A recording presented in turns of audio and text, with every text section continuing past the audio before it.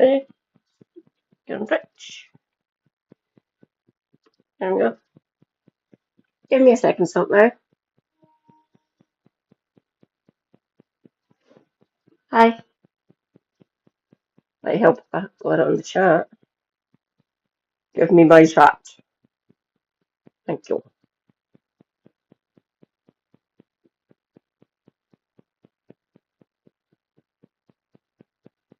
Yeah. Super Happy called me through, so I missed part of it. I came back in to say I'm going to start streaming, and I could see that. Well, obviously we could see him, but shouting. Well, Hayden raised his voice. Fuck, please.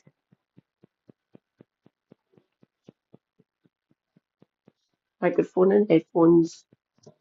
Thanks, darling. Oh, so sexual gymnastics. You mad? My knee's fucked. I hope Raptor copes. Trying to educate him anyway.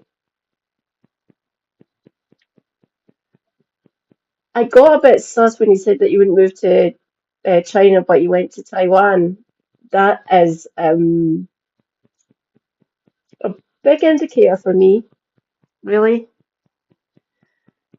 Right. Let's see if I can find that short I just watched on YouTube. Obviously, I can just go to More Perfect Union's channel. Oops.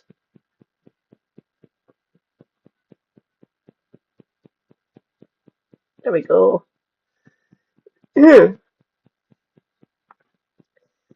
Rejoice, comrades. Sock Now is here. Hi, Sock Now.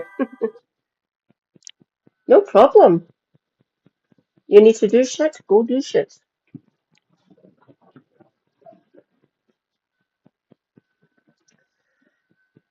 Oh, for Christ's sake, YouTube. Ah, there we go. Should be in my history.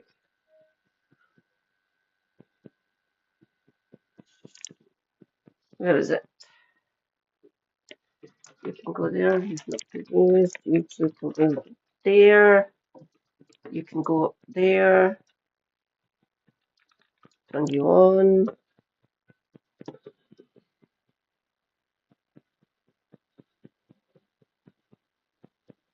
It's there. Uh-huh.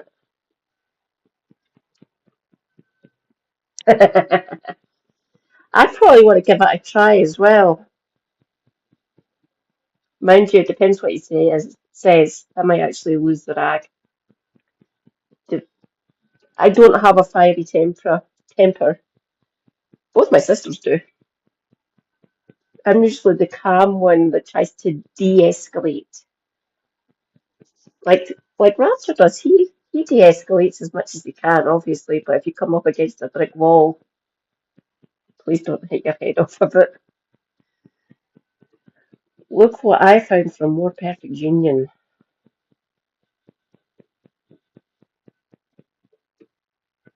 I'm going to play you a short clip, and just bear with me, and I'll get into why it's so important.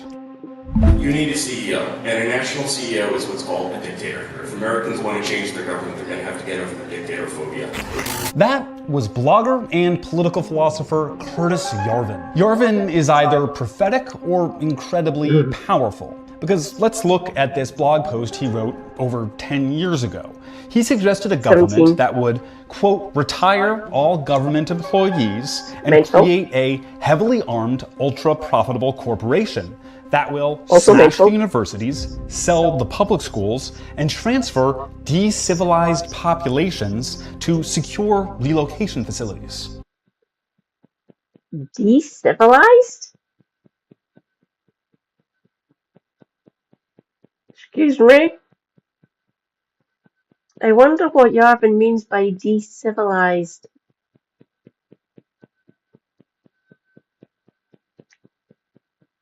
That sounds like internment camps or concentration camps. To me at least.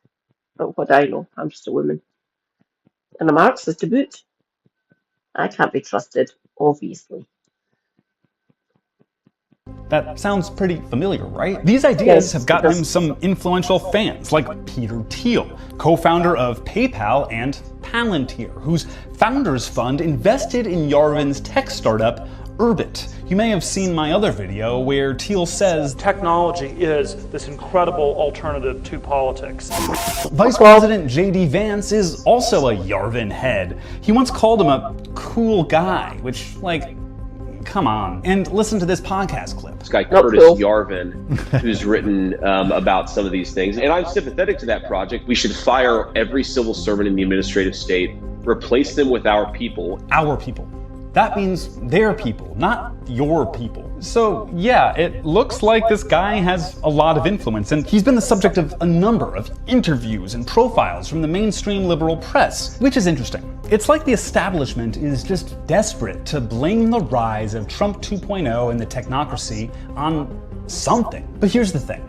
The technocracy doesn't need Curtis Yarvin to do what it's been doing. Our current system, where formerly public services are privatized and monopolized by tech companies, where mad philosopher king billionaire CEOs seize control over government processes, profit off war and a veneer of patriotism.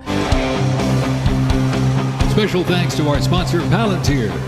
And far-right tyrants literally own towns. This is all already happening as part of our current system. It's just the natural evolution of a venture capital, profit-driven Silicon Valley and its power over Washington. Curtis Yarvin tells tech CEOs that they deserve more of your wealth transferred to them, and that they're the only people competent enough to run the world. He just adds a veneer of philosophy over it, and they eat it up. They want to seem smart and make it seem like there's a reason they're doing all of this beyond just enriching themselves. In exchange, Peter Thiel gives him money.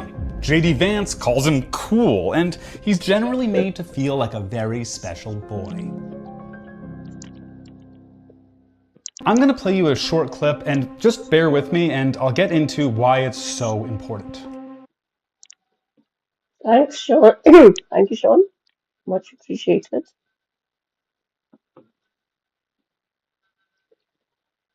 Watch later, if you please.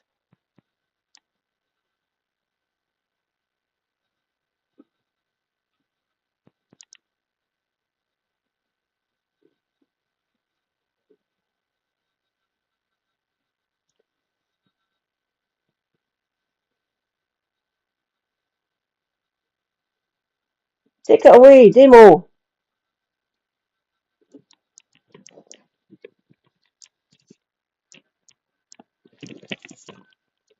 Right, so when you started one war and one genocide, bombed half the Middle East besides, and still can't win any of it, whilst having lost every ounce of goodwill you ever had around the world, maybe the problem isn't your supposed enemies, perhaps it's your own delusions. Perhaps it's you. Israel's war machine, long touted as invincible, is now sputtering against an Iranian opponent it provoked and underestimated because it isn't invincible. It's simply US-backed, isn't it? What began as a calculated preemptive strike has morphed into a chaotic misfire. Infrastructure crumbling under missile fire. Global shipping giants now pulling out from trading with you.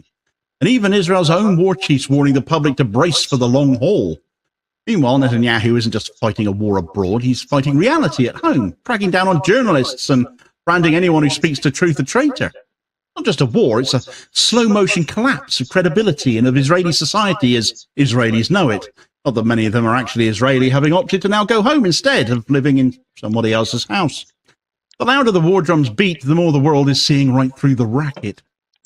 Right, so the grand narrative of unchallenged Israeli strength has begun to unravel. Israel's military campaign against Iran, a war initiated by Benjamin Netanyahu and carried forward eagerly by his horrendously hard-right and hawkish coalition government, is now visibly blowing up in their faces.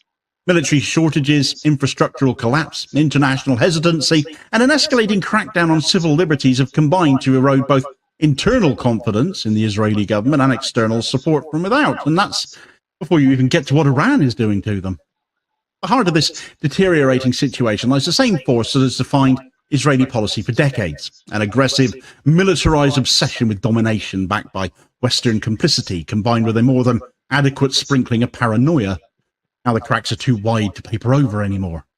From the outset, Netanyahu sold this conflict as a defensive necessity, warning of Iran's supposed nuclear ambitions of Defensive? My arse. He knew exactly what he was doing. He's been wanting to do it for fucking years. Years. And now it's blowing up in his face. Haha, get right, Benjamin. framing the campaign as a Okay. preemptive strike to protect Israeli civilians. Sorry about Take that. out Iran's nuclear facilities. They might be hours from a nuclear weapon now, you see, after Good demo. 30 years of Netanyahu having been saying exactly the same thing over and over. It's weeks, it's months, it's days, it's hours, it's minutes. Oh my God, they've got one already. No, he hasn't gone that far yet. But yet the reality, of course, tells another story. This war has not only failed to halt Iran's resilience, but has come at the exorbitant financial, military, and diplomatic cost that it has to Israel. What's more is exposing to the world that Israel is not the impregnable power it claims to be, and that Netanyahu's messianic militarism has turned into an unprecedented liability instead, not just for Israel, but other governments who support them as well. Complicity, you see. At home, Netanyahu has launched a sweeping media crackdown, though. He means our government, my government. So you're not in the UK. He means our government. It's shit, isn't it, Demo? But people like us are here to try to bring them to task at least. Or at least point out where they're fucking going wrong, which is everywhere. Funny that. Neo-libs go to neo-lib. They're coming for yous. The left is coming for yous. Using wartime as cover, as excuse to clamp down on civil liberties, free speech, freedom of the press, preventing journalists from reporting on infrastructure failures, intercepting supply chains or military setbacks, or at the very least, trying to. These censorship efforts have been accompanied by thinly veiled threats that those who tell the truth about the scale of damage or the government's strategic missteps are going to be accused of aiding the enemy, treason. Such tactics are reminiscent not of a robust democracy at all. What sort of a democracy does this? It's not a democracy under pressure. It's a regime desperate to maintain a crumbling illusion of control here. Journalists who once operated freely now face arrest for saying something the regime now disapproves of. Civil society, too, is under siege as protests. Arresting Israeli citizens, taking photographs of the strikes in their local area, arresting them and locking them up. Yay! Democracy. That's delightful, isn't it? Locking up their own fucking citizens for showing the aftermath of what he has wrought on their country. I've been nice to Israel for this bit, so I can actually point out how big of a hypocrite he is. Funny that, he's also a criminal, obviously. We know that. He is due in court, for fuck's sake, and the only thing that's preventing that is because he's Prime Minister. Watch this. If other parts of Israeli society start joining in with the Israelis that have already been calling that he needs to be taken down, you need to take him out of whatever his equivalent of 10 Downing Street is. I don't know what it is, and whatever his residence. So number 10 for our Prime Minister. So whatever number 10 is for Israel, for him. So needs to be dragged, kicking and screaming from that office and flung in the dock. But because he's Prime Minister, not happening yet. So the more it gets closer that the rest of Israeli society despise the man, saying that they want a different Prime Minister, he'll just start cracking down and mass arresting people if they start convincing other parts of it. Obviously, there's certain sections of the Israeli society that are literally, they will literally be a human shield for this absolute garbage human being.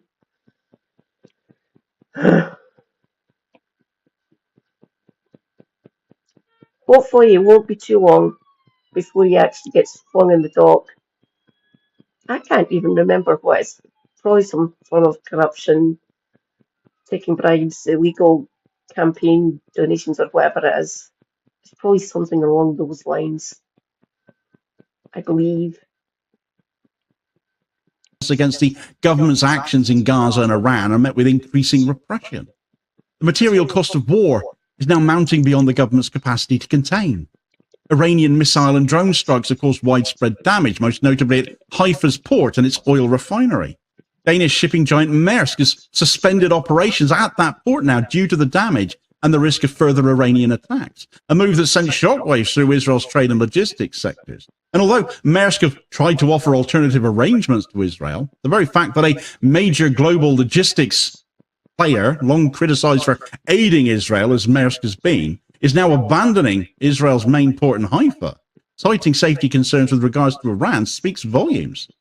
Militarily, Israel is floundering as well. Its much vaunted air defense systems, the Iron Dome, the David Sling, the Arrow 3 missile interceptors, well, as I've mentioned a couple of times in recent videos, they're reportedly running low on critical munitions, aren't they? Set to run out within days, we're told.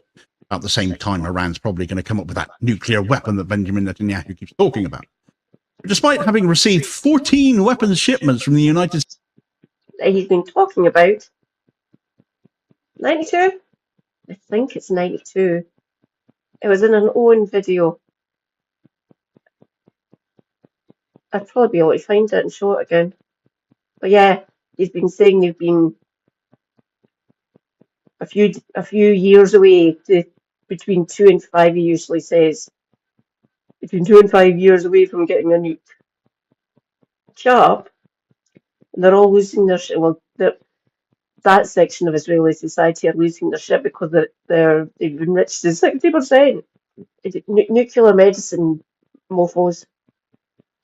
You need it that high to actually treat cancer. I'll go and ask my sister. She'll be able to find me documentation or links to things that I can show to show you why it needs to be that high for nuclear medicine to treat cancers. Not all of them, obviously, but certain types. Because there is a suite of different things you can use to treat cancer. Nuclear medicine is one of them. Chemotherapy is the other one. And surgery, obviously. Remove thing, change thing out, put other thing in.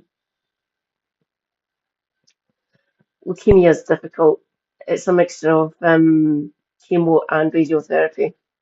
So nuclear medicine. You need it that high. To make it to be a nuclear weapon, a nuclear bomb, it has to be over 90%. This is 60, and they've leveled it off there for the isotopes you need to treat cancer. I might actually ask my GP. He might be able to help me. I can ask him for things I can show online. Educate everyone why it needs to be that high. Molting again, sorry. States and Germany, since the conflict with Iran began, so in the last week, Israel is facing shortages that suggest unsustainable burn rates and logistical mismanagement. Israel allegedly having to pick and choose which missiles they're now intercepting coming in from Iran. In contrast, Iran has shown no signs of missile depletion at all, continues to target Israeli infrastructure with increasing precision. These arms shipments are not without political cost to those supplying them, though. The United States and Germany, who have supplied all of these most recent shipments, all 14 of them, by supplying weapons to a country engaged in an unprovoked and arguably illegal military campaign, have made themselves complicit in its conduct. Germany in particular is facing internal backlash. A recent survey shows that the majority of Germans, 57%, now hold a negative view of Israel, which is an historic turning point for a country that once viewed support for Israel as a moral imperative following both world wars. German civil society, intellectuals, even lawmakers are questioning whether continued arms exports to a state engaged in systematic violations of international law are consistent with the country's post-war commitment to human rights. But as with Good to hear that the German people, not the government, the German people are changing their minds. There is hope yet.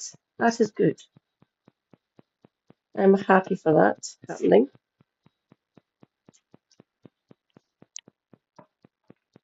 Now, how do we change the German government's mind?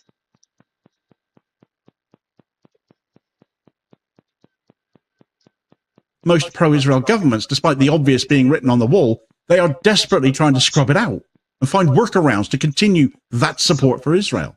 So many of these leaders bought and paid for and in hoc to vested interests in the West. Even as the war with Iran rages on, Israel continues its genocidal campaign in Gaza as well, though. With over 55,000 Palestinians killed, most of them civilians, the humanitarian catastrophe there is only intensified.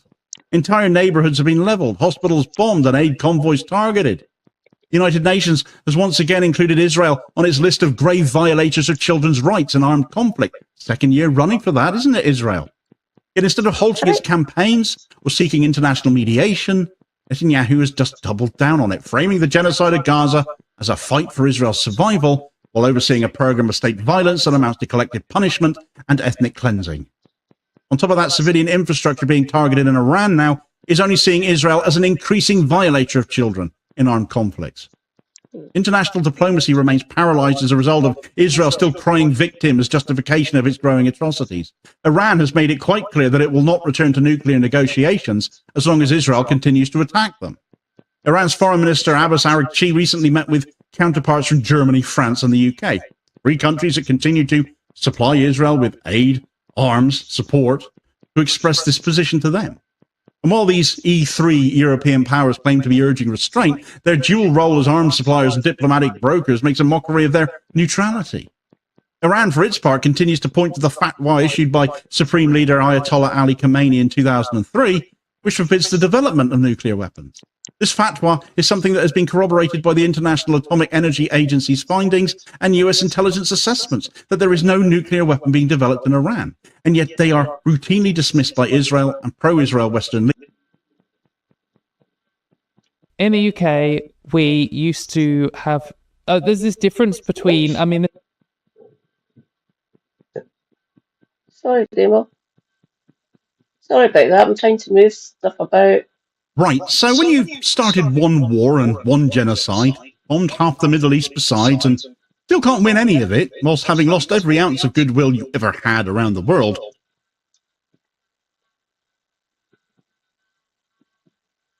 abandoning Israel's main port in Haifa, citing safety concerns with regards to Iran, speaks volumes. Militarily, Israel is floundering as well. Its much vaunted air defense systems, the Iron Dome, the David Sling, the Arrow 3 missile interceptors, well, as I've mentioned a couple of times in recent videos, they're reportedly running low on critical munitions, aren't they? Set to run out within days, we're told. About the same time, Iran's probably going to come up with that nuclear weapon that Benjamin Netanyahu keeps talking about. But despite having received 14 weapons shipments from the United States and Germany since the conflict with Iran began, that's in the last week, Israel is facing shortages that suggest unsustainable burn rates and logistical mismanagement. Israel allegedly having to pick and choose which missiles they're now intercepting coming in from Iran. In contrast, Iran has shown no signs of missile depletion at all, continues to target Israeli infrastructure with increasing precision. These arms shipments are not without political cost to those supplying them, though. The United States and Germany, who have supplied all of these most recent shipments, all 14 of them, by supplying weapons to a country engaged in an unprovoked and arguably illegal military campaign, have made themselves complicit in its conduct. Germany in particular is facing internal backlash.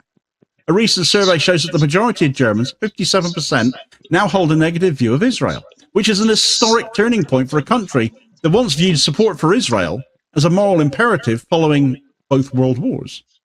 German civil society, intellectuals, even lawmakers are questioning whether continued arms exports to a state engaged in systematic violations of international law are consistent with the country's post-war commitment to human rights. But as with most pro-Israel governments, despite the obvious being written on the wall, they are desperately trying to scrub it out and find workarounds to continue that support for Israel. So many of these leaders bought and paid for and in hoc to vested interests in the West. Even as the war with Iran rages on, Israel continues its genocidal campaign in Gaza as well, though. With over 55,000 Palestinians killed, most of them civilians, the humanitarian catastrophe there has only intensified. Entire neighborhoods have been leveled, hospitals bombed, and aid convoys targeted. The United Nations has once again included Israel on its list of grave violators of children's rights in armed conflict. Second year running for that, isn't it, Israel? Yet instead of halting its campaigns or seeking international mediation, Netanyahu has just doubled down on it, framing the genocide of Gaza as a fight for Israel's survival, while overseeing a program of state violence that amounts to collective punishment and ethnic cleansing. On top of that, civilian infrastructure being targeted in Iran now is only seeing Israel as an increasing violator of children in armed conflicts. International diplomacy remains paralyzed as a result of Israel still crying victim as justification of its growing atrocities. Iran has made it quite clear that it will not return to nuclear negotiations as long as Israel continues to attack them. Iran's Foreign Minister Abbas Araghchi recently met with counterparts from Germany, France, and the UK, 3 countries that continue to supply Israel with aid, arms, support, to express this position Diplomatic today. cover. And while these E3 European powers claim to be urging restraint, their dual role as arms suppliers and diplomatic brokers makes a mockery of their neutrality. Iran, for its part, continues to point to the fatwa issued by Supreme Leader Ayatollah Ali Khamenei in 2003, which forbids the development of nuclear weapons. This fatwa is something that has been corroborated by the International Atomic Energy Agency's findings and US intelligence assessments that there is no nuclear weapon being developed in Iran. And yet they are routinely dismissed by Israel and pro-Israel Western leaders who continue to push the narrative of an imminent Iranian nuclear threat, just reiterating Benjamin Netanyahu's 30 years narrative. Donald Trump, the big orange oaf, is at least still refusing to commit to direct military intervention, though, despite Netanyahu's increasingly desperate overtures. Having viewed satellite imagery of Israeli strikes on Iran's nuclear infrastructure, which reportedly show minimal damage, Trump is said to have concluded that Israel is incapable of defeating Iran without these US bunker-busting munitions and the US bombers that have to go with them, the only jets capable of delivering them. Nevertheless, he continues to peddle the disproven claim that Iran is developing nuclear weapons, which is a shift in US narrative. No, they're not. At least not from what I've read, not from, well, obviously our print media is shite, it's crap.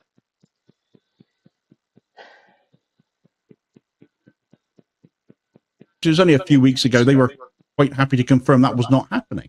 He's contradicting his own intelligence agencies whilst he's doing it, though, and he's publicly undermined his own Director of National Intelligence, Tulsi Gabbard, in the process. Gabbard let herself down as well in light of this, having defended Trump after he threw her under the bus. But she hedged her language as well, implying She's now supporting him, even though in the past she's called him out, said that Iran. I'm sorry to any Iranians that hear this. Iran. If I've pronounced that, please come and tell me. She said that they weren't creating a nuclear weapon. Changed her tune now, hasn't she? Supporting Big Daddy Donald. Yeah. They're going to be the death of us, I'm sure of it. That is one of the main reasons we need to combat this. We need to change the way things work.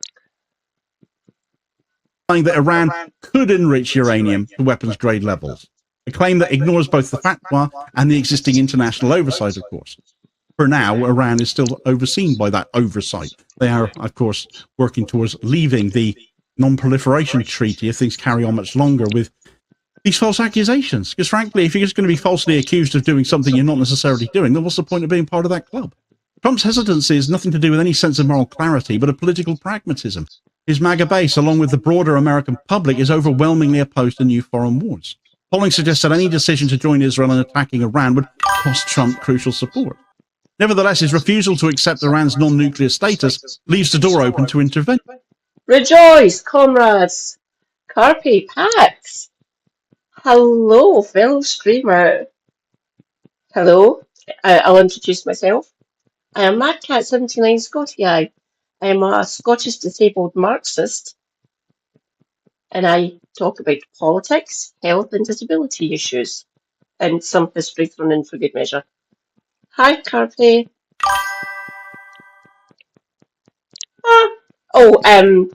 She, her, bisexual. Fairly basic in some things, very advanced in others. I have a degree in virology and parasitology, so if you wish to ask me anything in the area of like vaccines or vaccinations, blah, blah, blah, blah, I can help. I'm also a trained first aider, and my mum, former midwife and former matron or sister in A&E and midwife. My youngest sister is a community nurse, palliative care and diabetes care and other blood circulatory issues and stuff. She is run off her feet. She is always knackered and she loves rosy wine. I have more beer and cider, personally. Don't get me wrong, I like a nice dry white wine. Particularly if Israel intensifies its lobbying and strikes escalate further. Trump kicked this matter down the road for another couple of weeks. Now, a potential US entry into the war with Iran would have profound consequences for the other Gulf states, too. Hosting numerous US bases as they do, countries like Qatar, Bahrain, the UAE, they would become immediate targets. Oh dear. I've heard 4 different pronunciations for that country. The one that I'm going with is from other Muslims and other comrades who live in West Asia. One in Iraq, one in Syria or Lebanon, Qatar, and one's from here in the UK. It's Qatar, I believe. Obviously UAE, easy. United Arab Emirates, Bahrain. I can pronounce those ones. They're spoken about quite a lot here in Glasgow. A lot of Iraqis in Glasgow, and a few Afghanis. For Iranian retaliation, should they allow the US to operate from said bases.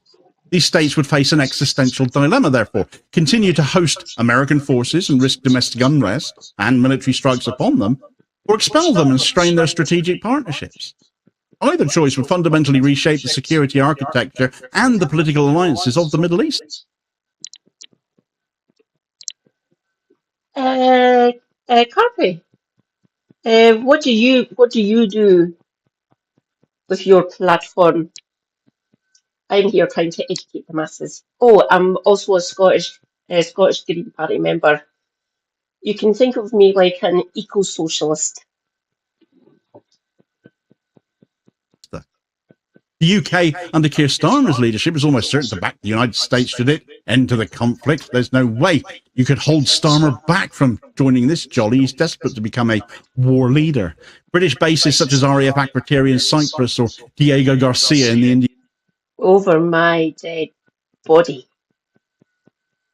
I will deal with Keir Starmer at some point. They really should change their name. They are not Labour anymore, because they do not represent Labour anymore. They do not support the working masses. At least some governments in the past did support the workers after a fashion. Outlay, I can't remember the other Labour ones. Heath was a Tory. Macmillan was a Tory.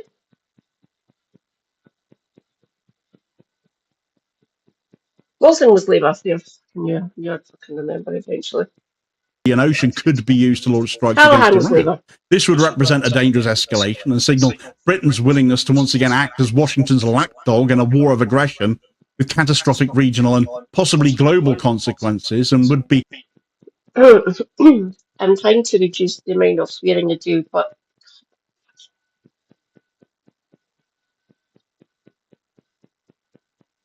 our government, for many years now, doesn't matter what party it was, either Labour or Scum, the Tory party, we are America's bitch. We really are, and it's been becoming even more evident since I first got the vote in '97. We are their bitch. He better not fall if he starts if Tangerine Menace starts doing actual flights and bombing Iran or anything like that, or God forbid, boots on the ground. And if Starmer follows suit, he will know the wrath of the British people, not just the Scottish people, lots of us across the land.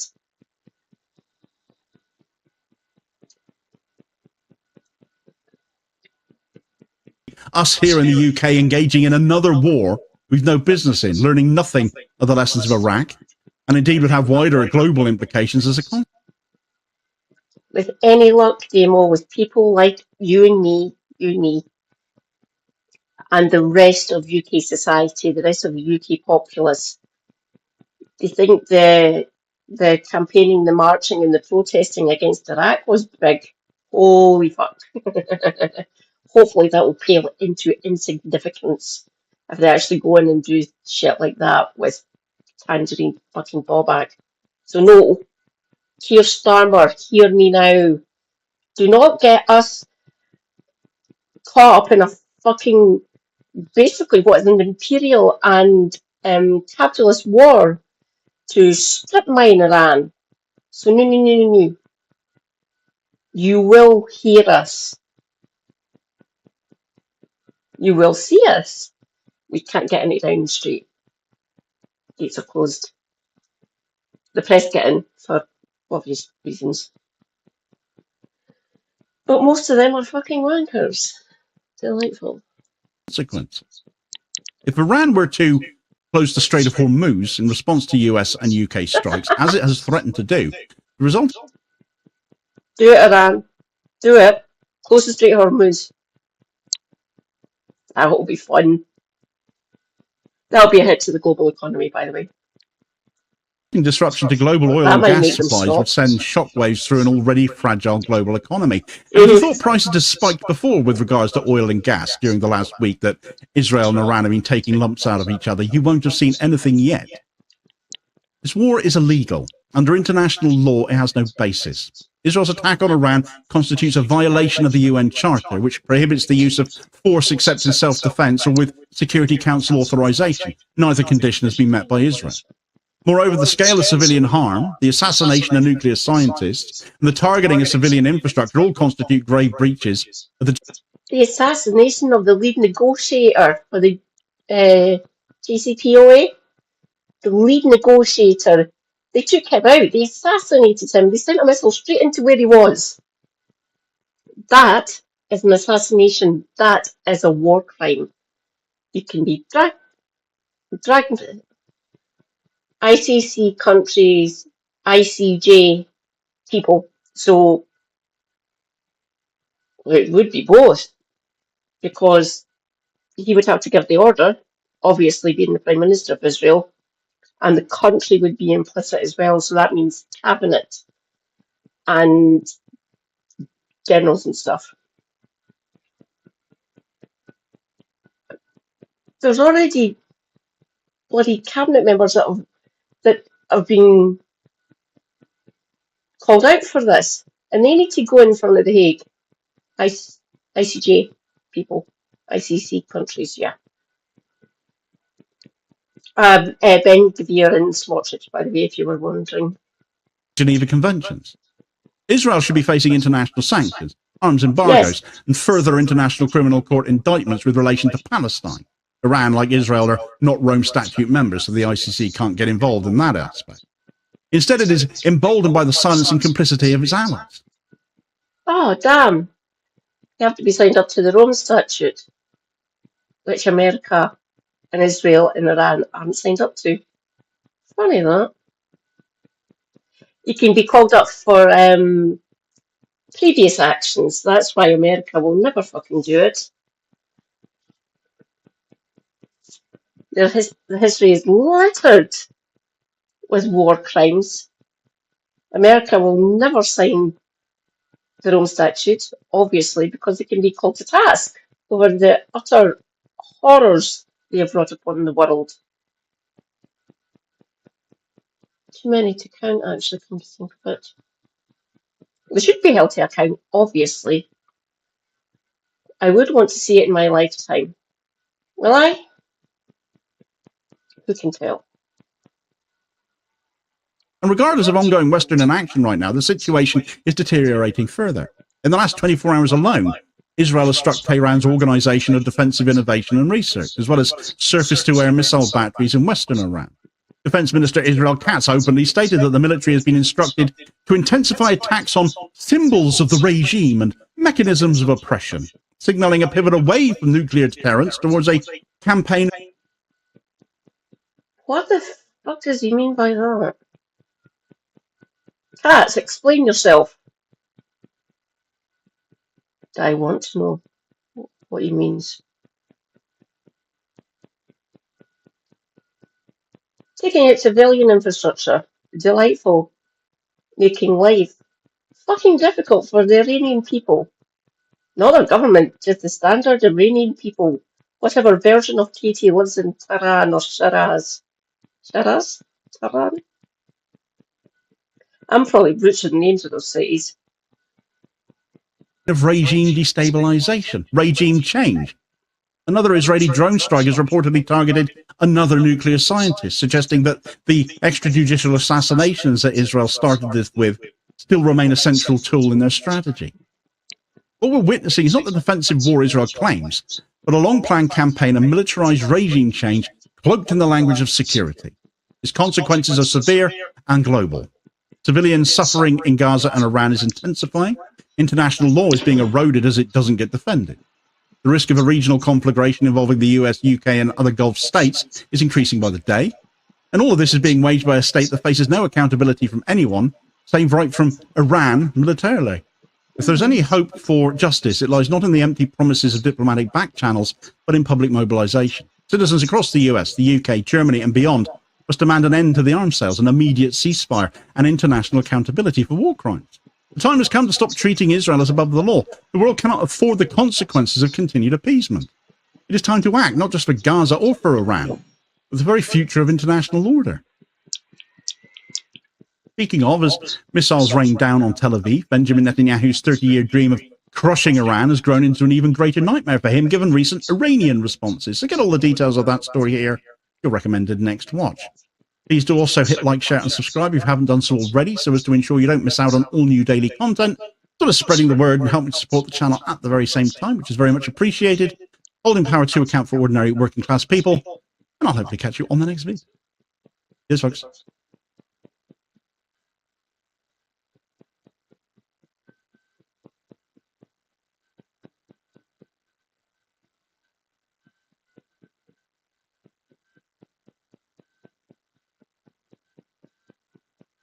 Right, so when is a terrorist not a terrorist? According to the UK government, it's when they're dropping bombs on hospitals, flattening refugee camps, or starving entire civilian populations into submission. But toss a tin of red paint onto a military jet in protest at that, and suddenly you're public enemy number one. Welcome to Britain in 2025, where protesting a genocide gets you branded a terrorist, and enabling one, well, probably gets you a seat at the cabinet table, doesn't it?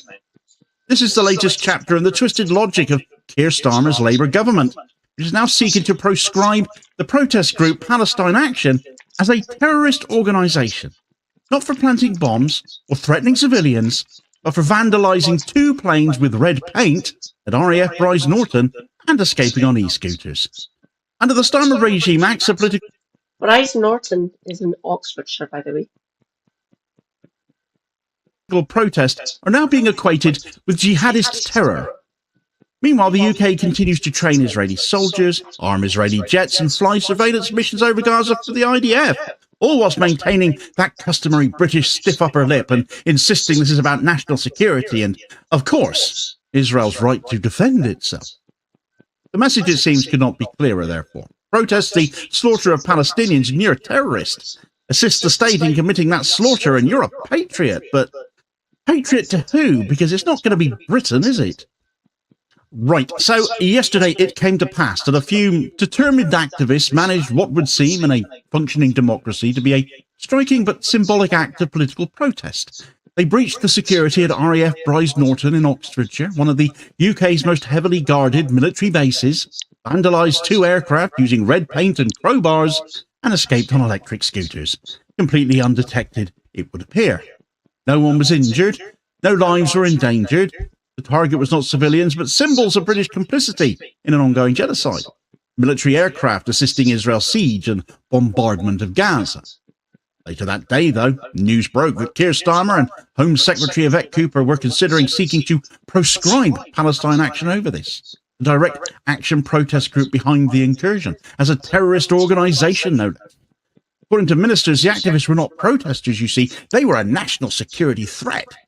Well, if people on scooters armed with paint are capable of breaking into Bryce Norton and get away again, I question the standard of that national security. Literal military installation has, for this alone, been made a laughing stock of, frankly.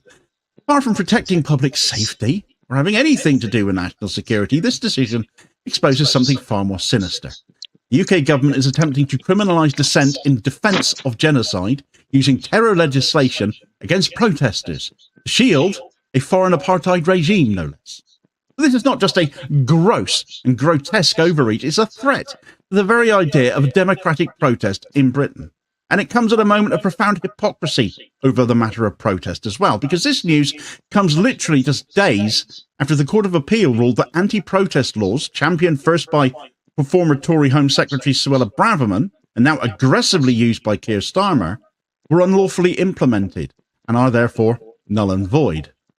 Unable to rely on those laws to suppress political opposition any longer, as we've seen them doing in numerous demonstrations, the government is now seemingly turning to something even darker in their determination to keep on outlawing protest, especially anti-Israel protest.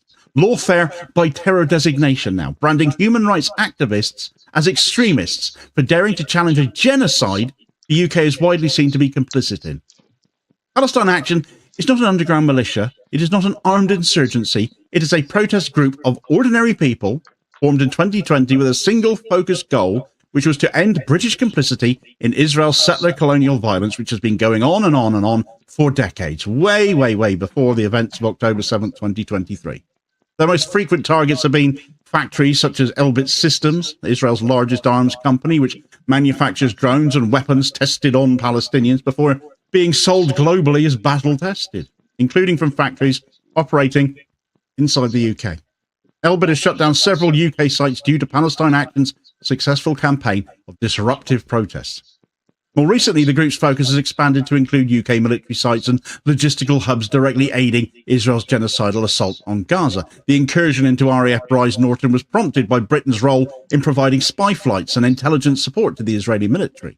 Flights originating from RAF Akrotiri in Cyprus and British airspace have reportedly delivered surveillance data. They claim to be used in the search for those hostages that Israel are really not trying very hard at all anymore to rescue, but which could also be used to target Palestinian infrastructure and even Palestinian civilians themselves. And this is no longer a conspiracy theory. The evidence can be tracked in flight plans on the internet. Anyone can do it. We can see these planes flying all the time from RAF Akrotiri in Cyprus over Gaza, or heading that way before their transponders are turned off, so we can't actually see what they're actually doing. The UK has admitted these flights are happening. And yet the crime that has incited the wrath of Britain's political class, not the murder of tens of thousands of Palestinians, but a protest involving paint and scooters. But let's be absolutely clear here. No one was hurt during Palestine Action's protest. Nobody ever is hurt. You can criticise their methods, the vandalism they do conduct. But when you're not being listened to, and when you're peacefully protest, you can only escalate to gain attention by taking more direct action. And still, instead of listening, the government seeks to criminalise instead, because they have no intention of listening. The damage to the aircraft was largely superficial, intended to symbolise the bloodshed these missions facilitate in Gaza. This was not sabotage in the sense of rendering the aircraft permanently inoperable or attempting to detonate explosives. By the way, it's against well, if war gets declared, they are allowed to turn off the transponders, but for anything else, they're not. They're encouraged not to do that. Oh, don't get me wrong. We'll hear national security, blah blah blah blah. Can't put these pilots at risk, and whatever. You can still keep you can still keep national security, and we can see where they are. No Western democracy has ever done this, though. Obviously.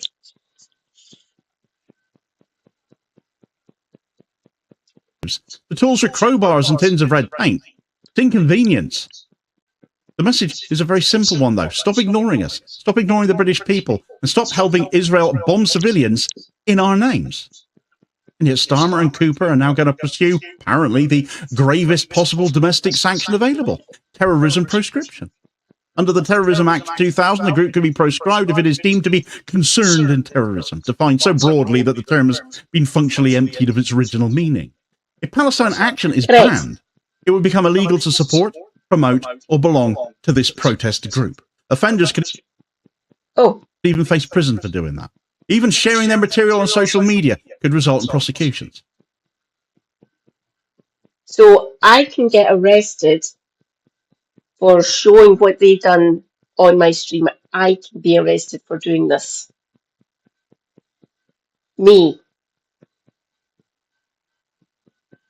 Just a random woman in the north of Glasgow. Showing people how we're standing up against this. But no, it hasn't went, it's going through, it has to go through Parliament. It has to get voted on for obvious reasons. You should not be able to proscribe someone who is doing, I suppose it could be classed as civil disobedience, but they're protesting what our country is complicit in, a genocide. But no, if I promote and say these people are fucking based, they're bloody awesome, no, I can get arrested for doing that if this goes through, if they get prescribed. Oh, Christ, what a fucking cursed timeline we live in.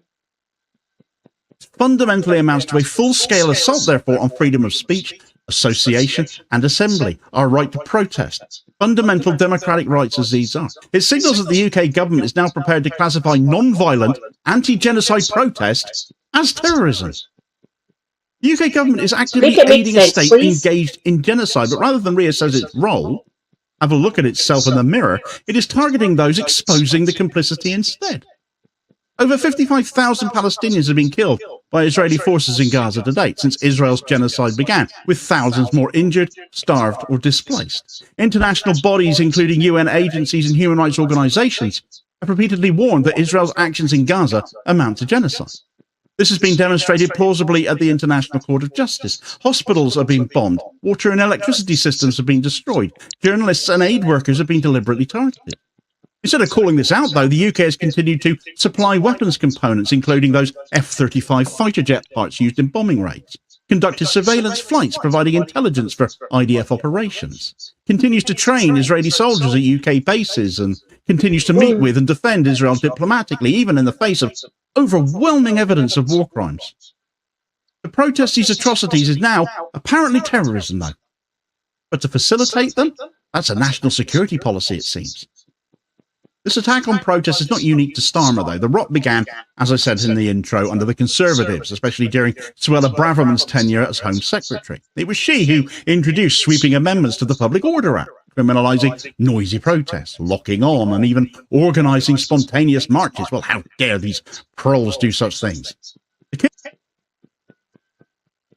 Literally taking away our right to free assembly, free association and protest and mass movement. To tell the government, oi, we don't fucking like what you're doing, fucking cut it out. But no, they'd rather fucking arrest us, lock us up and fine us. Shut us up. Put a gag on us. Disgusting. I will be back momentarily, comrades. My God, I'm brilliant at pausing. Look at Demo's face. Sorry, Demo.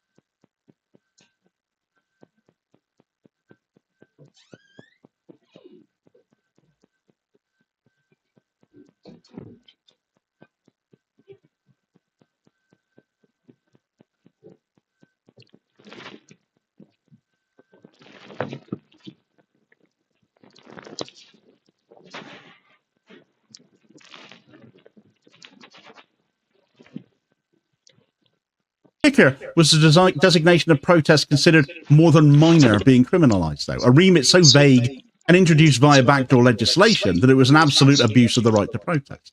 But the real betrayal lies in Starmer's response.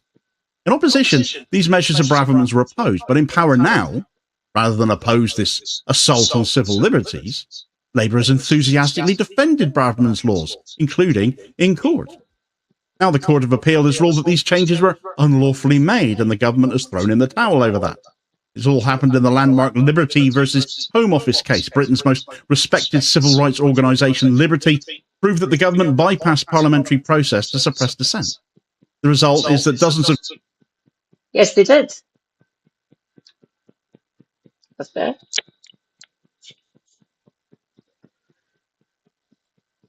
Shut up, trolls. Get back to work. I know you can't have a pay rise. Blah, blah, blah, blah. convictions under the unlawful laws now face being quashed. Rightfully so. Liberty, celebrated, of course. We've just found out that the government won't be appealing our legal challenge against anti-protest powers that were created unlawfully. That means that finally, these laws that gave the police almost unlimited powers to clamp down on protests for supposedly causing more than minor disruption and criminalised hundreds of people in the process are officially gone. We started this case 2 years ago, in 2023, when former Home Secretary Suella Braverman changed the legal definition of when police could place restrictions on protests from serious disruption to mean more than minor. We won this case in court twice, first against the Conservative government in 2024, and then again against Labour this year. Labour should never have wasted taxpayers' money appealing this case, especially since Yvette Cooper herself opposed these laws as they were going through Parliament. What it is doing is giving the police the power to prevent any and every campaign group protesting outside a local library or swimming pool that is about to be closed because it may be a little bit more than minor. The government is simply making it possible to go after peaceful protesters and passers-by instead, even though that is not the British tradition. We're glad the government has finally... I wonder what made her change her mind.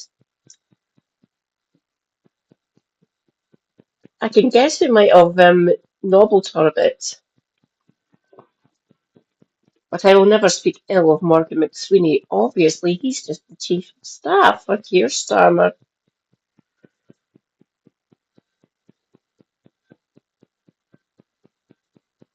accepted defeat, but this doesn't address the hundreds of protesters who have wrongly been arrested under this legislation. The government should now commit to reviewing all arrests made under these unlawful powers. But rather than learn from this, rather than accepting defeat gracefully, rather than accepting the right to protest, rather than accepting the rebuke, Starmer's government appears to have now shifted tactics just days after this defeat. If protest cannot be criminalised under civil law, let's try and reframe it as terrorism instead then. This is nothing short of totalitarian logic. It is utter authoritarianism, and all of it is for Israeli interests, not ours. That Keir Starmer is serving not British values, but Israeli state interests in clamping down on dissent. It's not going to work one way, we'll try another. It's increasingly impossible to deny, though Zionists will undoubtedly try. Starmer has repeatedly refused to condemn Israeli war crimes, even when footage and UN reports confirm the targeting of children, of journalists and aid workers. His standard response is to affirm Israel's right to self-defense, even in the face of one-sided slaughter. And now in seeking to ban Palestine action, he's going even further, using Britain's anti-terror laws to silence protest on behalf of a foreign power. There can be no clearer demonstration of whose interests he truly serves, can there? Surely not. In his statement following the RAF Bryce Norton protest, Starmer said, "The act of vandalism committed by RAF Bryce Norton is disgraceful. Our armed forces represent the very best of Britain and put their lives on the line for us every day. It is our responsibility to support those who defend us.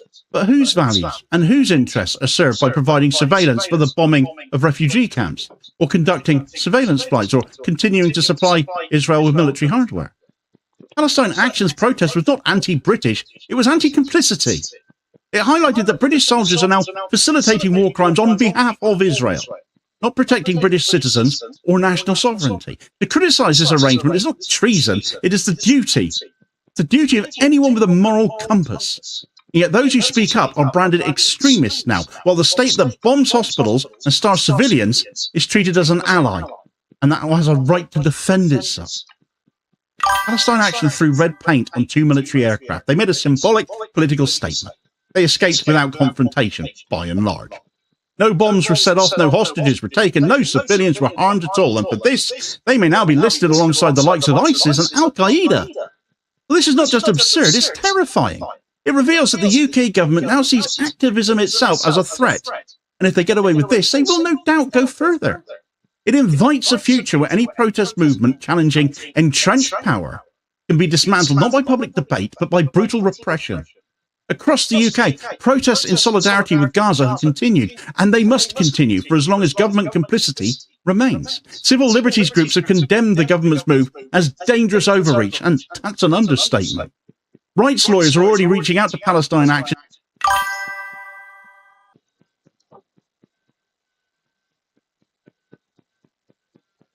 Oh, for fuck's sake. Oi, Tangerine Menace, fucking listen to me. Stop fucking doing shit. Rejoice, comrades. Brody, how's it right? Hi, Brody. Mwah. Great to see you, comrade. Demo. Praise be Demo. Well, I suppose I better find the coverage of that. Has he literally just done it? Christ. Demo is based. We love Demo. Also, Green Party member. Hello, Green Comrade. He really is quite good. And his visuals are brilliant. Considering he's got a disabled child and a disabled wife, he does this and looks after them, takes care of a household. The man is a legend. Yeah, he's a Green Councillor in Cornwall, or Cairn now. Praise be Cornish comrades. We have Satnav. He is Cornish. I can't remember who else. There used to be a few Cornish people in Novara's chat, and I can't remember their names. Not a girl that I am. And to assist in fighting this ridiculous stunt Starmer and Cooper are allegedly going to try and pull. And many ordinary people are waking up and must continue to wake up to this sobering truth that we are now living through the potential criminalisation of just having a conscience. The decision to prescribe Palestine action is not just a policy dispute. This is a defining moment now. It asks us, all of us, to choose. Will Britain be a country that defends human rights or one that crushes dissent to protect a genocidal foreign regime? Now, which side of that equation I sit on? It's not really a difficult choice, surely. But Keir Starmer seems to have made his choice, and I don't fancy he shares it with me. By branding anti-genocide activists as terrorists, he's sending out a clear signal. Criticism of Israel will not be tolerated, even if that means destroying the foundations of this democracy at home. Come after me, Yvette and Keir, or Keith. I literally sit most of the time in my PJs or loungewear, talking to people on the internet and educate them about our government, the geopolitical situation, health and disability issues. Seriously, I am a threat to no one. I am not a threat to yous. Obviously, what the fuck am I going to do? There's only one of me, and I'm disabled. I can barely leave the house at times because of the issues I've got. Seriously, feel free, come after me. I'm in more pain than you can ever inflict upon me, right? But the story's not yet over. What happens now depends on whether we are all willing to speak up, doesn't it? Stand up to this draconian nonsense, not just for Palestine action's sake, but for the right to protest itself. The government succeeds in criminalising resistance to genocide, and the real terrorists will not be those holding the paint cans, but those holding power. Meanwhile, of course, apart from defending Israel's right to defend itself against its captive population in Gaza, he's also doing it after Israel started a war with Iran, and he's standing by the dressing-up box just waiting for Donald Trump to give him the word so he can go all Iraq war, just like his idol Tony Blair, it seems. Get all the details of Starmer and his desperation to be a war leader in this video recommendation here, as your suggested next watch. Every time. Please also hit like, share, and subscribe if you haven't done so already, so as to ensure you don't miss out on all new daily content. Is that better? These were still on. Yeah. Numpty. Hence my Discord name, Numpty Woman. Turned them off now. These are nicer to my ear because these are newer. This bit here for my right ear, this bit inside catches part of the helix down here. I've got a welt on my ear because of it. It's all sealed up and healed now, but there's still kind of a lump, and it rubs it out. Victory! Thank you, Brody. I found a great short. Give me a second. I will find it. I am sure she is Irish.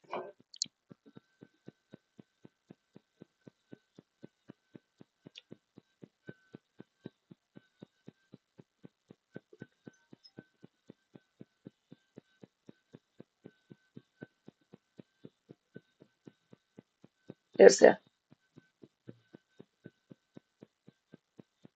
They're targeting a hospital. In this hospital, there are patients who are immobile. They can't even move. Right next to it is a children's ward, a baby's ward. You attacked every hospital in Gaza. You held an illegal siege on the Al Nasser hospital in Gaza, and your army at gunpoint forced the staff to abandon their patients, including 9 NICU children who were attached to machines that wouldn't even work because you prevented electricity and power from going into that hospital. Those children were left to die on their own. They starved to death. Dogs ate their bodies. When they went back, they found that insects had infested their corpses. And now you want to appeal to the humanity in people? I want to appeal to the humanitarian law that you dismissed when you held illegal sieges across every single hospital in Gaza, forcing thousands of people to die unnecessarily, to starve to death, to bleed to death, to go through surgery without anesthesia, because you prevented aid from getting to them. When innocent mothers and children sought refuge inside and outside these hospitals, you bombed them. There are craters outside these hospitals where your bombs have left their mark. There are scorch marks in tents outside hospitals where you burnt men alive. Do you think that you can appeal to the goodness in us? That our humanity will sympathize with you and your people after you celebrated and rejoice in your own superiority for targeting defenseless women, defenseless children, defenseless men? The blood of every Palestinian, Israeli and Iranian is on your shoulders. Fuck your hospitals. They're targeting a hospital. Based. Fucking based.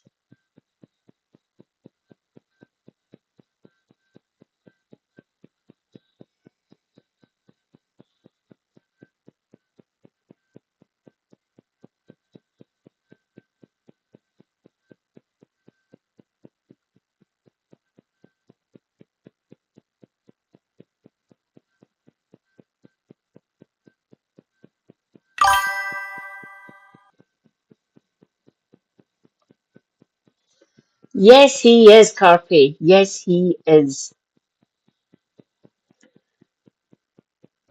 No, I feel for ordinary Israelis to a certain extent, the ones who oppose you. I will not give you one fucking drop of sympathy, Netanyahu. Not one drop, nothing. Fuck off. You are a monster. Is he past a certain Austrian's level of absolute fucking depravity yet, do we think? I would say yes.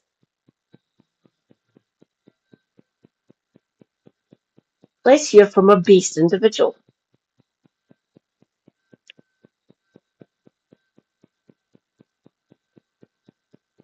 Well, first, friends, thank you so much for everything.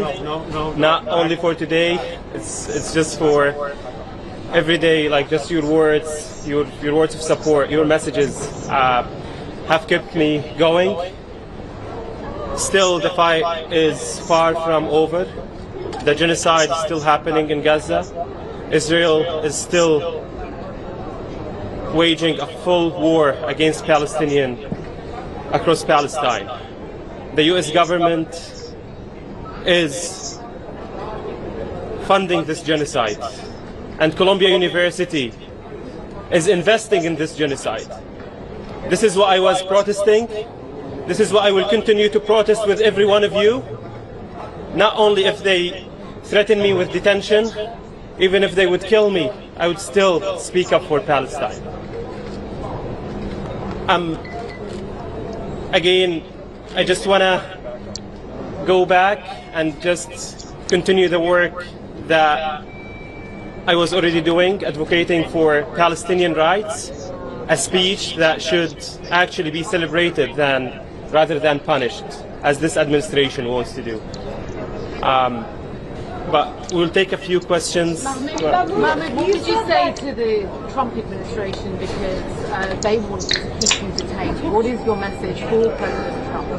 Just the fact that I am here, it's a message.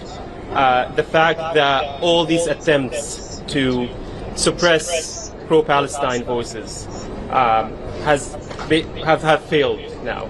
So this is the message. My existence is a message. The Palestinian existence is a message to this administration. Mahmoud, how does it feel to be free?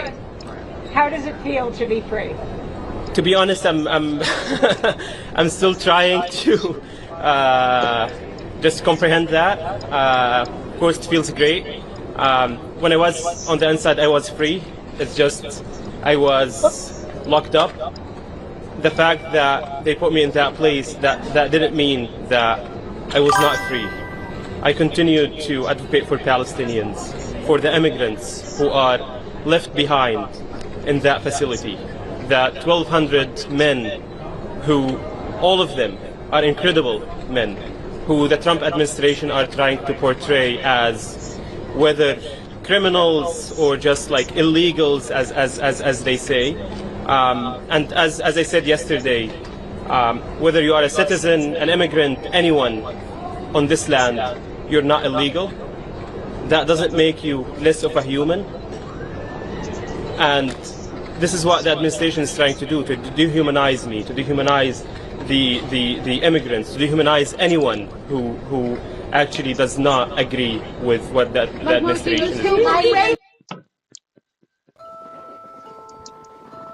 Okay, listen, we've talked a lot about deadly paints on this channel. Chrome green, orpiment yellow, uranium orange, cinnabar red. But out of this incredible rainbow of deadly paints... Part 1. I just dropped frames there. Don't worry, hopefully within a week, 7 days, I'll be back down in my flat and I'll get myself set up. I have got an actual desk, a proper desk and a proper setup so I can lay everything out and all look slightly bit better than it is just now. Without obviously I won't be sitting on the bed or a sofa. I'll be on my proper chair with my proper desk and everything set up nicely. Then I'll just need to get the screen looking a little bit better. It will take me time because I'll need to pay for stuff, obviously. But I will make this look amazing. Trust me. Maybe not as fucking awesome as Redolence. I aspire to be as good as Redolence Stream. It looks fucking awesome.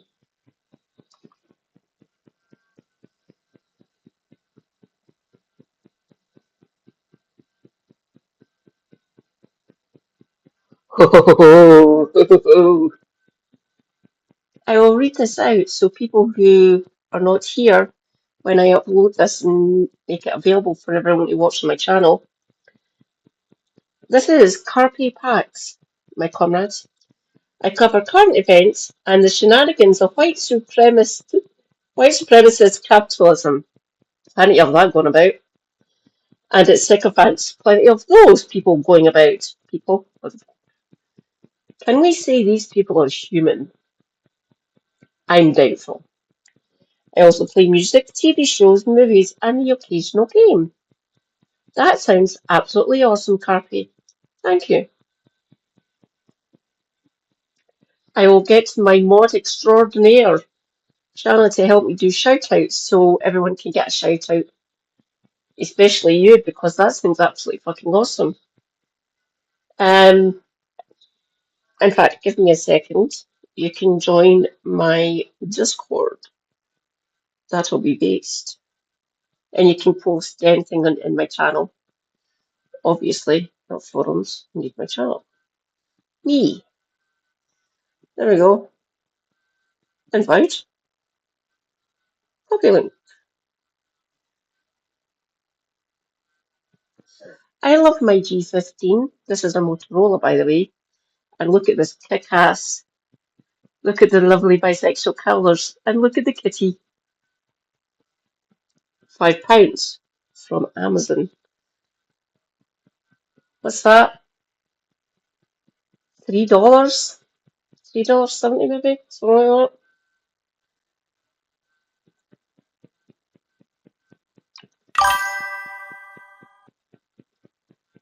There you go, Carpe. Come on over. I am Numpty Woman over on Discord for obvious reasons. Okay, back to Becca. This one's quite fun. We should get part 2 in a week. So hopefully next weekend, or maybe early, between next Friday and a week on Monday, somewhere in that time frame, we should get part 2, maybe a fortnight. I don't know how busy she is. She's usually quite busy. Happy Pride, by the way. It may surprise you to Happy learn that Pride. the world's deadliest pigment, the most dangerous color in human history, is Paris green. Paris green, sometimes known as emerald green, was first invented in 1814 by combining arsenic trioxide with copper 2 acetate. It was first invented so that both artists and common people could have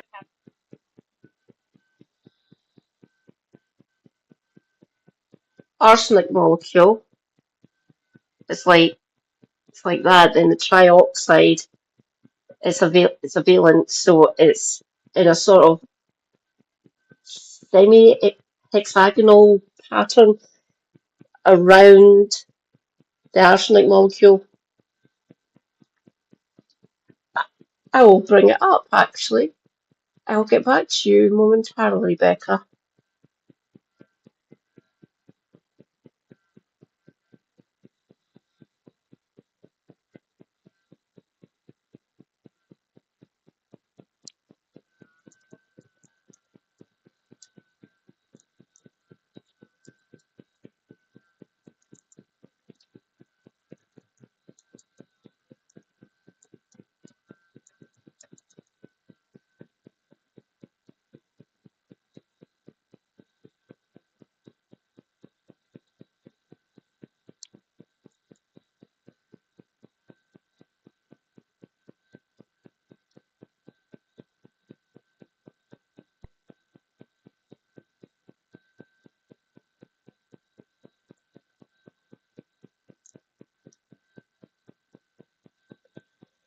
Oh, crud. Ah, there we go. Oh, it's a trivalent. Okay.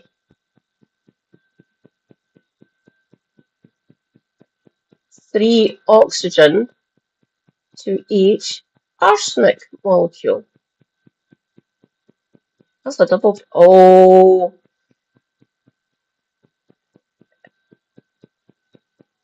It's the monovalent ones you need to like. The double valent means it's stable. The single valent, the single line, is the more dangerous part because oxygen tries to get a 2-valent, like these 3 here,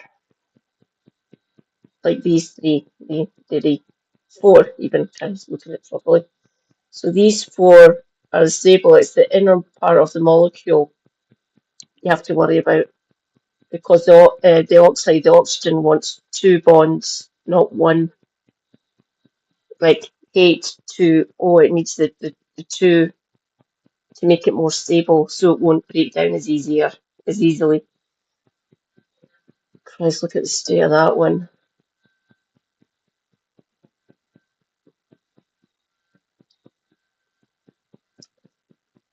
access to a brighter, more saturated green than they ever had before.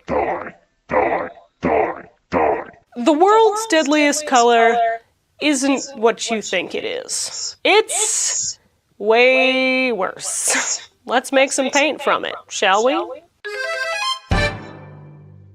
So here's the thing. The term deadliness actually has two completely different meanings. The first is that of chemical deadliness, or lethality. This refers to how deadly a substance is on a per unit or per dose basis. Basically, whatever substance takes the least amount to kill you, yeah, that's gonna be the deadliest in terms of chemical lethality. The second is what I call historical or practical deadliness. How many lives have actually been lost to this substance? What has led to the deaths of the most people throughout history?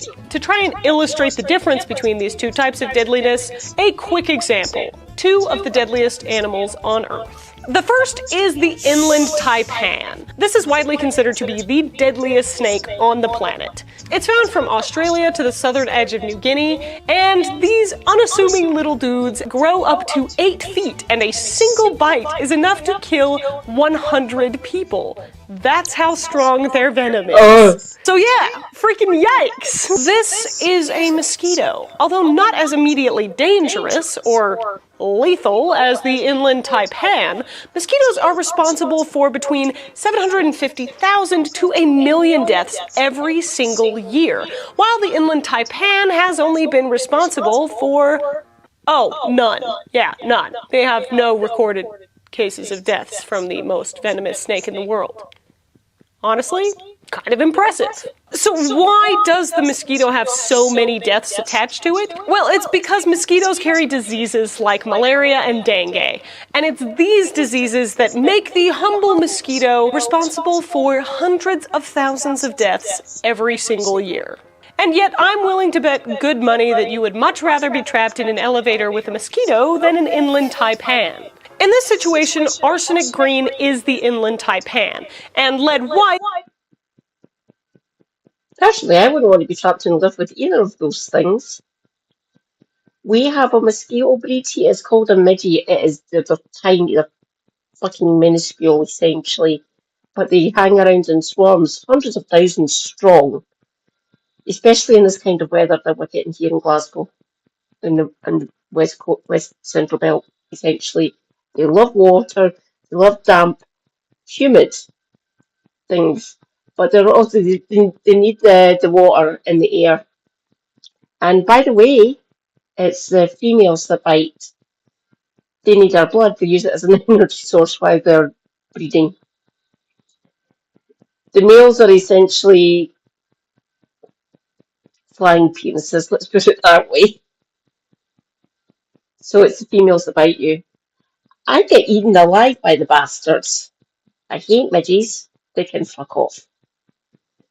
But proper mosquitoes that Becca's talking about, they're from warm, humid places across the tropics, essentially. So Brazil, Argentina, blah, blah, blah. Parts of Africa, Southeast Asia. Absolutely covered in bastards.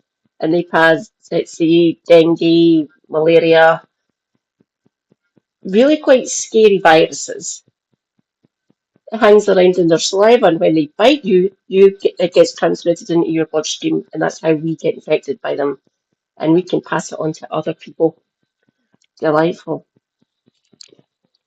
It doesn't end after we get infected. We can pass it to everyone else. A bit like COVID.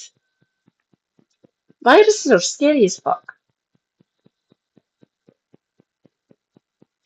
It is the mosquito, killing millions upon millions of people in a slow, insidious dance of death. But before we get too far into poison, let me talk to you about a different kind of threat. A digital one. This city's full of shadows. Some you see, and some you... Sorry, Becca. I watched the ad earlier on when I watched it this afternoon. Holy fuck, 12 hours ago.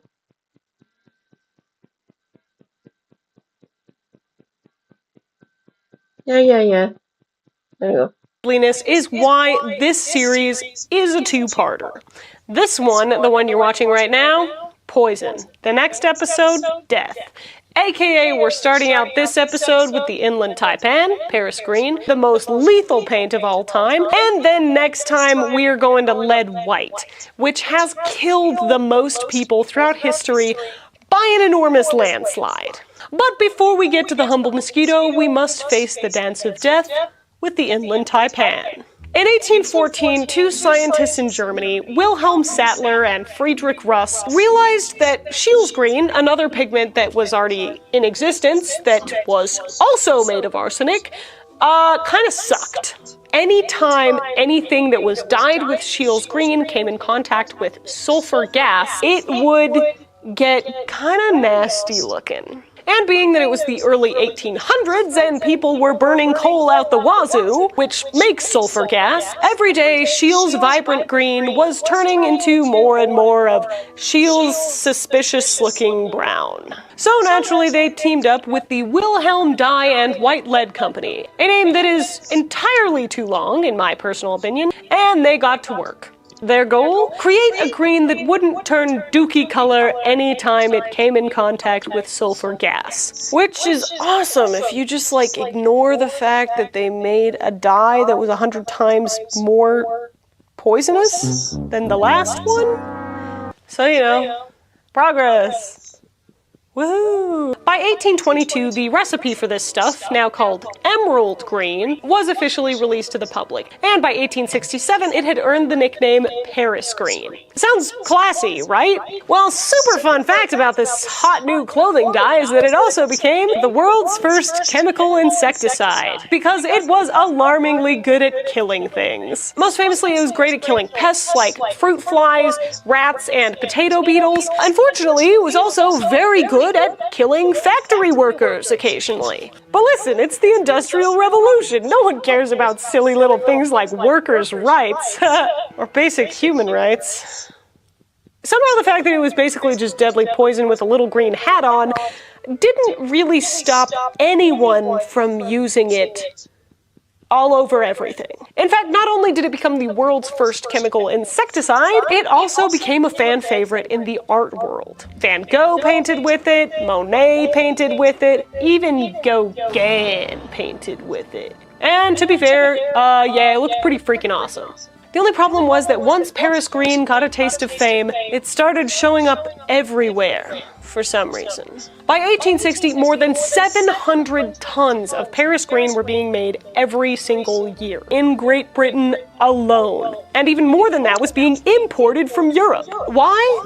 Well, arsenic mines were booming at the moment, and making a bunch of green pigment and dyeing everything green proved to test a lot more popular with the public than just making millions upon millions of pounds of rat poison. In addition, it was heavily marketed to and used by those in the middle class, because it made this really bright green, which was a color that was previously unattainable by those who weren't in the upper class, accessible to pretty much everybody. And before we get people in the comments who are like, Victorian people were so freaking stupid, in a lot of cases, people actually totally knew how toxic this pigment was. Or at the very least, they knew that it was toxic. Think of it like the smoking of the Victorian era. Everybody knows it's bad for you, but it doesn't change the fact that hundreds of thousands of people just kinda did stuff with it anyway.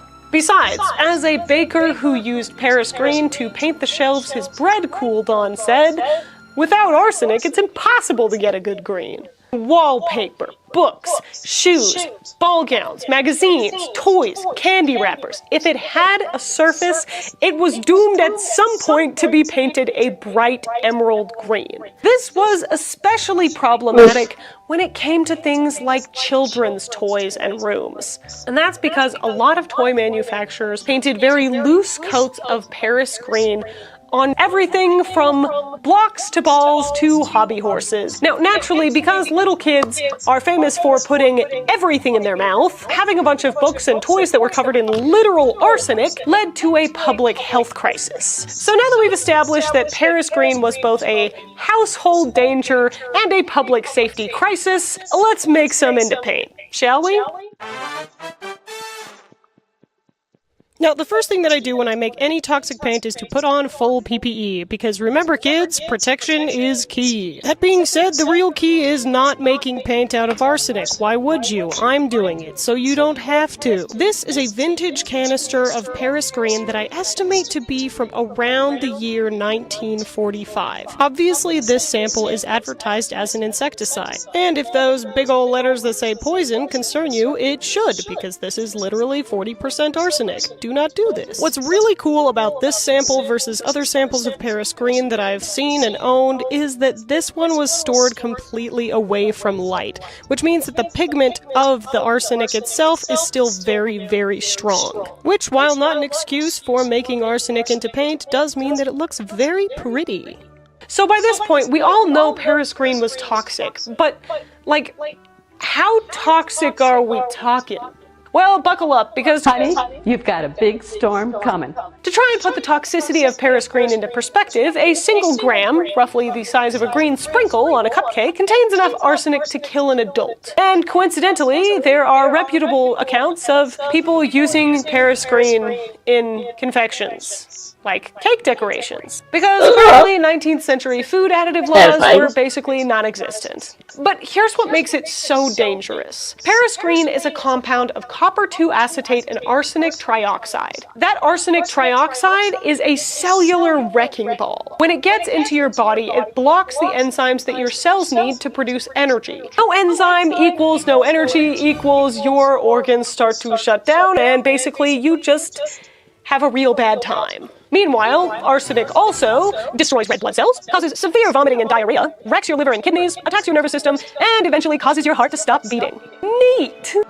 And if that weren't enough, the copper in Paris green can make it even more absorbable through your skin. So yeah, those green ball gowns and book covers, they were super fashion-forward biohazards. Basically, if lead paint was death by 1,000 cuts, Paris green was one of those Mark Rober glitter bomb packages held up to a Victorian chandelier with a single piece of reused Scotch tape. And to emphasize just how bad things were, James C. Wharton, author of The Arsenic Century, said, "Many of the papers supplied to kindergarten children for our projects were arsenical, a 12-inch square sheet of one being found to contain double the fatal dose of arsenic for an adult." Teachers eventually became aware of the toxicity of such papers and began to warn pupils not to put the material into their mouths. But even those children who obeyed might well take the completed project home where a younger sibling knew no better.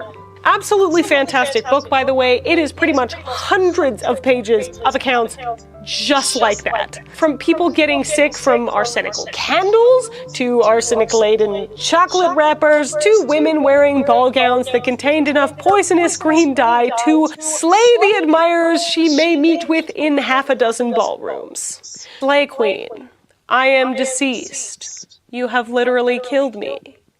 I am dead, Queen.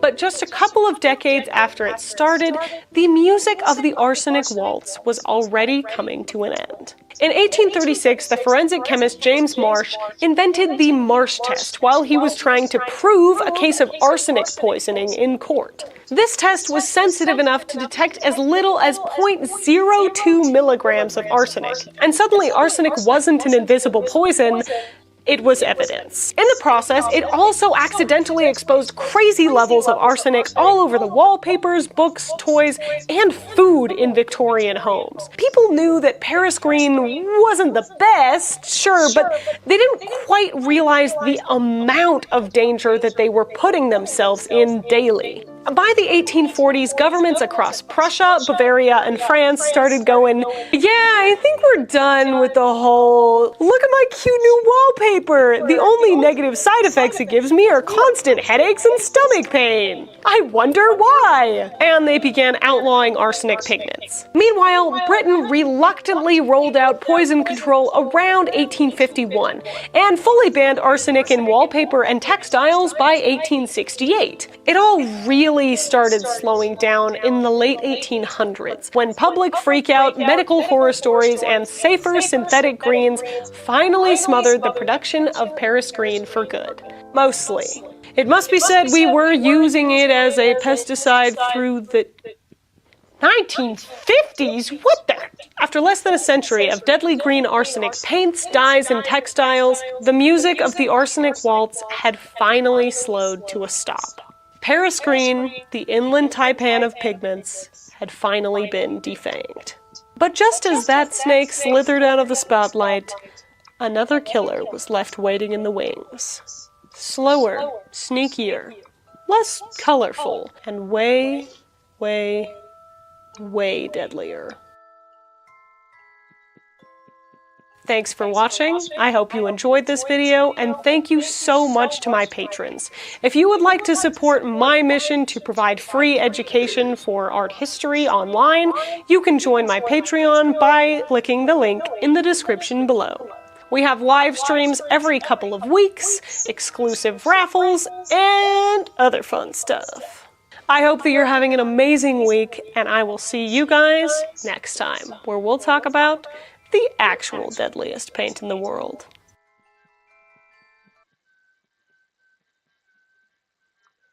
Okay, let's see. I've given it enough time.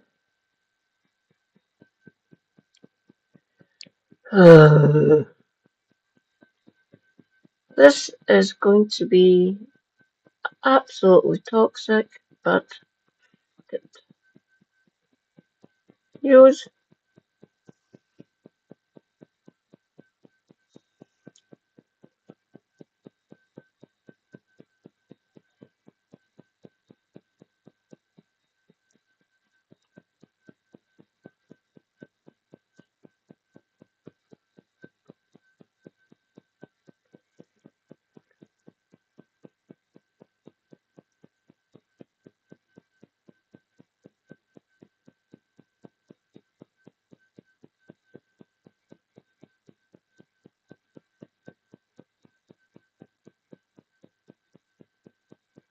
No, not there yet. Right.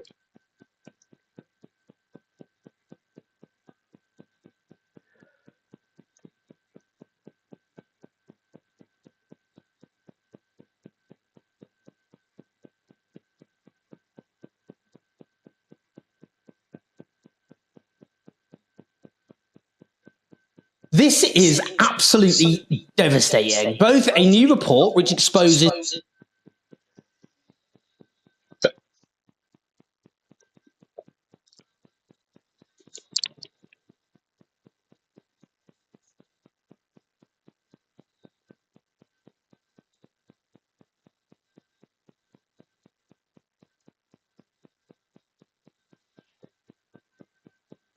the BBC's extreme and statistically undeniable bias over Israel's genocide, and the BBC Director of News Content, Richard Burgess, being utterly humiliated in public over his ignorance about the subject. Now, before I show you that, let's talk about this detailed new report from the Centre for Media Monitoring.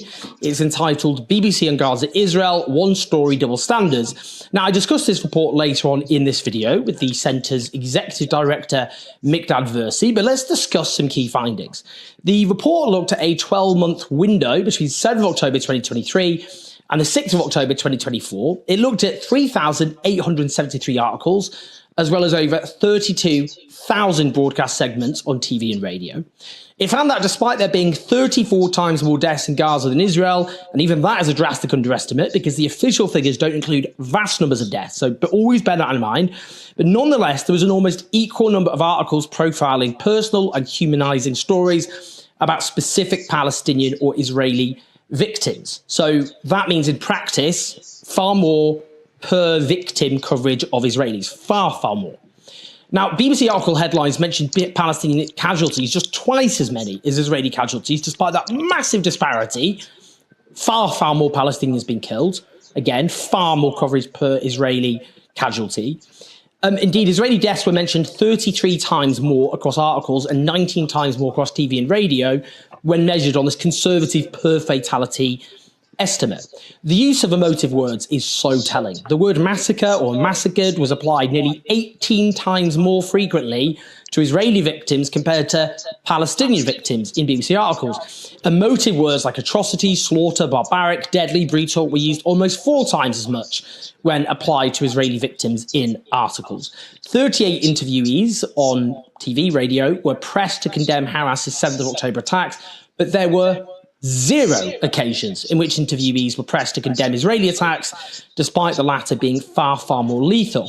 While the 7th of October attacks were referenced at least 40% of those BBC articles, just 0.5% of articles referenced any historical context in terms of the Israeli occupation, settlements, and so on. Now, I discuss some of these other damning statistics with Mikdad Versi later on, but first, at the launch of this report, Richard Burgess, BBC Director of New Content, was confronted by the brilliant journalist Peter O'Born. Just have a listen of this. Now, we cannot understand the events of October the 7th without the Hamilton Directive. I fully understand that. You've never bothered to tell your viewers and listeners. Now, Haaretz has reported it, Yeriot has reported it, the Israeli papers, ABC News, the United Nations, the BBC. I would love to know why you have never reported, never mentioned it once on that. Question number 1.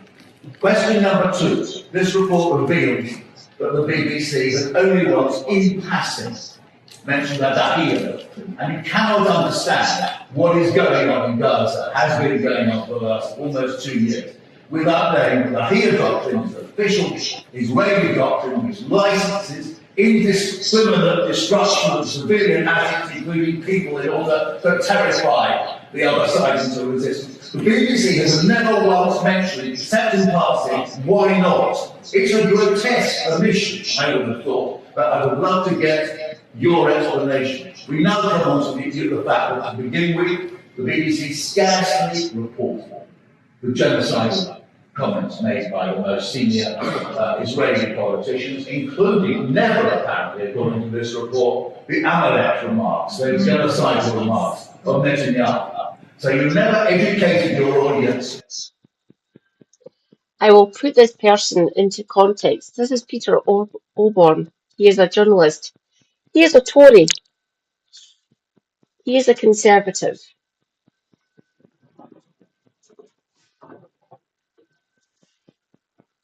He is quite possibly a good man. Well, I'll show that interview. That is quite good. He has appeared on Downstream. He appeared on Downstream last year, and the interview is fucking awesome. Don't get me wrong, I don't like the fact that he's a Tory, but actually calling people to task like this, fucking hell, beast, even though he's still a Tory.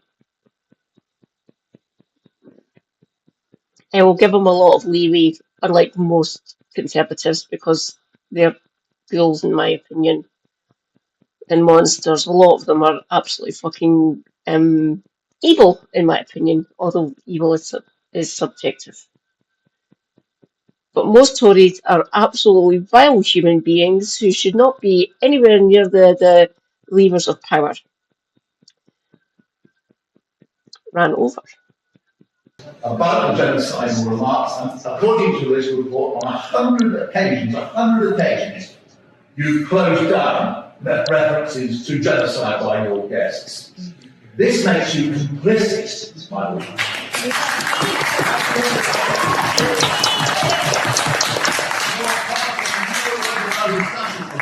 Immensely grave matter. You, the BBC, become complicit in them. Bear that in mind. I just want to mention one other thing.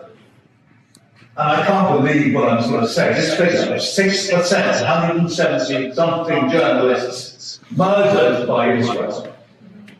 BBC's only bothered to report 6% of them, whereas you dutifully reported 60% of Ukrainian journalists. Do you agree with David Lammy that there are no journalists in Gaza? You were saying you had your own people. Why? I would love to know why you over-reported. Because I find it, as a journalist, as a human being, actually. And now I'm going to ask you, on this pipeline in a second, one final question. It's simply amazing. We have in prison the leading historian of Israel. His name is Avi Shleim. You won't have heard of him because you've never brought him on your channel. Avi Shleim is the leading historian. He's written more authoritative books about the history of Israel than anybody else. The other side of Avi Shlaim, one that actually documents the history of Palestine and the Palestinian peoples and the Levant, is Ilan Pappé. Both of those two men, they are based here in the UK at universities. Ooh, no. I'll show Peter Auburn because he is actually quite a good journalist. I say again, still a Tory. I give everyone their due.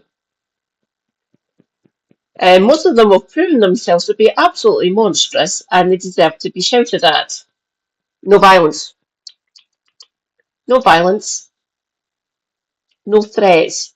Just point out where they're being ghoulish and denying people their humanity. Across the globe and here in the UK. Obviously, we need to call them out about this stuff. Obviously, because they're ghouls. Now, he's never been invited. But before this meeting, I wrote to Avi Shlaim. I didn't tell why. I said, have you ever been approached by the BBC to come on our channels? He said, no, I've been invited by Al Jazeera, but never by the BBC. Now, as you know, Avi Shlaim is a critic. You have all sorts of live who come onto the BBC. I'm not going to name them, we all know who they are. The spice on Israeli stuff. But you... I'll name them. Zippy Hotavelli. She was on Laura Kuenssberg a couple of Sundays ago. She is an absolute monster. I would ping her as a persona non gratis or grata. I would ping the entire Israeli delegation that's here in the UK, down in London, in Whitehall? I don't know exactly where the Israeli embassy is in London, but I would just ping them all. Fuck off, you absolute monsters. Go back to Israel. I don't like you. Don't get me wrong, no, if their staff in that embassy, they're probably of the same mindset as Zippy. Probably. I don't know definitively. Obviously, I don't know these people. But if they're in the Israeli embassy, I can... This is one of the prestigious places to get sent to be an ambassador and to be a delegation, Israeli workers, not workers, Israeli intelligentsia, maybe? Ones who agree with their government, that's why they get sent to Britain, because this is one of the easiest countries to operate in as an embassy. They don't need to worry about getting bombed or blown up or shot or anything. They will get protested at, obviously, and if you see them out and about in London, essentially, you can shout them down, ask them questions if you like.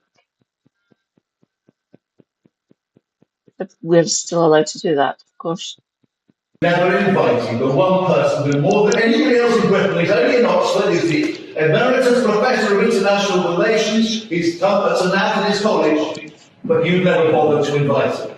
Doesn't that tell us something really kind of weird about the way you're conducting your coverage of this terrible conflict?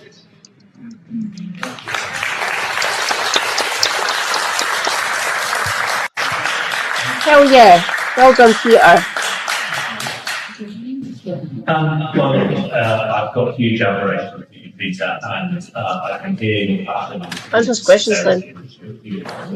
And I do not, and there's no point in you pretending to claim to understand that or be as knowledgeable as you on some of the stuff that you're saying. Speak up. You're all sensible and understanding this concept. I'm sad you don't know about it. My role is to direct journalism. I'm not a little exec, and I wouldn't claim that I understand that. You don't need to be a Middle East or Western Asia analyst or expert. You control who gets onto BBC productions, onto BBC shows, onto the news, interviewed by the BBC. You can do that. You can invite these people on. You don't, and you don't do the coverage properly. In fact, in some cases, you've been shown to be complicit in hiding some of the information from us, from the British people. Rejoice, comrades. This is what my TV license pays for. Basically, fucking propaganda and keeping us all in the dark. We get it from other outlets. Al Jazeera, Haaretz to a certain extent. Lots of the American media as well, news media. Obviously, we're not going to get all of it. We get a damn sight more from Al Jazeera and Middle East Eye and Democracy Now, obviously, because they get these people on as well. You don't, do you? Which is utterly shocking. So I will send somebody along who does, actually, who defend BBC, rather than who simply say that what I'm talking about, as you've done that. So that's a very important defense. Absolutely extraordinary. The BBC Director of News Content clearly does not know the subject at all. Let's talk now to Mick Adversey. I put it to him first that it is a statistical fact that in BBC coverage, Palestinian life does not even have the fraction of the worth of an Israeli life. Yeah, it's really disappointing to see that the way that the BBC seems to value different lives seems to come across very differently. And the way we looked at this is we demonstrated that the number of articles that highlight and show Palestinian lives, given the number of deaths that have been, is so much fewer than the number of articles which mention Israeli casualties. And I think the problem here is that whatever way you cut it, the same outcome comes, right? So it's not just across an article. We also looked at headlines. We also looked at the first paragraph. We wanted to say, they may have come back with the argument that at the bottom of each article they say they started October the 7th, where lots of Israelis have been killed in the massacre. That is fair to talk about and important to mention. But even if you get rid of some of these excuses that might explain some of the data, it doesn't work. And so the evidence is unequivocal that the Palestinian lives are talked about and seem to be valued less and written about less. And you can even see that when it comes to journalists. Like Palestinian journalists who have been killed are covered significantly less than, for example, Ukrainian journalists who've been killed. And you're like, well, what is it about them that's the problem here? And from our perspective, bringing this out highlights an issue which may or may not be intentional. We're not making any claim on intent. We can't prove that. But we can say this is the reality. So what are you going to do about it? And that's our contribution to this debate. I mean, it's really striking the terms used to describe violence, I think, really sum up part of the problem with the overall reporting, which is, as we know, Israeli violence is just exponentially more lethal and more destructive. That's just a fact. But that obviously isn't how it is presented in BBC reporting. And indeed, we can see that with emotive terms. So terms like atrocity, slaughter, barbaric, deadly, brutal, used almost 4 times more when describing Israeli victims. Butchered, butcher, butchering, or used exclusively for Israeli victims. For example, murdered used 220 times for actions against Israelis and just once for Palestinians. I really think this helps get to the crux of the matter, doesn't it? Because it's about a demarcation of violence. This violence is illegitimate, and this violence actually has a legitimacy attached to it. That it's the violence of us, which is the moral, civilized world, which, the moral, civilized world which butchers starving Palestinians with tanks, versus the barbarians. And that basically is what's happening here, isn't it? That's essentially basically what is structuring the way this is looked at and why this isn't seen as one of the great, presented as one of the great crimes of our age, as the BBC would, for example, if they're covering the Rwandan genocide. I think that's right. What we see is that terminology difference, right? Even on Palestinian side, the terms that are used are died rather than murdered. It's casualties, it's displaced, it's injured, it's struck. These are things being done to them. It's often very passive. In lots of the examples, we see headlines where Israel's just not mentioned, and we've got example after example where it appears that Israeli action is almost subliminally removed from the equation. So not only do you have the point we talked about earlier where Palestinian victims are not covered in the same way, not humanized in the same way, we've also got the actual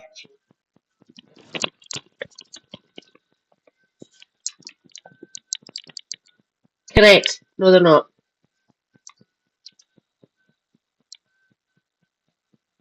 action of the aggressor not being carefully and thoughtfully and equally demonstrated, and actually even hidden at times, where the language, as I said, is more passive about them and is not so emotive. And that emotive point has multiple levels. It's not just the language of individual words like murdered and barbaric, which I think is important. It's also about the stories that are written about the victims. And you see through the statistics how the number of victims who have had profiles written about them is not even anywhere near proportional to the number of deaths that have happened. And you just wonder why. Well, that's not reasonable. It's not fair. Palestinian lives need to be treated equally, in our view, and we would think that should be a view that everyone holds. And why are certain humanized far more than others? It shouldn't happen in that way, but that's what we're seeing through the evidence. I mean, a BBC journalist told me that the internal systemic BBC view was that Israel was Ukraine and Palestine was Russia. That's basically, I know this sounds crude, but that's basically the analytic kind of equivalence in terms of how they portray it. And we can see again, I mean, this is this point again about how this is the statistics and what the statistics are actually telling us. So the BBC interviews Palestinians 1,085 times on TV and radio compared to 2,350 times for Israelis. But I mean, this statistic here really says it all. BBC presenters share the Israeli perspective 11 times more frequently than the Palestinian perspectives, even when interviewing neutral third parties like humanitarian organizations. And to flesh those statistics out, BBC presenters, and they put forward, Israel would say this, Israel would say that. That's what that means.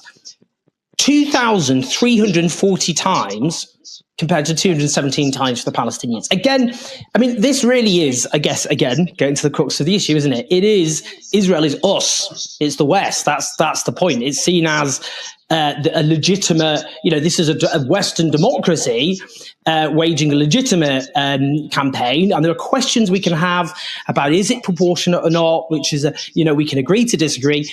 That's the analytical framework, rather than there is a great crime taking place, what should be done to stop it, which is how they would talk about, for example, Kosovo back in the day.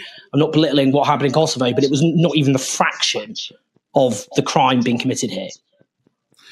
I think that is exactly the crux of the matter, the question of what is the role of a journalist and what should journalists do? And I think that the BBC tries to say that it's trying to be duly impartial about what it's talking about here. No, it's not. I would argue that firstly, its actual role is to inform the audience about what's happening and to investigate and find the truth rather than just try and show both sides to something. And I think the problem that we see here is that across every one of those axes, they fail. So firstly, I don't think they've been duly impartial. All the evidence suggests that they have shown one side as priority, as fairer, as the one that they want to almost prioritize in many ways. And that you can see that through the way that they have responded to Palestinian perspectives and how the individual newsreaders and have continuously challenged guests with the Israel would say this, in a way they haven't done that with saying Hamas would say this or Palestine would say that in the same way. in the way that they've shut down discussions about genocide. Over 100 times they've done that. And they've done all of those things without actually investigating the rationale behind it. So if it comes to, for example, genocide, the point about the BBC, in my view, is they should be informing the audience why people are saying there's genocide. Okay, fine. You don't have to. The BBC doesn't have to make a claim and say this is genocide. The ICJ hasn't made a formal ruling that it is genocide. Okay, I understand that point. But let's try and then understand, why are all these human rights organizations, why are these individual people quite senior within the United Nations, why are they all using the term genocide? And the problem is that all of these specific examples of genocidal statements made by leaders within Israel are not even covered on the BBC website. The whole concept of Amalek, right, by Netanyahu, not by Ben Gvir and Smotrich, who are of the far right and known to be even sanctioned by the UK, but by Netanyahu himself. When he says genocidal things, that should be reported, understood, contextualized. When people are starting to talk about the deaths that happen afterwards, you say, well, guess what? The Prime Minister, the Defense Minister, these are people who have been indicted by the International Criminal Court, the highest court in the land. Then you've got Ben Gvir and Smotrich, who are far right and sanctioned by the UK. These are the types of statements they've been saying, and this is what they've done. That's why these people are calling it genocide. Like, if you put it like that, those are the facts. Those are informing. That's getting you to the truth. And the problem that I see is that, unfortunately, even this idea of trying to both sides, these guys will say this, these guys will say that, they're not even doing that. But they need to go further and actually lay out, inform the audience about what's actually happening. And for me, that's a major failure. I mean, that point about genocidal intent is, I think, critical. And one of the, well, I mean, there's so many critiques you can throw at the Western media in terms of how they've reported on this. I think it's the biggest scandal in Western journalism in modern history. But what they did in terms of lying by omission, which is what this is fail to report on the statements of genocidal intent and criminal intent made from the very beginning. One example I always use, because I think it's just so clear-cut.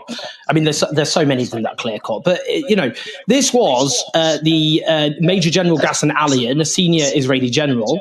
He was in charge of Kogat, the IDF civilian arm, in charge of distributing humanitarian aid in theory, for example.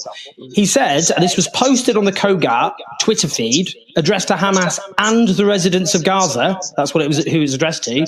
Hamas became ISIS, and the citizens of Gaza are celebrating instead of being horrified.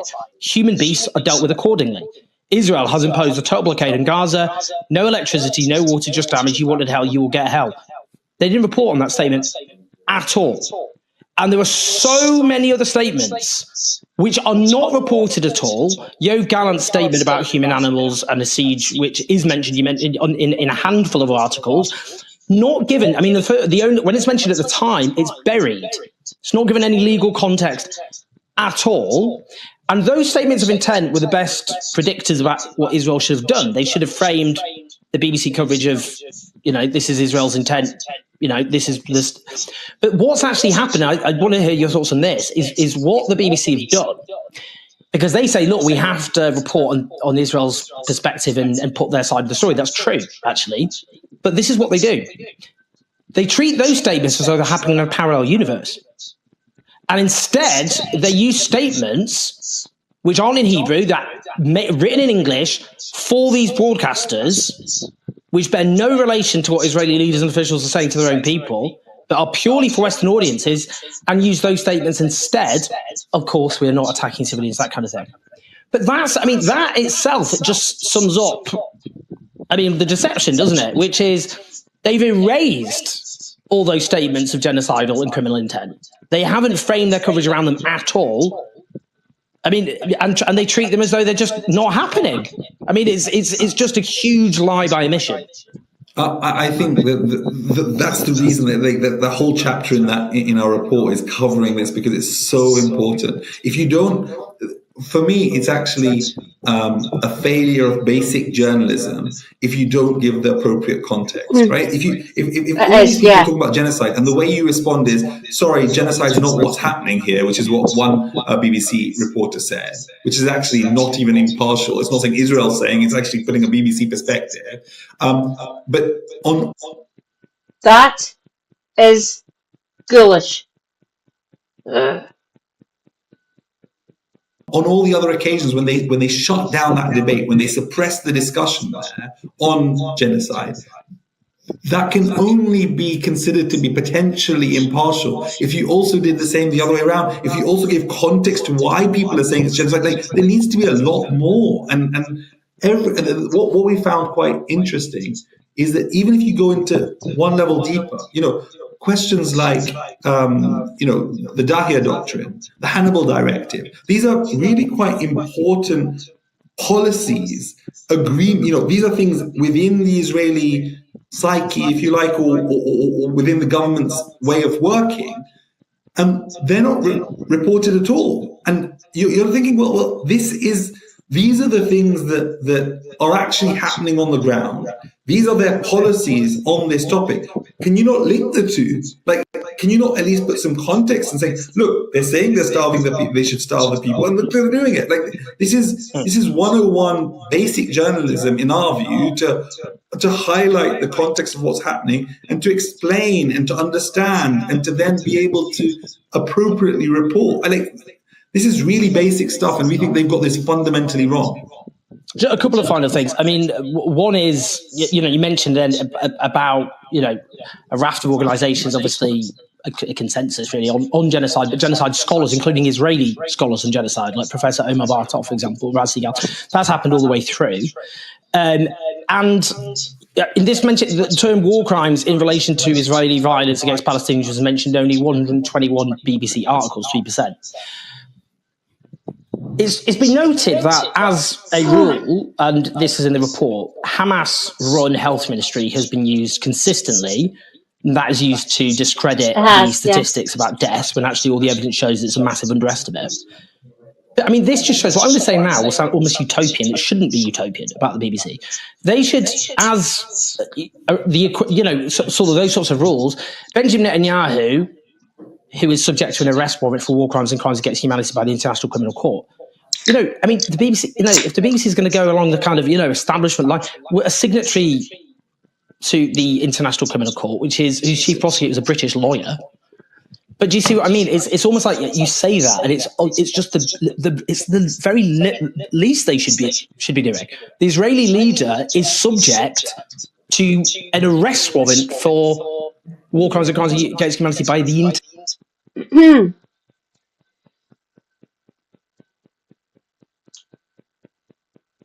Let's see.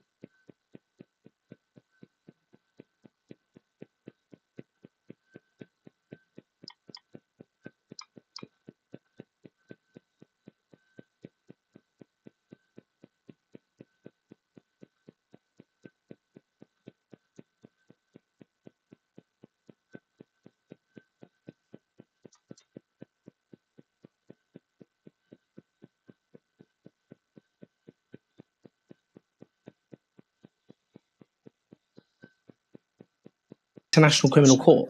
But that is not mentioned almost at all. It's as though it never happened. It's only in specific articles about the ICC. And it's more than that. Like when Trump meets Netanyahu, we could frame this as, and it would be a factual statement, Trump is meeting a person who is indicted by the International Criminal Court. Like, that is the reality. That's the statement, but that's not mentioned. And it's a consistent challenge, right? And this idea of war crimes. If you look at Russia, right, our stats show that Russia's mentioned as a perpetrator of war crimes almost 3 times as often as Israel's mentioned as a perpetrator. And the war crime basis is very similar.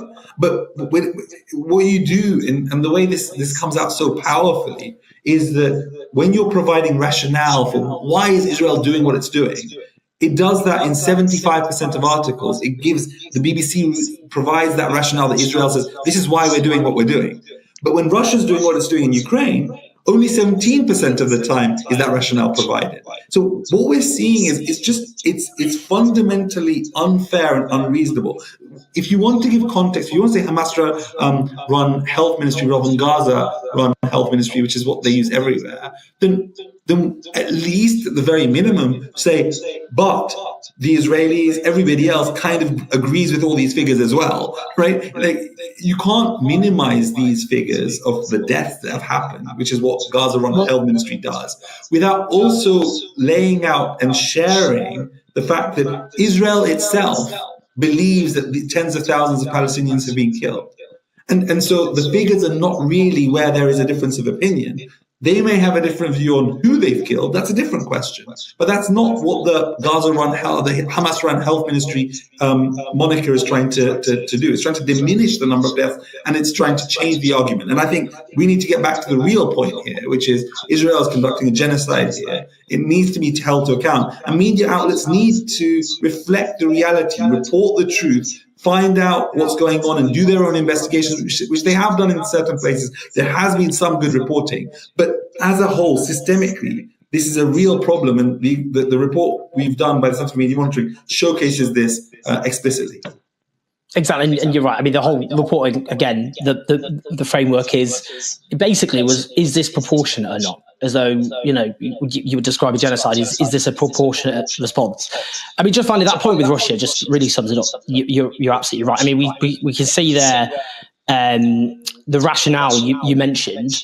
I thought a kind of absurd, well, I mean, it's beyond deranged this, when the massacre of 16 paramedics and first responders who were thrown in a mass grave, which Israel lied through their teeth about.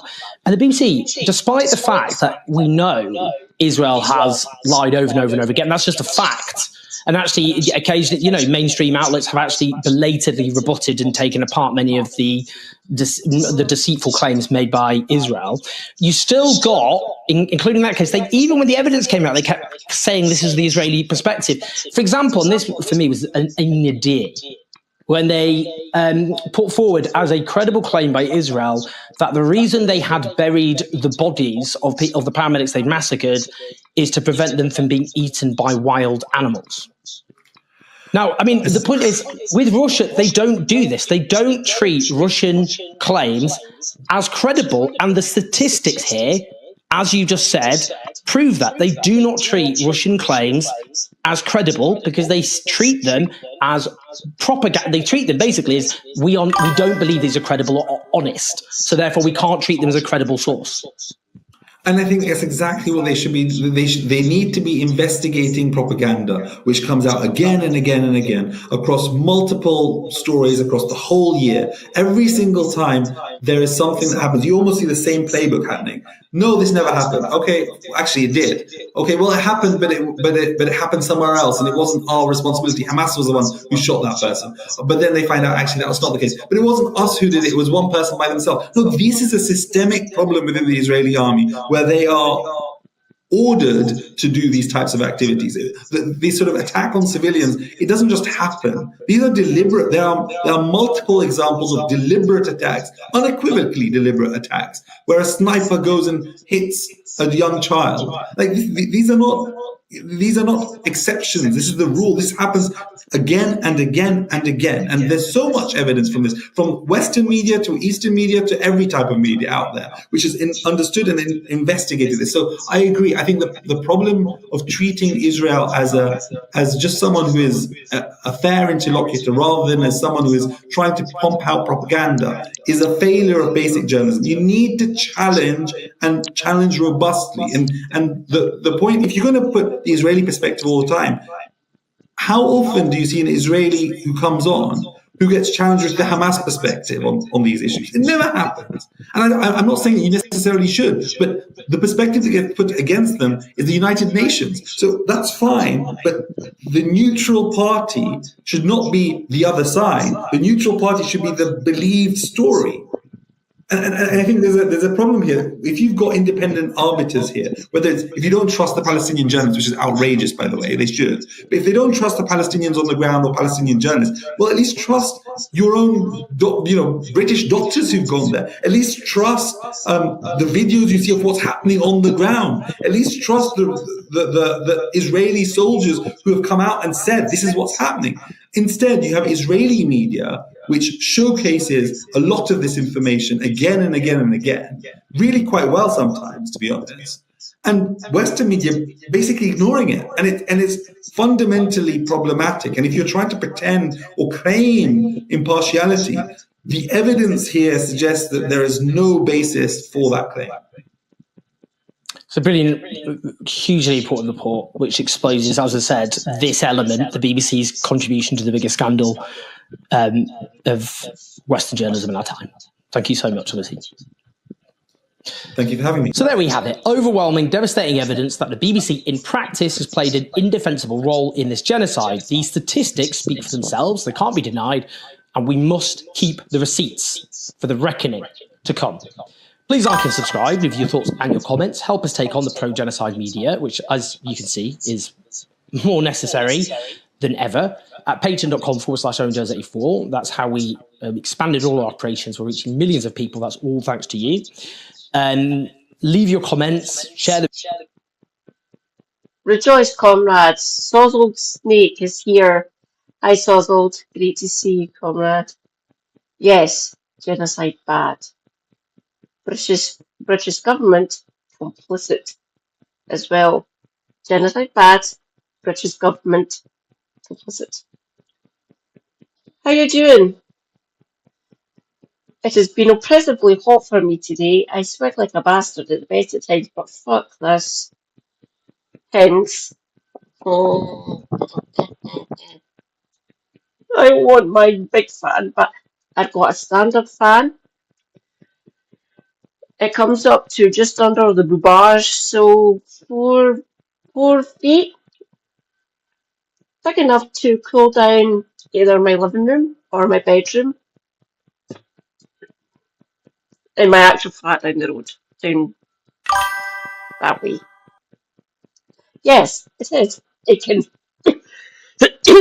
Yes, it is. It can fuck off. And it's going to get even worse tomorrow. Thunderstorms, and it's going to be 24 degrees. That can fuck off. I don't think there's enough ice in the fucking world for me to keep cool tomorrow. Really don't think that. I will cope. I have my super hubby. I can send him out to get me ice cream.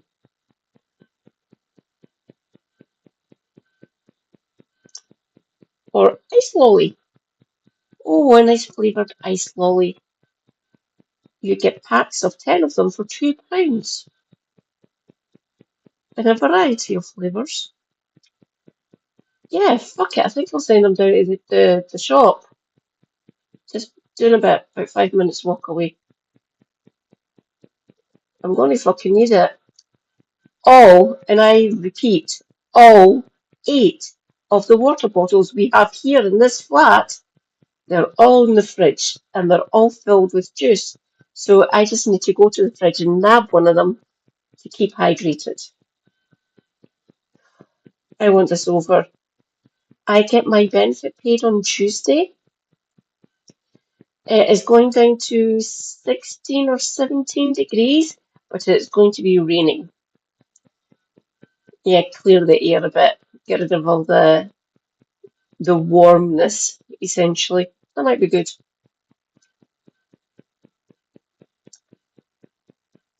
Hopefully, we'll get into our flat on Monday and we can start getting everything set up in our actual flat. Apparently, they fixed the damp. I am sceptical because this is the second time we've been decanted so they can deal with the damp and mold in my flat. Hopefully, they have fixed it. Fingers crossed. And I can get out of this 22nd floor. The flat itself isn't a hellhole, but I hate being this fucking high. I have vertigo. I've got an inner ear problem. I have no centre of balance. I can fall over at the slightest whim. Delightful. And I am scared the lifts might not work in this fucking place. And there ain't no way I am walking down 22 floors of fucking stairs. You're just as well as taking me out now.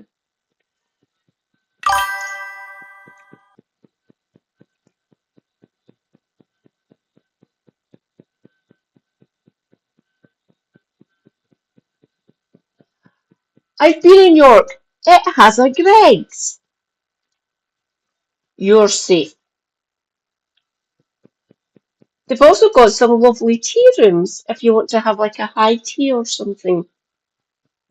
Or a specialty tea like Earl Grey or something, or gunpowder or match or whatever. There is a Greggs. The last time I was in York was 15 years ago though. And that was with my mum and my sisters. For a weekend. It was lovely. York is amazing. Lots of Viking-esque things to do as well. I hope you have a good time down in York, Suzzled. Take photos if you can, and you can post them on my Discord, so I can look at them vicariously. I will live my life through you if you allow me to. What takes you down to York? I want to get back down with Super Hubby.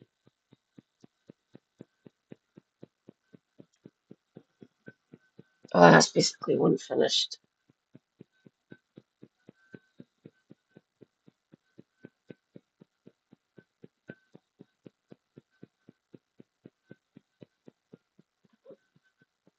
Yeah. Oh, no. These are over on. Oh.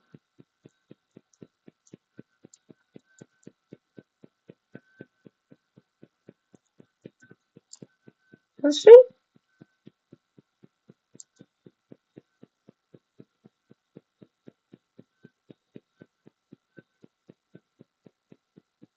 There you go. Yeah, it was literally a year ago.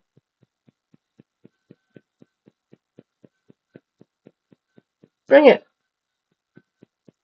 We're learning more and more every day about the Reform Party and the bigotry and racism. It's horrible. And yet, have you heard a squeak from Sunak? A proper British Prime Minister would have denounced Farage by now and said, this is unacceptable. Our country will never wear this. This is un-British.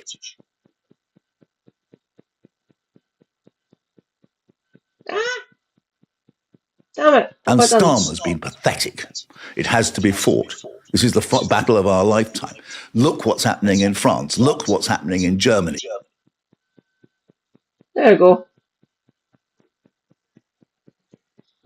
There is vanishingly few Conservatives I will show on my stream. This is about the only one I will show, as that previous video from Owen showed. Like I said, I would give Peter Oborne my time. I just want to be able to talk to him. He has said some base things for a Tory. Good for him. This downstream is really good. It happened 2 weeks before the general election last year.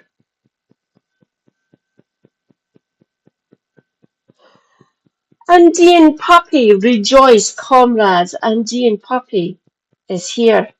Hi. Hi, comrade. Mwah. Great to see you.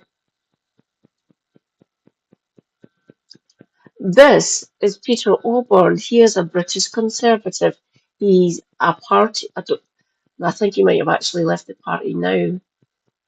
But he is a Conservative. He is a centrist. Let's put it that way. Slightly right-leaning, obviously, but on lots of social issues and geopolitical issues, he is really rather good. And like I say, still a Conservative. I really want to meet him, actually, and go up to him and say, "Hello, Peter. I am my cat's entering Scotty. I'm a Scottish Marxist. And I'm sure he would give me the time of day."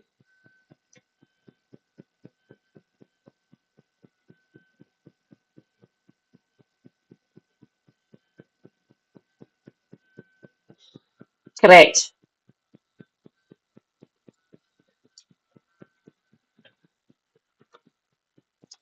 Oh, damn. For more on AI and AI relatedness, check out Globus. He is good at that. Globus is good. He covers that very well. He probably covers it better than me. To a certain extent, I know how the coding works and stuff. I try not to hit on it because I would get too rage filled essentially because people like Elon and Peter Thiel and fucking hell, Curtis Yarvin. Why is that fucking duo making a comeback? The man is an absolute fucking lunatic.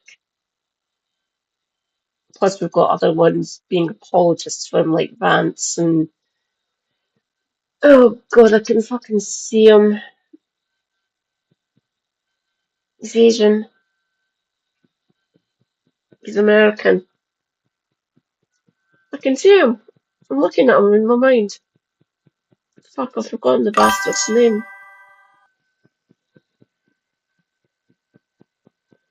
Oh! Rejoice. Sozzled, thank you so much. Mwah. As always, Beast.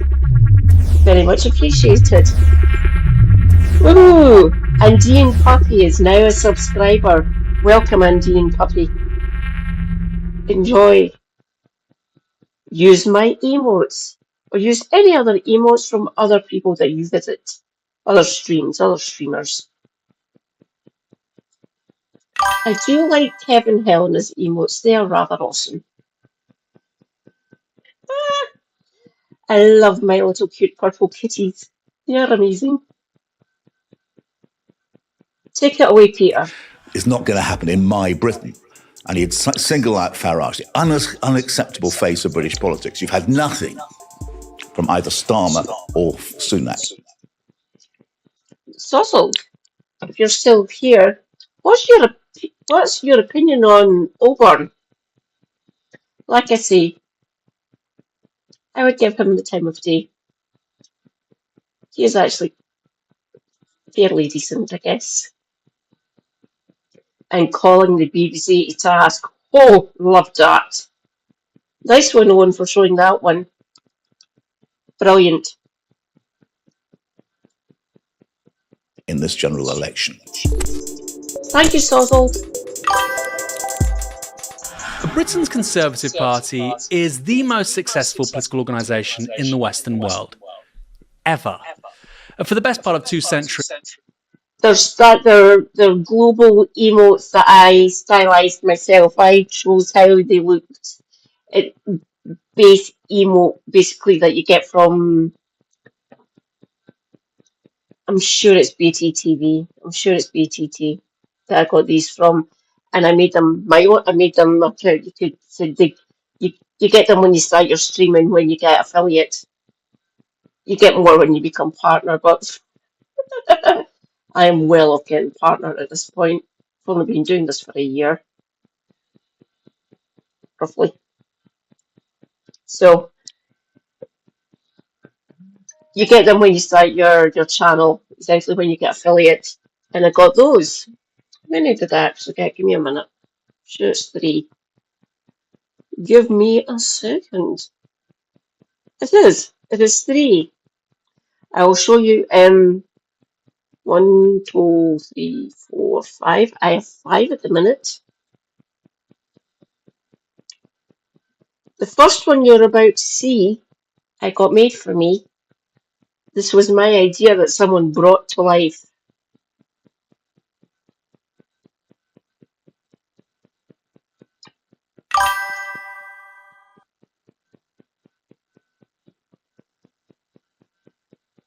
The first one, the bonk one with the frying pan, got made for me. Brilliant. Love it. The other 4 I got from Twitch, essentially, when we became affiliate. And I made them look like that because they are awesome. And obviously, bisexual, so purple. It has been the default party of government in the UK. It's the equivalent in British politics of Real Madrid. It is, historically speaking anyway, addicted to winning. But that might be about to change.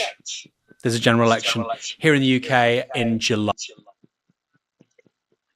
The most successful political party in history.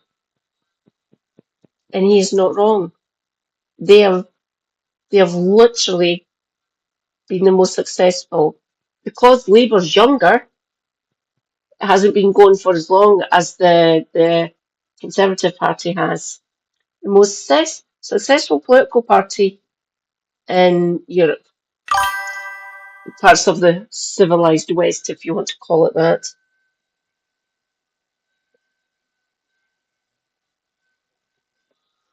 Yeah, don't get me wrong, Heath was an absolute bastard, but he was quite decent, I guess. He used to be an imperialist when he was younger and stuff, up until his late 30s, early 40s. But he changed. He saw the error of his ways, still a conservative, still laissez-faire economics and all that bollocks. But he wasn't as bad as she was. Between Ronnie over there and Maggie here, the Western democracies literally got fucked. The pair of them fucking ruined us all. And it's just went downhill from there. I thought we had a chance when I was younger. I was a Trotskyist back then, by the way, but I thought, fuck it, I may as well vote. I'm not going to waste it. And I foolishly voted for Labour in '97. Ah, the naivety of youth. I've grown up now. Obviously, best part of 30 years will do something to your political views, and it has.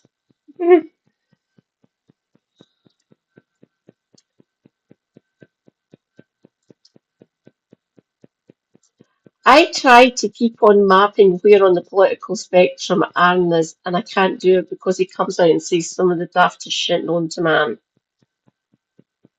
I have read his book. I bought his book. I paid money for it. I read the book and I thought, it's fairly well written, I suppose, but some of his takes are problems. I gave it to my niece. She got a third of the way through it, said, holy fuck, he's self-righteous, isn't he? Yeah, kind of. And she's basically given it to her extended friend group. What is happening? What is happening? Something is happening. What is happening? Linton! Hello, Linton. Welcome to Mad Cat 79. Welcome to the stream. Welcome to the channel.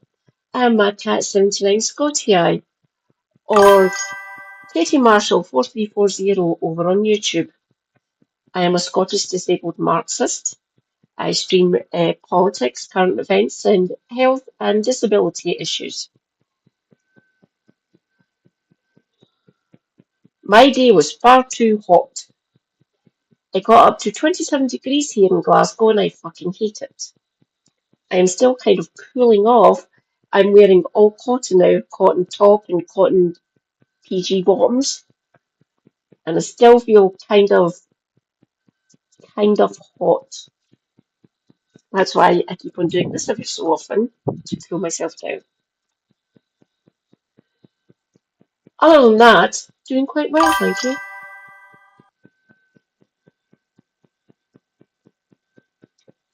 Yes, problems of living on an island. We are constantly surrounded by water and it gets into the atmosphere, obviously because we've got one of the largest coastlines in Europe. So with that heat and all the water in the air, it makes it so much worse and so much more oppressive. It can fuck off. I seriously hate it. I get hot flushes going through the menopause for crying out loud. I don't need the extra fucking heat and humidity. Don't you just stop, please? I can't be arsed.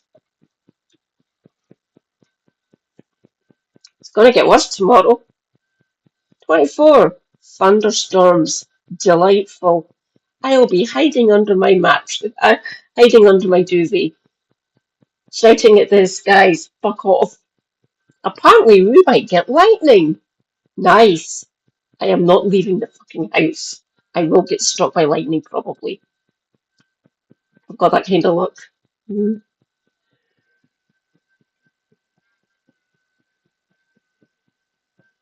Oh, don't worry about that. A lot of people voted for Lib Dems in 2010, including Helena. I say Helena because that's how it gets pronounced up here in Scotland. I'm sure it's actually Helena. She voted Lib Dem in 2010 as well. Was she a student at the time? I think she might have been.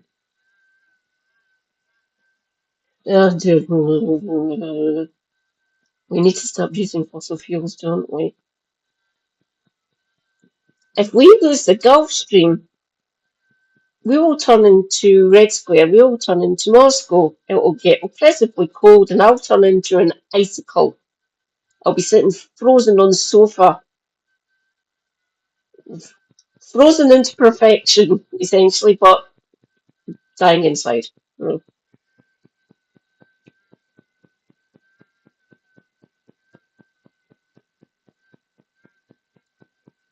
Oh, yeah.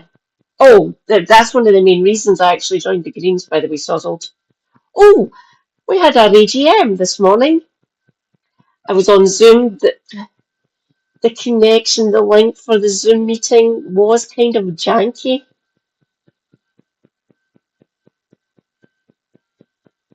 It was in the Clyde Halls in Ibrox, just the other side of the river. I'm up here in Springburn, so it was 4.5, 5 miles away from where I am.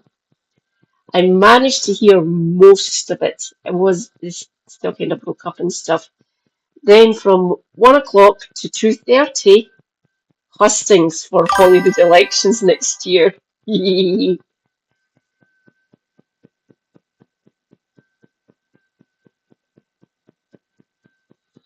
Rejoice, another green comrade. Well done, Linton. Good for you. I've been a Scottish Green member for about a year now. It'll be a year in the second week of July, so roughly a year at this point.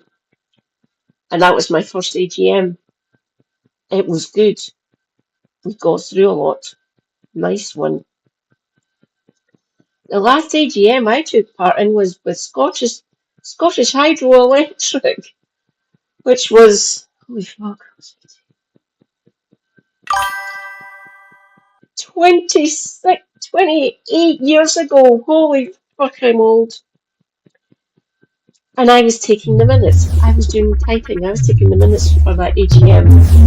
And I read the previous minutes of the last year's AGM, and I read the minutes. And I typed everything out for the AGM in Perth, back up in Perth. before I move down here. Thank you, Sozold. Again, based and legendary. Mwah. Much appreciated. Welcome, Linton. You are now a subscriber. You have to listen to me. And if the polling is to be believed, then the Conservatives are in line for a historic hiding. Some polls Good. put them Fucking deserve below it. 20%. Some polls even And they put got it. Reform, led by Nigel Farage, ahead of them. So on the ballot in July isn't just a candidate or a set of policies or a manifesto or even a potential prime minister, but a whole ideology, a whole tradition and history, a whole way of doing politics. In short, British conservatism is at a crossroad. And some people think that means that this election is the most important, perhaps, for a century. After all, it's not very often that one of the major parties collapses. We've seen it once before with the Liberals a century ago. Could we see it happen once more in July? Well, today's guest thinks that's a distinct possibility, and he should know. After all, he is a Conservative with real pedigree to match. Yes. Peter Oborne is a former political editor at The Spectator and a former chief political commentator at The Telegraph. And he thinks that the Conservative Party isn't just headed for collapse, but it's about to be replaced by something very different. Peter Oborne, welcome to Downstream. Thank you very much for inviting me. We've wanted to get you on for a very long time because you've been saying very interesting things about the Conservative Party for a very long time. And for a very long time, you're a bit of a siren voice who may have been interpreted as being wide of the mark because you were saying there are big problems in the Conservative Party, but of course electorally they were flying high. Now they're not. How do they go from this high watermark of 2019, incredible performance, to where they are today, regularly polling below 20%? It's a longish story, but you have to start before 2009, the election. It was what happened in the summer when, provoked by Dominic Cummings, Boris Johnson effectively split the Tory party between he got rid of the so-called One Nation wing of the Tory party in, I think it was early August, and the traditional Tory party, the Ken Clarke, the Rory Stewart, the Dominic Grieve.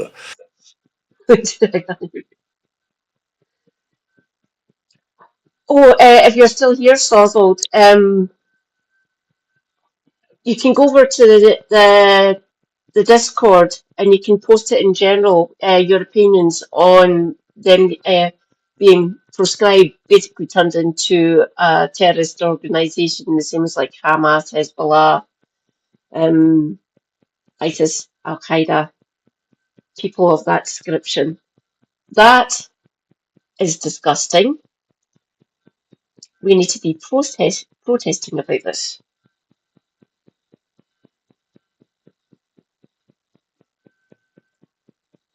Fingers crossed, Linton. Fingers crossed.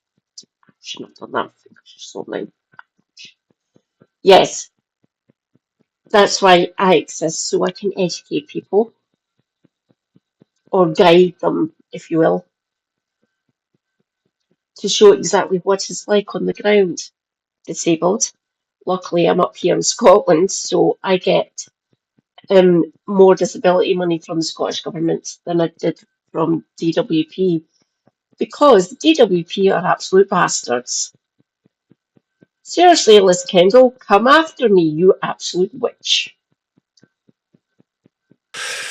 Gawk. And after that, it was a beautiful analogy, I forget who'd made it. You know, the Tory party flies on two wings, which balance each other.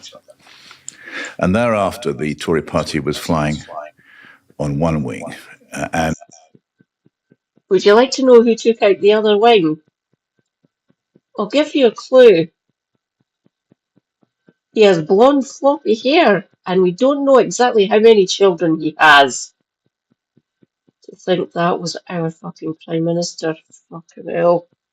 Well, at least he's not Prime Minister anymore. In certain moments during the day or throughout the week, I think, Boris Johnson would be better than Keir Starmer, which is damning. Labour, my arse. And it was doomed to crash. And it duly has. I mean, it's going to be. I do think it's going to be the worst result the Tory party has ever had, and I think it may well be the end of the Conservative Party. I quite take quite a. If you look at the. Hello, Peter. We are essentially 1 year in the future, and yes,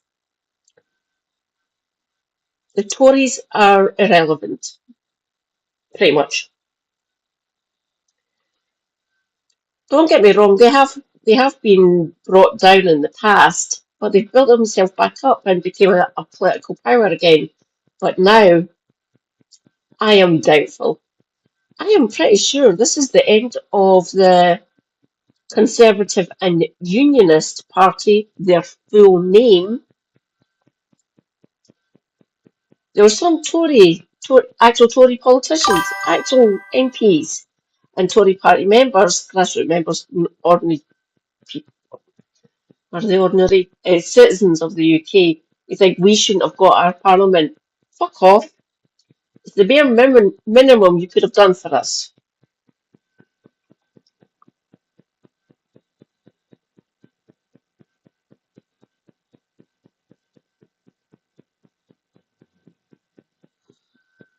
Victory. There is hope for Leeds. Fucking amazing. If you don't mind me asking, Linton, you don't need to say, obviously. How old are you? The number in my name is a clue for the year I was born, by the way. Excuse me. Like I say, you don't need to say. You can say what generation you're in. Gen Xer. Younger Gen Xer, because 79. If you analyse what has happened, so in 2019 they brought in a load of MPs who you will have noticed there's been a large number of personal catastrophes, people who've behaved in either been fraudulent or caught up in wretched dealing or ignored public standards and had to leave or been stripped of the whip, and there was one scandal after another. This is because the usual sort of methods were abandoned. If you look at who Boris Johnson brought in as his party chairman, was just some sort of financial fixer with public PR man who fixed stuff. He didn't know anything. Oh, you're a baby. You're an absolute baby. Hello. I will try my best not to steer you wrong, obviously. But thank you for being here. Yay! I've got a zoomer. Good few millennials, good few Gen Xers, people the same age, or roughly around the same age as me. Elder millennials, younger Gen Xers, and slightly older Gen Xers who are a few years older than myself. So I've got a nice healthy spread of the demographic. UK-based people, good few Scots, which is good because Scottish, good few Americans, a couple of Frenchmen who are based, I love them.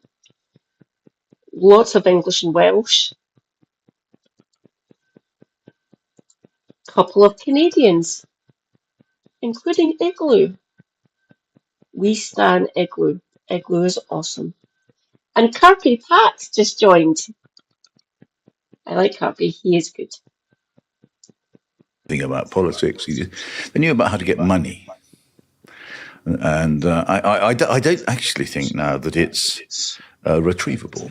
I think it's very unlikely that the Conservative Party, as it existed from 18, let's say, you can see it arriving in, starting to take proper modern form after the first reform, and then as it's carried on until the early 21st century. I think that's. Give me a second. I will be losing the chat on my phone that I look at. When was the first reform bill? Give me a second. I will take a guess that the first Reform Bill was the 1840s or 1850s, I believe. Give me a second. First. No.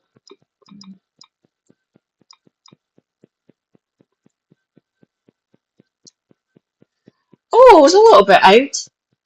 1832.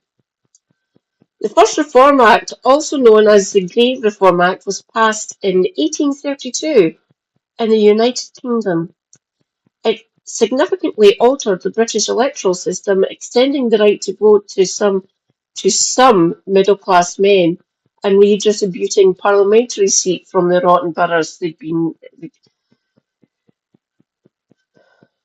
were basically villages and small towns dotted about the land with populations of like 50 or less. All of them, most of them were under 100 people living in these areas, and they got some basically pliable person, pliable lord or something to be the MP for these places.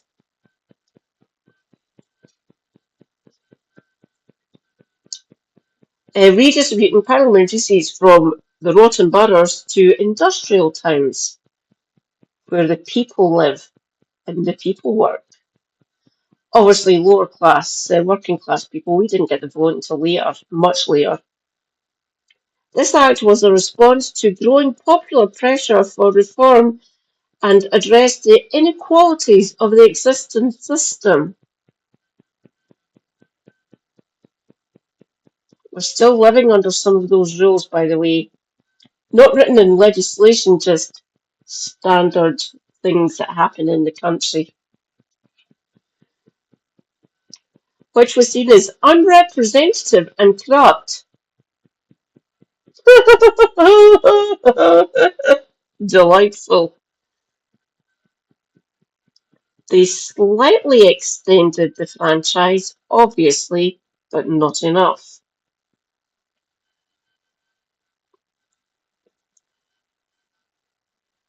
Gone. So we're looking at almost 200 years of history down the drain. Well, life moves on, doesn't it? I mean, but I think that it was the greatest and most successful political party in the Western world over the last 200 years. People writing this is how you can save it. I'm not sure you can. I think it's, doomed. But partly because you can't see any figures of any caliber joining it now, and they're not left. They were kicked out. And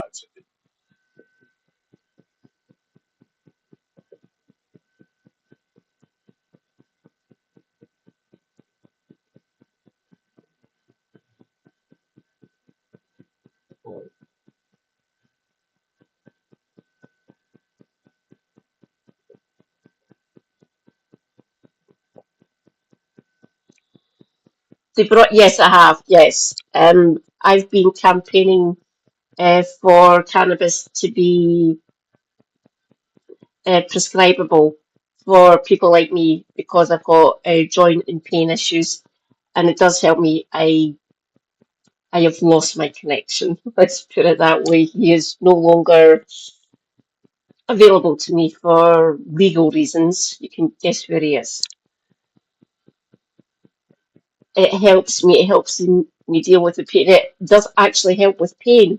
Actually helps the nerves and lessens the way the nerves work. It makes them work a little bit differently, not better or worse, but differently, which is the main thing.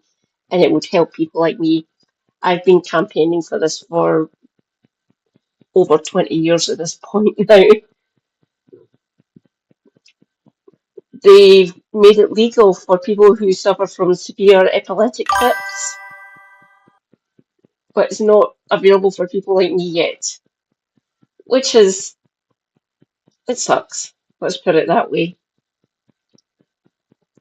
Me having to break the law for over 20 years is not something that I've done lightly. I knew exactly what I was doing, but I needed it. I still have some left somewhere. I will not say where, at least not while I'm broadcasting.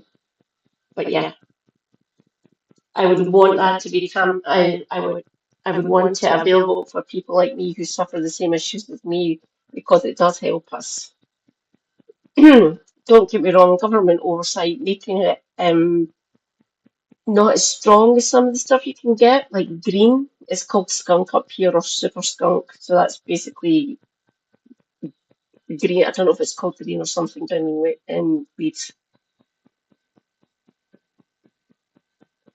Oh yeah, yeah, it is. I've read papers about it. It does work. It has been proven to work for people like me, for people who have severe epileptic fits. It is good for people who are suffering cancer. It gives them a release. It helps with the pain that they're going through, especially with the chemotherapy and just generally feeling shitty. It is good. And if you cultivate it properly for people like me and people who have cancer and epileptic issues and things like that, it does help. For more on that, check out Professor David Nutt. That is 2 T's, David Nutt. Oh, Midlife Crisis talk, Tim. Just go into Midlife Crisis on YouTube and you should find that interview.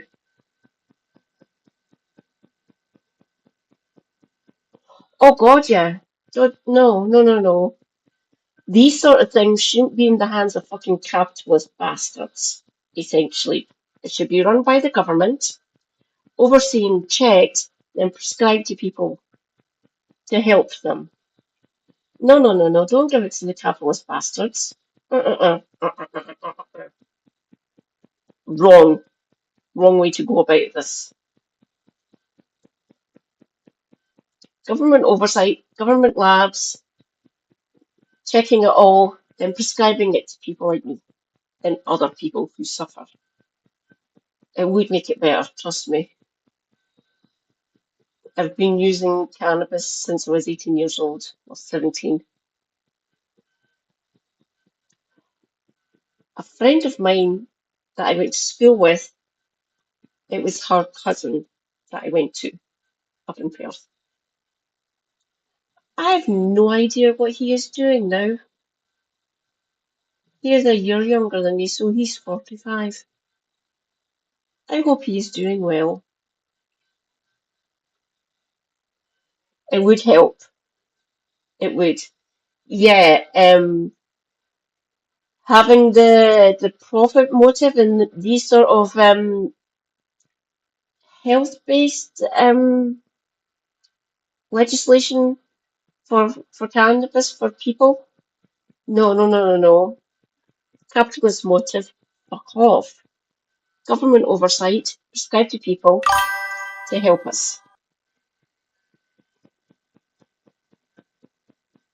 Oh, I don't know if we still are, but at one point we were the largest producers in the world of medicinal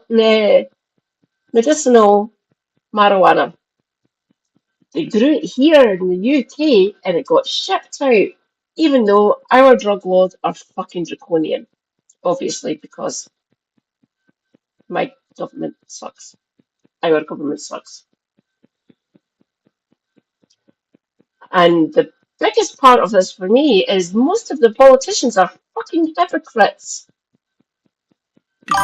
Most of them have actually had a joint.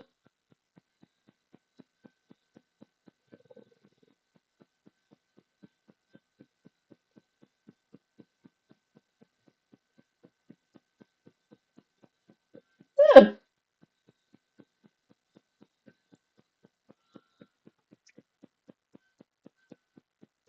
Please try to stay on the right side of law. I wouldn't want you to get arrested at such a young age. But yeah, if you can do that.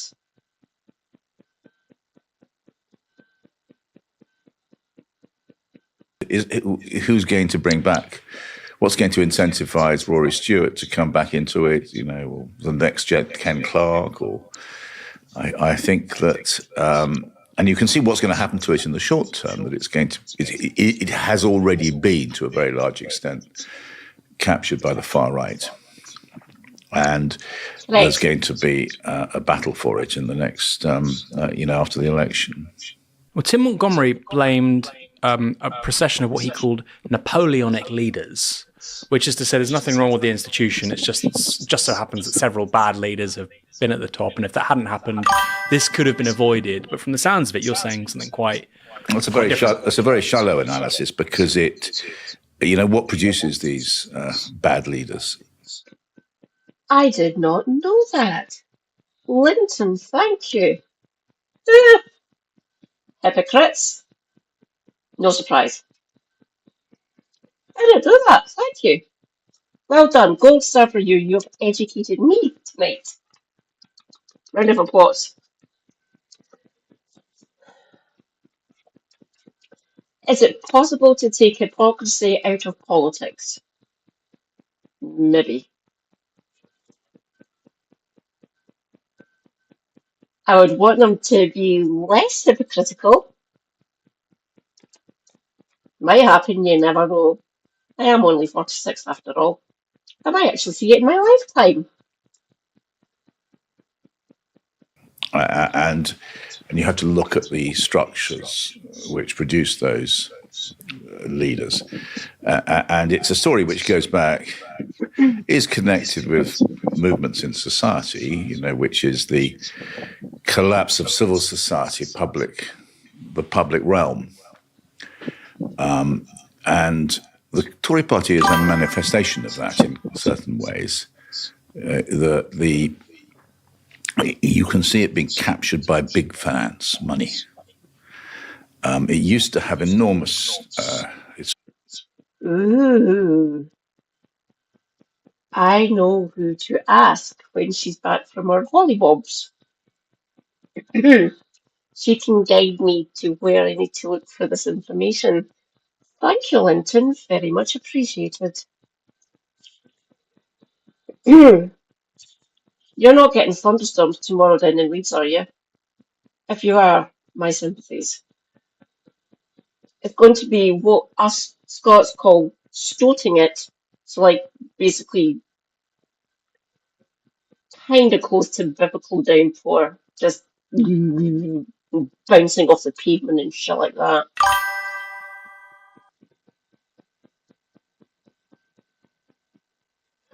Ooh, sympathies. Rain I can deal with. Don't get me wrong, I'm not good with damp. It goes straight to my joints and it hurts me. Well, it makes me stiffer and I don't move as well. But when it's stoating it actually it hurts my skin and it goes right through my joints and stuff, which isn't nice. So I come back in, I put on warm natural fibres, cotton or linen usually. It's mostly cotton that my loungewear is. Sit and relax, have a drink of juice, strongest cup of coffee known to man, and I chill. I usually listen to heavy metal and rock. Or if I'm feeling a bit adventurous, I watch Punky Doodle. Or overly sarcastic productions because Red is awesome. They are based and very snarky, like me. Stretched beautifully out across the country as a whole to the institution, Women's Institute, these small C conservative organisations. It reflected the writing, the analysis of of Oakeshott, the great conservative philosopher. There are very few conservative philosophers or political thinkers of great moment, and that was really it's Burke and Oakeshott. And Oakeshott's great insight was that politics didn't matter very much, or shouldn't matter very much, that most people wanted to get on with the ordinary business of their lives, whether it's running a school or owning training a racehorse, which he was fond of, or playing a role in your local community, pursuing your own objectives. But you need an order. Sorry, comrades. I will be back momentarily.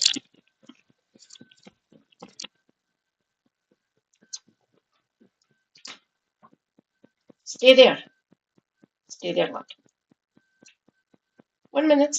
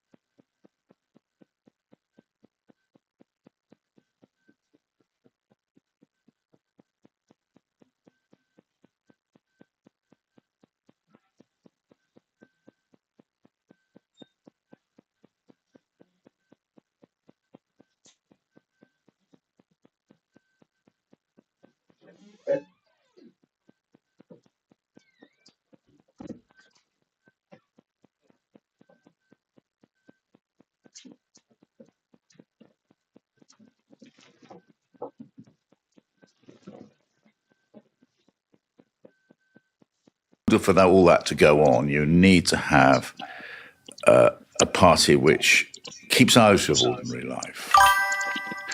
And it has been captured by a collection of people who want to use politics to make to make. Oh my God. Is Rachel Freeze your MP? Oh dear God. My sympathies, Linton, to you and the rest of your 20-somethings friends and extended family members who are under the age of 30. Christ. Oh, Christ. Don't worry, 2029 is coming.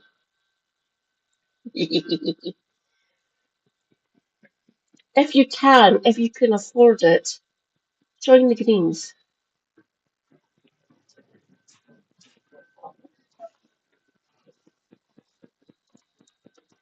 I can't remember how much I'm paying. The base level's £3. Next one up is 6. I think I'm in third level. There's what's the most you can pay? I think it's like £15 a month with the top one. I think I'm about a tenner a month for my membership for the Scottish Greens. And a tenner.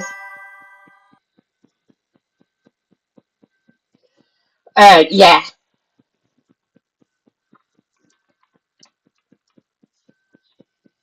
I will need to look her up. I assume she's probably still a party member. She might be a councillor now. Did you have council elections?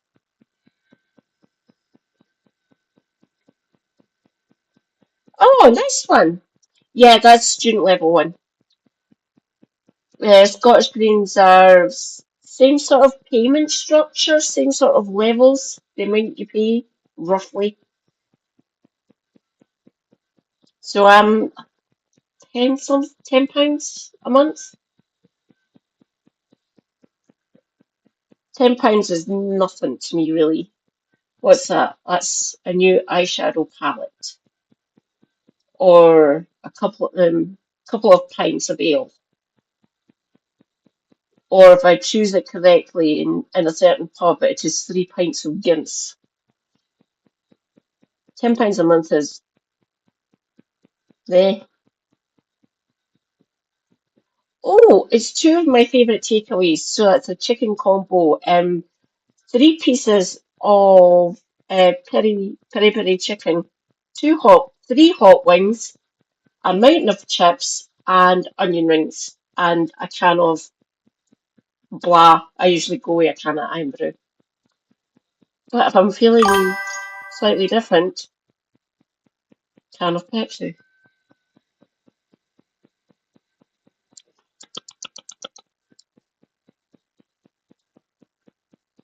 Not going to jinx it. I love Zach. He is amazing. Quite like Ellie. Ellie's good. Carla, based. Love Carla. Caroline Lucas. Suppose she was good. She was kind of based at times, though, must admit. She was kind of good. Problems with Adrian. Sorry, Adrian. I love the ones we have up here. We've got Ellie Gummersall. She's an MSP. We've got Patrick Harvey. He's actually one of my list MSPs. So I've got my actual MSP who won the constituency. So you equate him to like an MP essentially. As So Patrick Harvey's on the list for the constituency. That it's more than constituency, it covers a wider area on the list. So the constituency is still first past the post, like Westminster, but then the list is ranked choice essentially. So 1, 2, 3, 4, blah, blah, blah, blah. There's usually between 8 and 12 people you can number on. You can number all 12 if you wish. I usually stick to like between 4 and 6. S&P voter, but I'm going to shift, especially up here in Scotland. I'm going to vote for Green for the constituency as well as the list now. I've been voting for the Greens for the list for the last 3 Holyrood elections, so it'll be my 4th one next year. And I'm going to switch. I'm going to make it green for both. Green for the constituency and green for the list. I don't know how I can see my home. Oh, by the way, I'm not from Glasgow. I'm from Perth. I was born and brought up in Perth, by the way, so 63 miles northeast of Glasgow. On the River Tay. Perth is beautiful. I love my home city.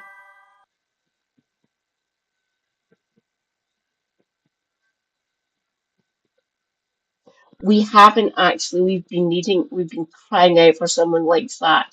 So, Zach, obviously, Jaman as well. I love Jeremy. He is amazing. Donald Donald's okay, I guess. He's good. But Zara, oh, I need her up here. Obviously, we've got Stephen Flynn and Kirsty Blackman as SNP down in Westminster. Those two individuals, holy fuck, they are doing so good, calling the Labour government, bringing the Labour government to task. Well done, Stephen and Kirsty. Yay.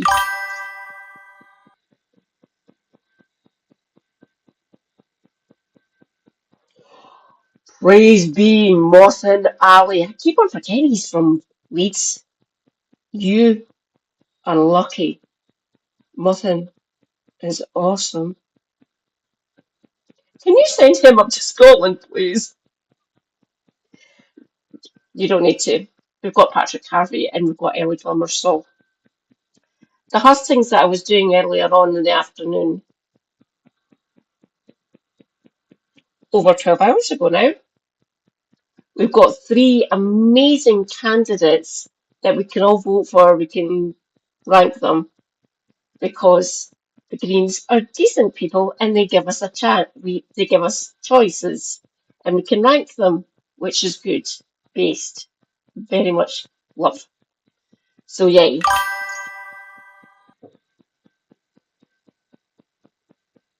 Oh God, yeah. Oh, I've seen so much of that. He was amazing. Well done, Morton Alley. Oh no, it was despicable. Scalp. Stop it. Morton Alley is a local hero, so fuck off. Seriously, our media is fucked. Oi, Rupert, piss off. Ugh. We need to get rid of that toxic fucking Australian. Sorry, Gemma, if you hear this, but Rupert Murdoch is an absolute fucking monster. Money. And that's what Johnson was the most egregious example of this. So he encouraged a culture where very rich men wanted access to the Conservative Party in order to sell their product or get secure soft regulation for their businesses and to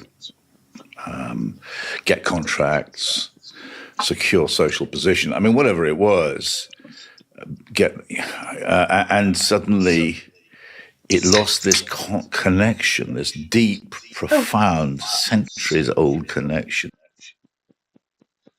Tonight's poison of choice, not sponsored, by the way.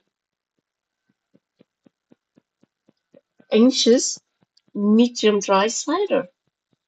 It is delicious. What is it? 4.5%. Far too drinkable, obviously. With society as a whole. Is that, I'm not suggesting you're saying it's new, but how new is it when you look at somebody like, I believe it was Lord Feldman, was alongside David Cameron, and he was very much, he was his partner in crime, and I think he becomes the chair of the party in 2005-6. Lord Feldman, I don't want to say anything. And he brings huge amounts of money into the party. Yeah. Now, look, this is true that, and by the way, I don't want to suggest that Lord Feldman did anything remotely improper. But he does. There was a trend towards this, the financialisation of British politics, going back not all that far, but it went back. It begins in the Thatcher era. Tony Blair did a lot because in order to eliminate the trade unions as a source of political power and influence, he set up his private fund, you may remember.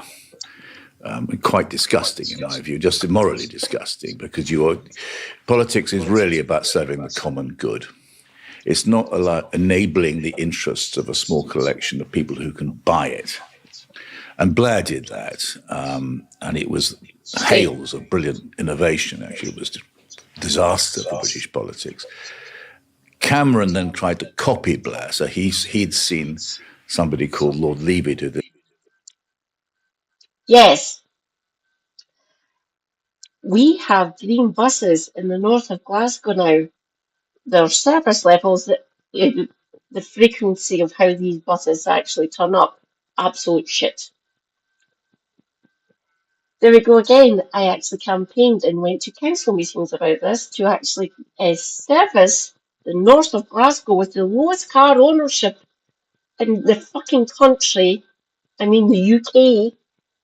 Hardly anyone in the north of Glasgow, especially in the area that I live in Springburn, lowest car ownership, and we have one of the shittest bus service known to man.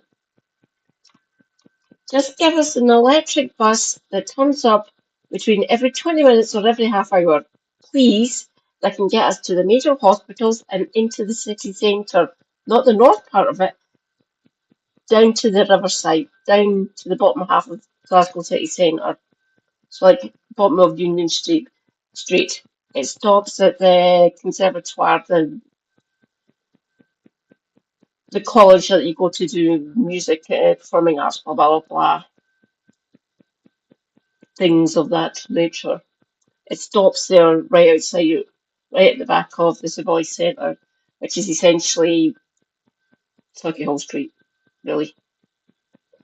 It used to go down to the bottom half of the city, it doesn't now. Oh, but we had to pay for the electric buses. Fuck off. First, you're one of the richest transport companies in fucking Europe. Give us a decent service. Bastards.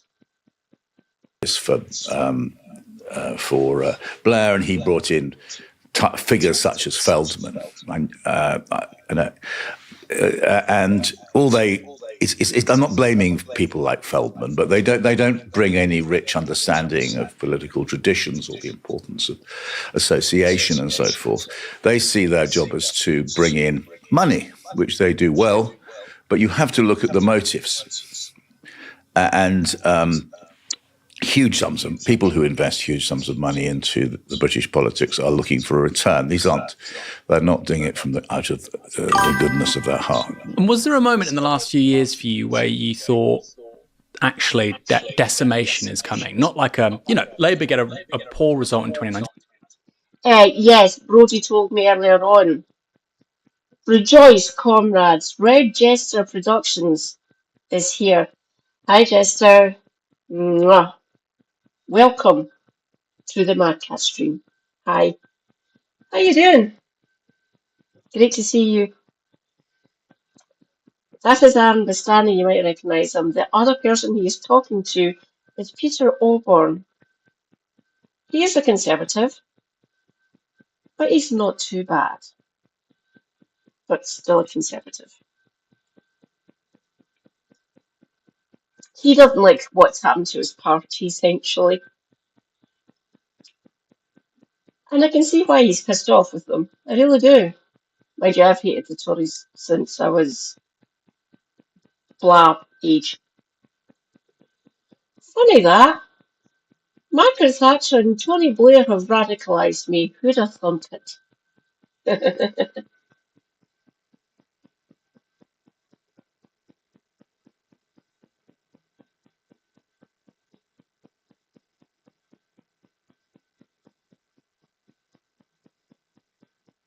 That's actually not too bad, Clinton. What are we? I get free bus travel across Scotland, and I get free on any of the ferries that actually cross the Clyde. I can get on to them for free if I want to go across the river to the other side. So like Govan, Ibrox, blah blah blah, right through.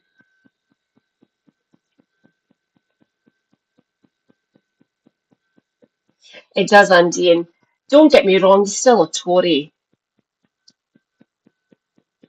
But the way he describes what's happened to the Tory party now, with these populist right-wing fucking lunatics in charge, including Kemi, God almighty, I hate her. Oh, don't get me wrong, I'll call him out in some of his takes. I always do. But the way he describes how the party was formed and what's happened to it is actually quite informative. It's good for us to know what's actually happened within the Tory party so we know how to combat them.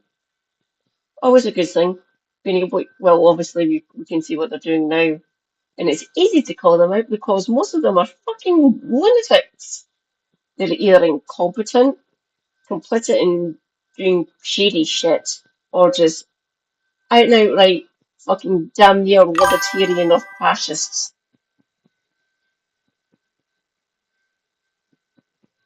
Oh, of course he would be grandstanding, Jester. He is the Tangerine Menace. And a bloviating fucking moron.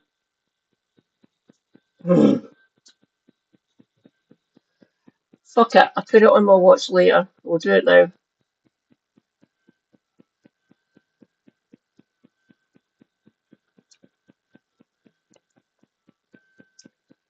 Ah!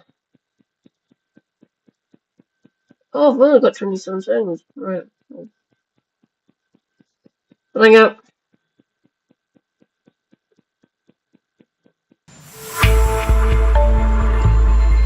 US President Donald Trump. Oh, God. Yeah. Oh, something I can read. We have completed our very successful attack on the 3 nuclear sites in Iran, including Fordow, Natanz, and Isfahan. You've spelled that one wrong, by the way, Donald. All planes are now outside of Iranian airspace, not Iran airspace. A full payload of bombs was dropped on the primary site. That's a neat trick. It's 322 fucking feet under a mountain. All congratulations to our great American warriors. There is not another military in the world that could have done this. Now it is time for peace. All in caps. Thank you for your attention to this matter.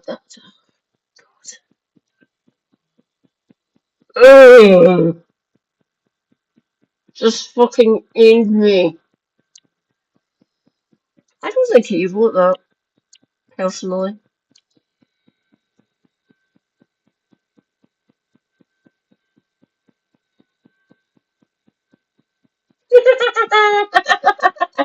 Correct, Chester.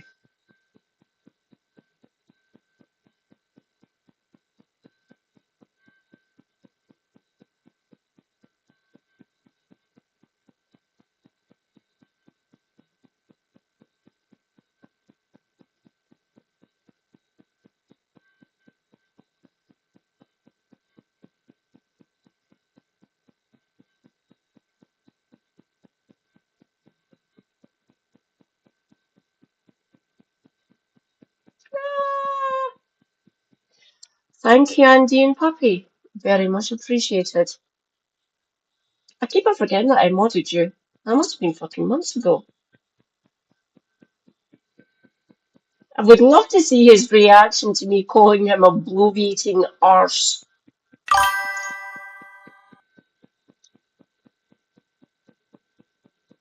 Oh, thank you.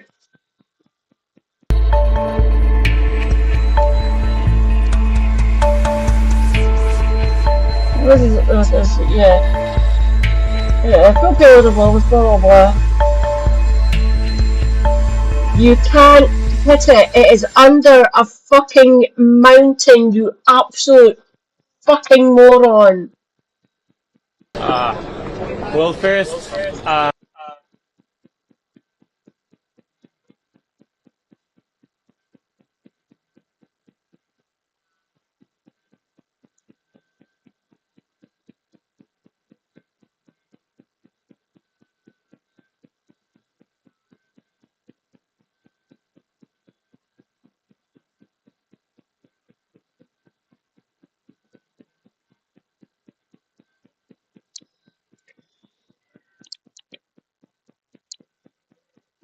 In 2019, they get 32%.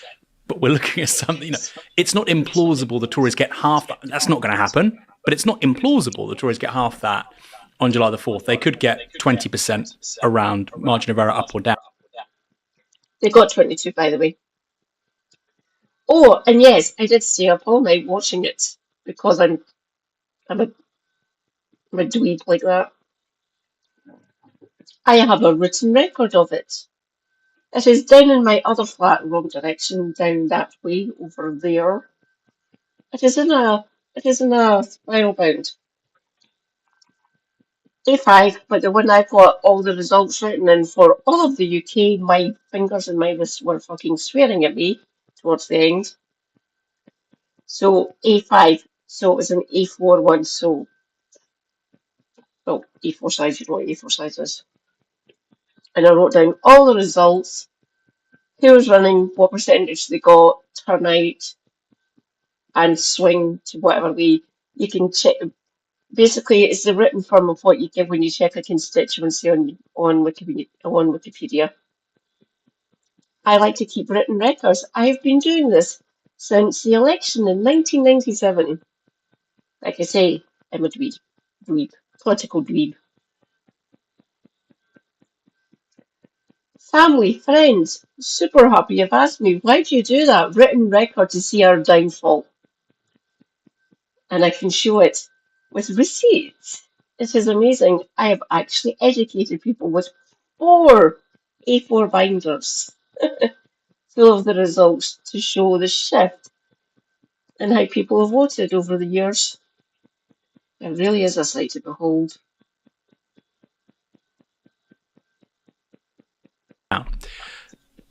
Did you ever think that was possible, say, in 2021 or 2022? Or I think I'd come to I think if you had read what I wrote at the time, I think it was my analysis that it was finished by then. Because the various reasons.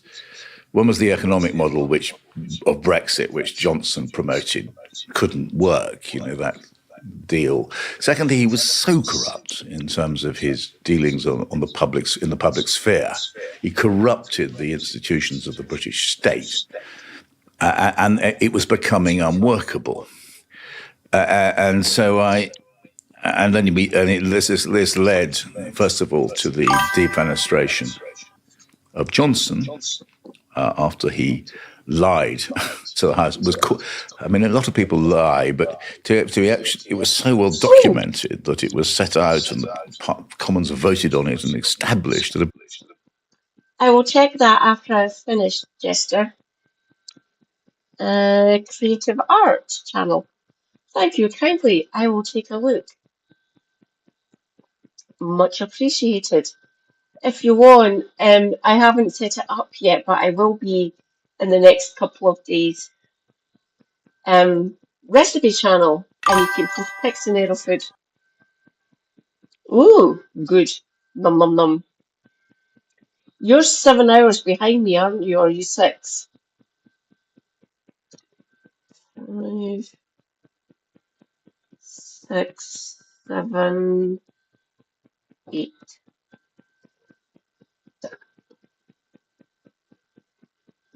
The 3 main ones I know, Raptor, 8 hours because he's in Washington. Redland, California, 8 hours behind.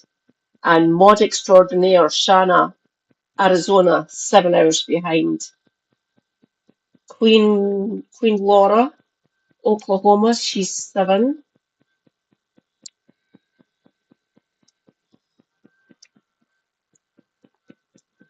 So you're 7. Oh, you're in the same time zone as Shanna. Sweet, easy to remember.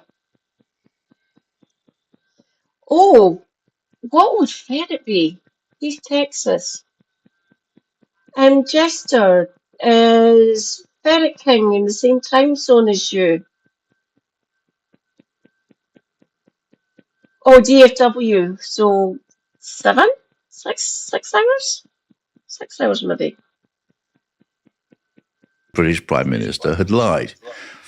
It was obvious what was happening there, and eventually he had even the Tory party realised that he had to go, and then you got this series of people, inept prime ministers, 2 inept, terrible prime ministers, one after another. So I think it was all inevitable from about 2020.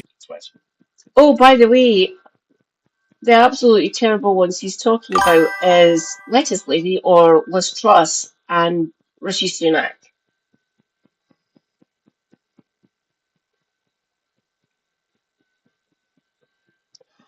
Oh, I keep on forgetting that. Yeah, that's weird. Some states don't do it's called it's either GMT or BST, so Greenwich Mean Time, but we are currently in British summertime. It was instituted to make the railways easier for people to use, essentially. So the designations GMT and BST were basically created for the railway here in Britain. So we are currently in British summertime. We are 1 hour ahead of yous. 1 hour more ahead of yous. One onwards, if it wasn't already, because as I say, the damage done when Johnson, and I don't think no political writer writes it because nowadays political writers don't describe politics, they are part of factions. And they're client journalists, generally speaking, there to express the point of view and of the people in power. So with Johnson in power at apparently his heyday, political journalism became a sort of form of decoration. And so you didn't get serious political journalism or analysis in the Conservative papers. And so the fact that the party had split in 2019, and then it had embarked on it was now then led by a leader who was actually smashing. They don't make it easy for my poor tortured brain at times. The East Coast, the Atlantic Coast is easier for me to deal with. And oddly enough, so is the West Coast, the Pacific Coast, like Washington, Oregon, California, parts of Nevada. They're easy for me, and so's the East Coast. When it gets to the bits in the middle, too confusing at times. My poor tortured brain. I will get there, don't worry. I just ask people what time zone they're in, it's easier. Up the party quite deliberately. Oh, technically Scotland is 15 minutes ahead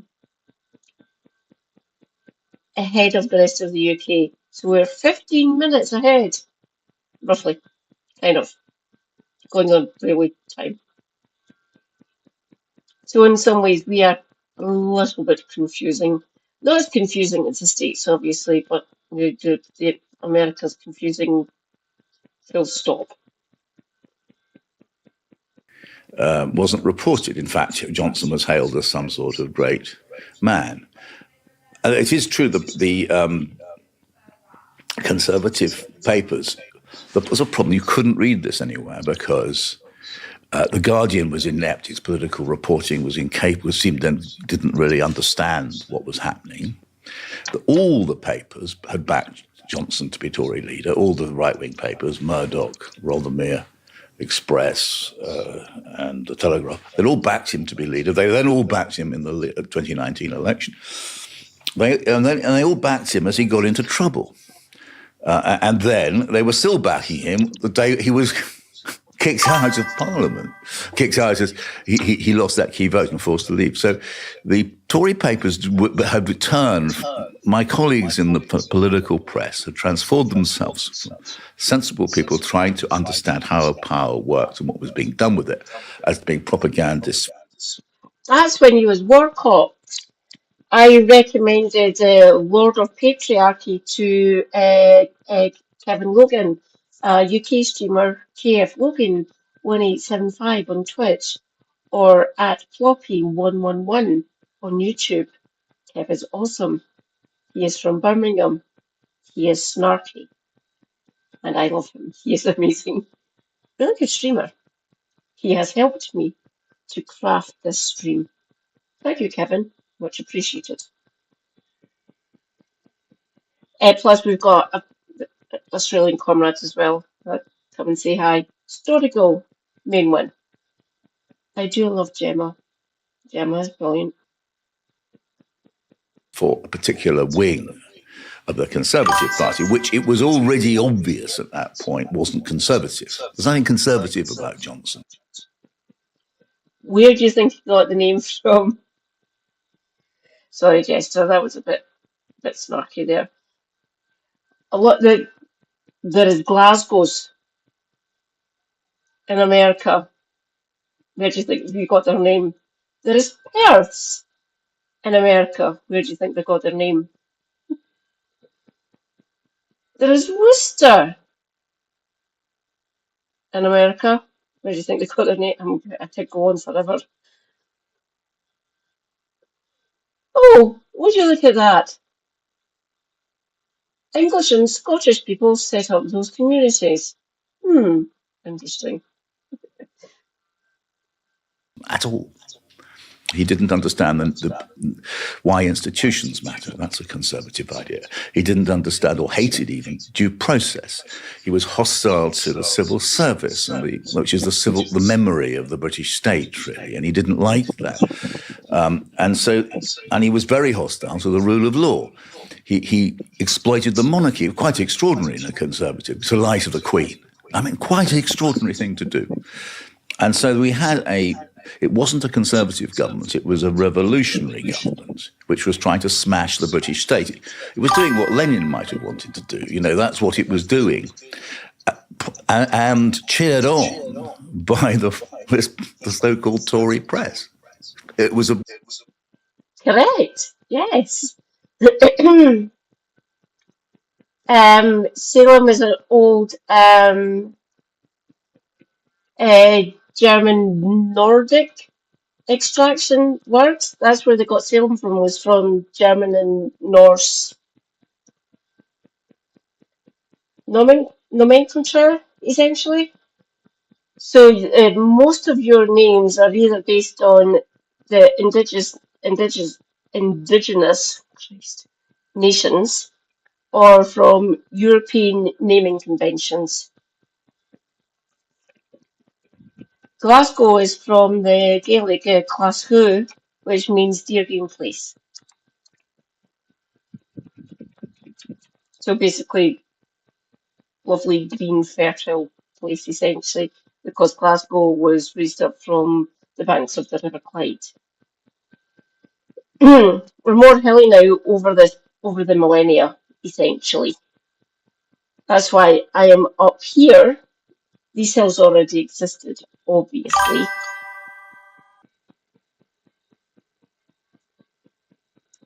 There is, yes. It's a weird mix of Mexican, Spanish, and German for some of the place names in Texas. Is weird. But obviously, it depends who settles there, obviously. Okay. Still too hot, man. Oh. Excuse me a minute while I fan myself off. Ugh. Seriously, I can't be arsed with a seat. I'm fucking hating it.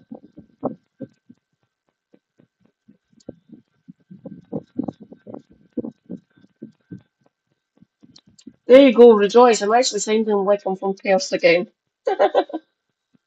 Weird mix of Glaswegian and Perthshire.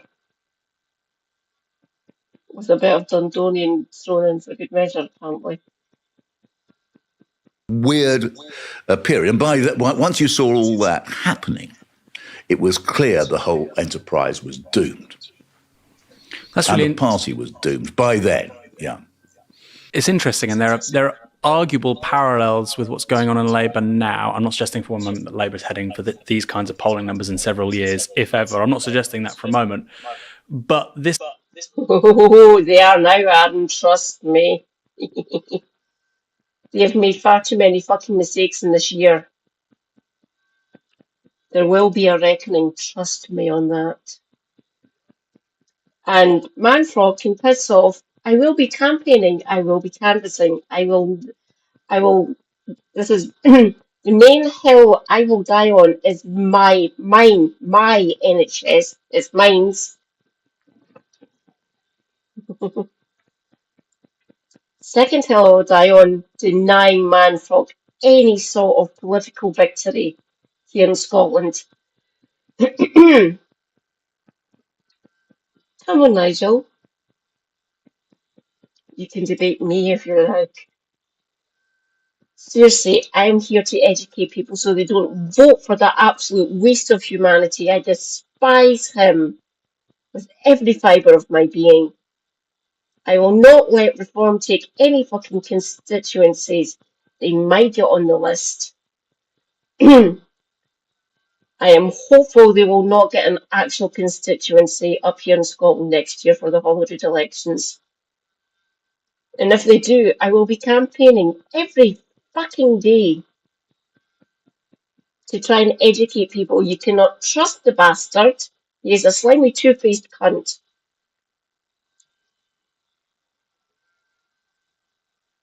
Piss off, Manfrog.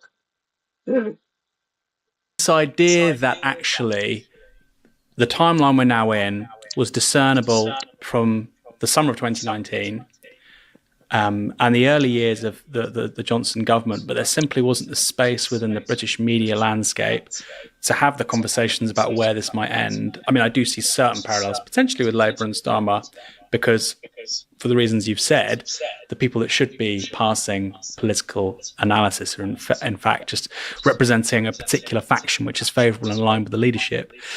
There's a book coming out from a gentleman called Simon Cooper. I've probably mispronounced that because I think it's a Dutch name, Flemish name. And it's about the demise of the good chaps theory of states. Yes, I'm aware. I was reading a review of it today and it made a lot of sense to me. Yeah. And he wrote an article in the FT Weekend last weekend. And he said that, the British state, and I think basically this aligns with your argument just a moment ago, effectively British conservatism. In the post-war period, in the democratic period, is really built on a public sphere of public duty, common sense, decency, which is really an outgrowth of the Second World War, mass mobilization of people into the military and so on, a collective memory of trauma. Can the Conservative Party rediscover that good chaps theory of government? Or is that just simply now, you said you don't see the personnel at the top of the party, but in 5, 10, 15 years, could it come back? Or is it... Yeah, I read a review of it, and I thought it made it. I agreed with the analysis, some of the analysis in the review. I think that his timelines were wrong. Actually, he makes out that the good chaps theory starts in I think the mid 20th century. It starts way before that. It's developed by, oddly enough, really the good chaps idea, which is that people are honest. That's what it means. You can trust them. It begins really in the mid 19th century under Gladstone's long period as Chancellor, when Palmerston was Prime Minister. And two great civil servants, Northcote Trevelyan, created the modern civil service, which was based on honour and decency. This is what Cooper was talking about in his book, or is talking about, which I think looks terrific to me. And they brought in this idea that what had happened in the 18th century, as described brilliantly by Namier in The Structure of Politics at the accession of George III, absolute masterclass in how politics actually works. He showed that everybody who went into British politics in the 18th century was basically out to make money. And that was what they looked at. It was very weird any other reason. And this, you can see this happens across a lot of the world. And then thanks to, I think, the power of evangelical Christianity, huge factor in Gladstone's understanding of the world, but also industrial competition. States which are bent find it very hard to compete. So much money is funneled off. So if you look at the reason why the two countries which went straight, as it were, adopted codes of public honesty in the late 19th century were Britain and Germany, and they were emerging as the two major global powers at that point. And so that is where you get that code, and the Conservative Party internalizes it. And the old Whigs, the old aristocracy, which, and their voices like Trollope, the novelist, who were hostile to the new arrangement and wanted everything to be fixed in favour of the elite, they were gradually marginalised. And the Conservative Party, with a few bumps along the way, became the most public voice of that. But also the Labour Party accepted it. And there's another wisdom about the Conservative Party. It also understood that it was unhealthy that it should rule all the time. And so you get this underappreciated premier called Baldwin in the 20s, who understands very quickly that you have to bring the organised working class into politics. And he is really the midwife to the rise of the Labour Party. And he dedicates his political career. Modern historians, I think, mock him for being boring, but that's only because they aren't interested in what he actually did. He dedicates his political career to fending off the far right and the far left. He's terrified of Bolshevism. This is just after 1917. And he's terrified of fascism. We got the rise of Hitler and Mussolini. And what he does then is to bring in Labour as a mainstream political party, approved as part of British high establishment. And then, of course, when Labour fails temporarily splits in 31, he sort of rescues it, actually, with MacDonald. And then he sees off, or he doesn't allow the fascist elements, which are always there under the surface in Britain, to seize the Tory party in the 1930s. He gets a rotten press, partly because Churchill hated him wrongly. I mean, he gets a rotten press, but that is the embodiment of the wisdom of conservatism. And that's what we've totally lost. Because the current generation of conservative leaders do not understand what Baldwin was on about. And so you get idiots like Sunak. I mean, very sinister people, actually, like Sunak, who go, you see, it's a very, one of the most frightening things which happened in British politics ever was Sunak's trip, totally unreported as far as I can tell by the client press, to visit Maloney for a political event just before Christmas last year, where they're spiting the Great Replacement theory. I mean, this is very dark stuff. And you saw, obviously, it's still getting on with Maloney. Look at that sort of extraordinary meeting they had just a few days ago. And so you get a Conservative Party which is now driven by weird strategists, I think, who just think of where do we get the next vote and not what do we stand for. This is interesting on the point of strategy, because the person who's apparently leading this so-called non-strategy, by the looks of it, but alleged strategy, Isaac Levido, is a protege of Linton Crosby. Yeah. But there doesn't feel to be any continuity with the professionalism of their campaigns of yesteryear. So I can understand your point of they think in tactics, not strategy, i.e. short-term responsive thinking rather than long-term, 10, 15 years, what are we doing, what are we for? But that doesn't necessarily explain the amateurishness of it, or does it? Well, I think it is almost impossible to exaggerate the damage Linton Crosby, who was a very suave, intelligent person, has done to Britain via the Conservative Party.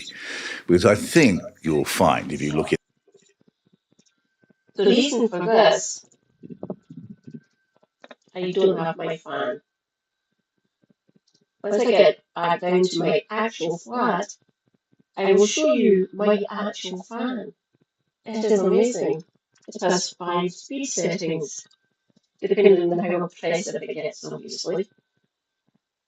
It is good. I have placed it in my hall, it's not really a hall, it's more like a lopsided hexagon, really.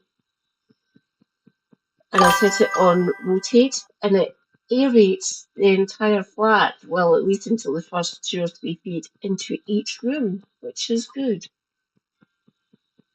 Well, usually I have it set up in my living room. That's where I am most of the time. Ooh. I've got one of those silly little plastic ones that you put crap. I want to say AA. I think it's a AA battery. 2 AA batteries that go into them. One is purple, one is green, and one is clear. Super Hubby has 4 black handheld ones because he is boring.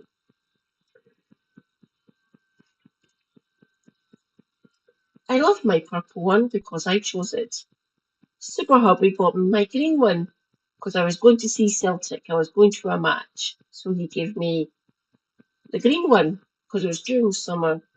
It was probably about this time of year.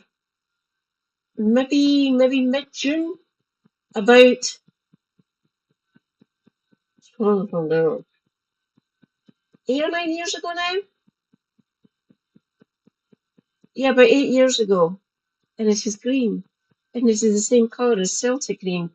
If you want to see the type of green, just type in Celtic FC, Glasgow, to be more specific. And you will see the green. I have that fan. He bought it from the Celtic shop, right next to the stadium. It is a cracking wee fan, and it's a lithium battery, and it can get recharged. The other ones I've got, they're all AA batteries. I think my clear one actually died. I didn't get rid of it. It's sitting in a drawer down the road. Well, it's all boxed up now, but it should be still in a drawer in the middle of the living room. I think it died on me. But my purple one is still going. I like that purple one. It does well. I love my green one. I will never get rid of it until it finally craps out in me. But it's nigh on 10 years old now, and it's still going strong. into Linton, very underexplored figure, because here's a rule of British political journalism. Anybody who's genuinely important never gets written about, because he or she is too dangerous to inspect. And so I'd love to know more about who was financing Linton's campaigns. He ran Johnson's No Deal strategy. He was behind that hard Brexit we had, and it was just getting rid of Mrs. May. That was very much with the help of the very able strategist of Linton, who, by the way, is a very civilized person. I know him. I mean, whereas Isaac Levidow, it's a bit like Isaac Levidow to Linton. It's a bit like, should we say, Tom Baldwin to Alistair Campbell, the sort of minor version, a sort of mini-me. Mini-me, yes. And I think that's what you got going on.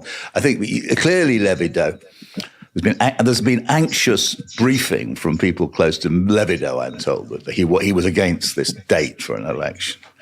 But nevertheless, to bring in these very crude, divisive politics, the so-called culture wars, as a way to try and rescue the situation for the Conservatives, has done enormous damage to Britain. This is the other thing which is upsetting. Ultimately, it is the duty of a statesman, who aspires to high office, to bring the country together.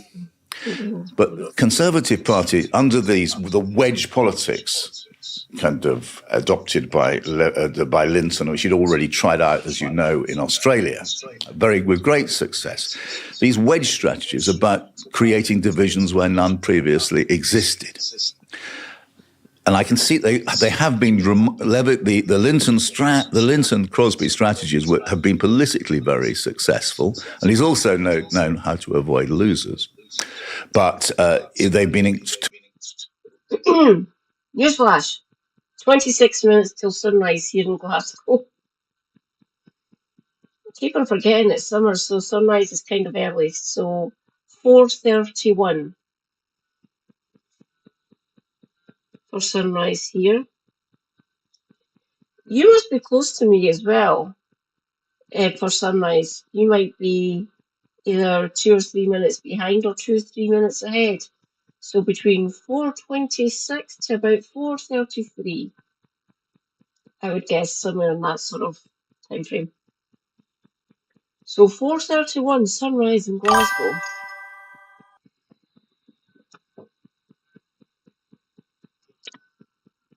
Oh my God. I'm doing okay, Jester, don't worry. I promise Shanna, if I feel too stiff or sore or knackered or sleepy, I will end. I will pause and I'll come back to it on my next stream. But I'm doing quite well, actually, if a little bit hot. Whew. To us as a nation, they've been in my view, they've been a total calamity. I've only ever received letters threatening civil action as a result of alleged defamation twice. One was from Majid Nawaz when I mistakenly called him a terrorist. I meant a former terrorist. I meant former extremist. He was correct. I apologized. I paid the expense of the letter. Fine. And I was in the wrong. That's fine. I should be more thoughtful in my words. Another time. 420's in the chat, comrades. 420. I have 6 joints down in my flat. In a box. Somewhere. I'm not going to see where. But they're down in my flat. Down there. I will get back to them. Don't think I'll be showing you me having a joint. I'll keep that to myself. But I might start after I feel a little bit better because I usually bitey.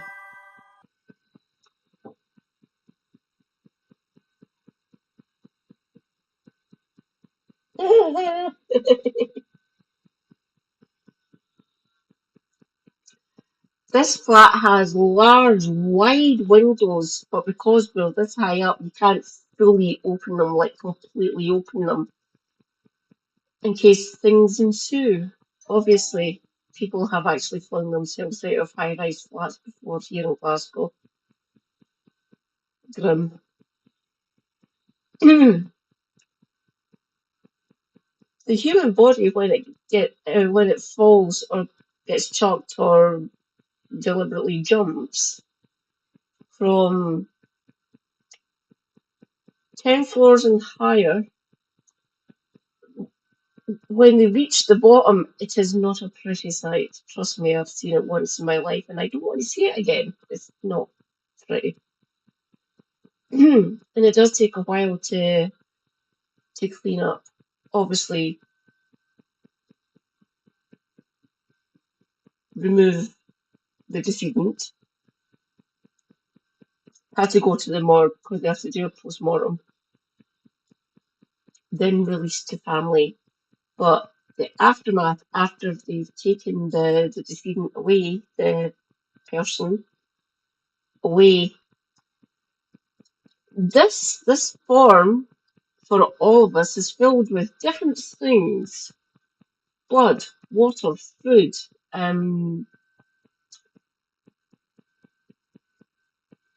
excrement, urine, things like that.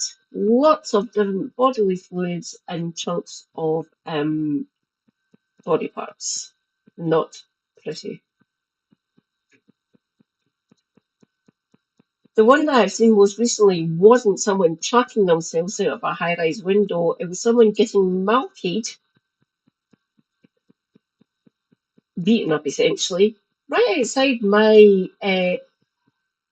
our bedroom is in the front of the flat, so the window faces out onto the main road. Our living room is at the back, which faces out onto our, I want to say drying green, but there is no green.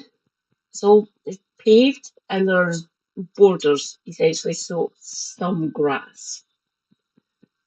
But on the path between my block and the block next, there's a path that leads, you can go to the different blocks, the ones behind us and the ones to the left and to the right of us. So someone was getting the absolute living snot beaten and kicked out of them. The perpetrator was jumping up and down on this poor man's head. Don't get me wrong, the man was scummy. But having someone literally jumping up and down your head, not good. He lived, don't worry, he's still alive. Brain impairment, he had to get skull repaired in his jaw and his nose and both his orbitals got completely destroyed. Put into fragments essentially, so they had to piece all that back together, fix his jaw, fix his trachea and his shoulders and his collarbones, clavicle and his scapula, which are your shoulder blades, and his shoulders and his elbows. He had 6 different fractures on his right femur. So that's the big bone up here on your thigh, which is the thickest bone in the human body. It had 6 different fractures in it. Delightful. He was in surgery for 14 hours over the space of a week.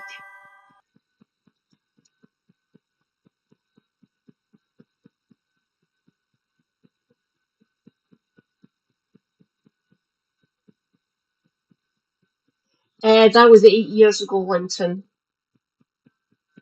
And yeah, he still doesn't walk properly, obviously, because he got the crap beat out of him, essentially. Don't get him wrong, the man is absolute scum.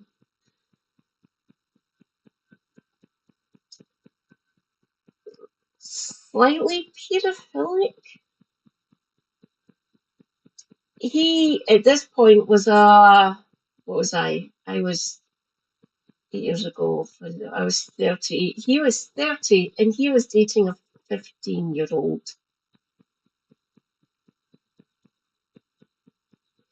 That was the main reason he got beat up. because he was dating this basically child, but he was still trying to chat up other 15 and 16-year-olds in the local area because he is scum. And he grasped someone into the police. That was the second reason that he got the snot beaten out of him.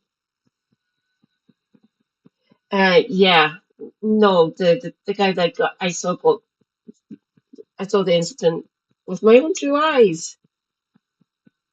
I can understand the person that done it. He is a known individual in Springburn. Let's put it that way. The main lawyer's firm, the main defendant, lawyer that defends people, knows this man. He's represented him many times for different things. Because I won't say any names. The guy that got beat up, dating a 15-year-old.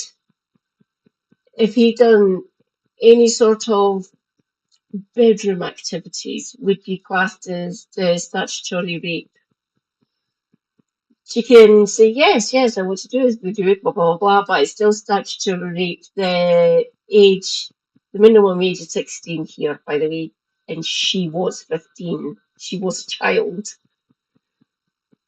And he was, God, I want to throw up. Ugh.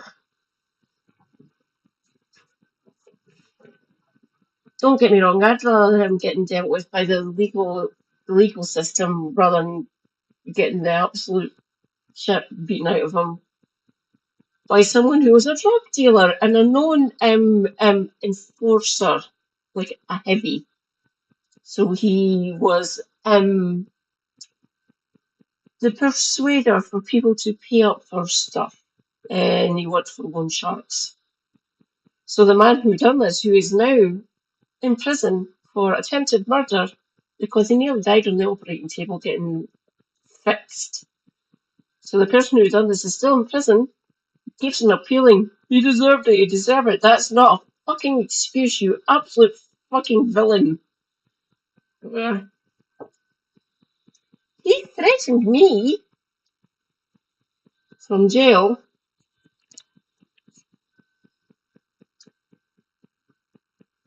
Someone I know who I'll never betray keeps me aware of this and how he is doing in prison.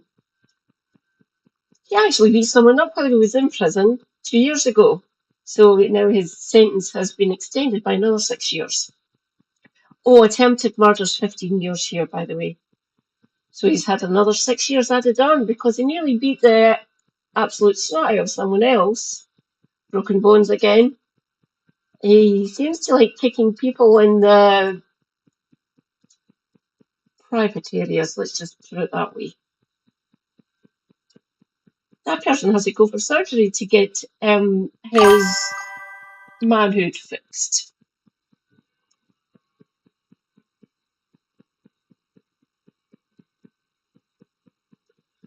Oh no, the guy that I'm talking about actually done that assault that I saw with Mark on eyeballs is an absolute fucking lunatic.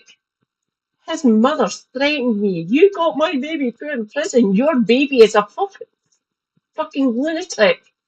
He is mental. He is violent. He can't handle his drink. And he gets pissed off at the slightest fucking touch. Well, people say shit and he just flies off the handle.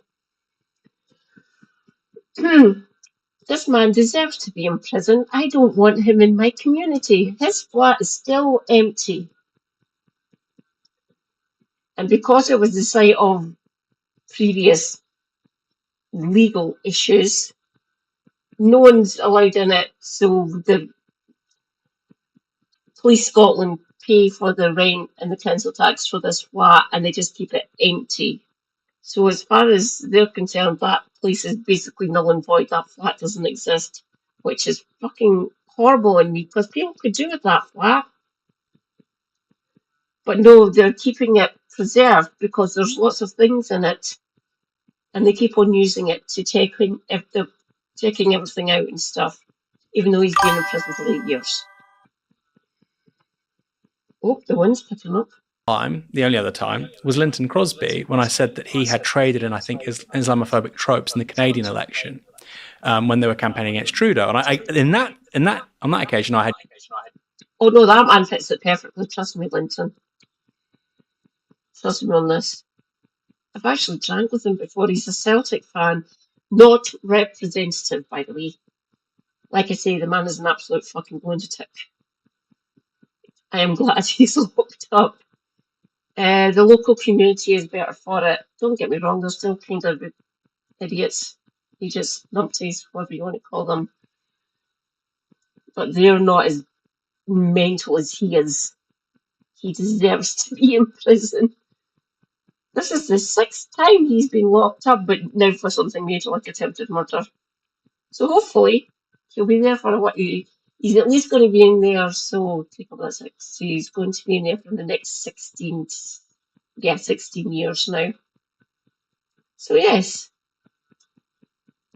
stay in prison, you absolute fucking bastard. Use my words very carefully. And what was interesting is, I think about a week or two subsequent to that tweet, I got an email and a letter saying this is defamatory, please delete, make an apology, blah, blah, blah, blah. And I said, I see, there's no problem here. If you want to take this any further, please be my guest. And they never did.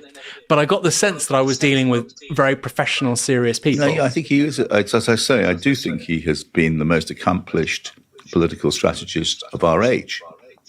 I just think he's done a lot of harm while he's been doing it.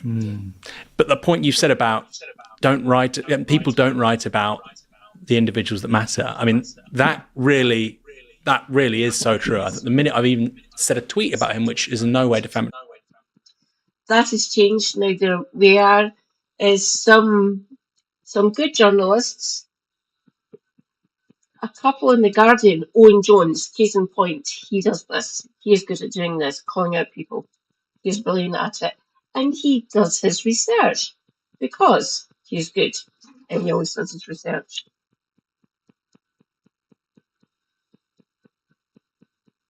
Hang on a minute while I close my bedroom door because I think the poltergeist is back and keeps on opening the door. Give me a minute.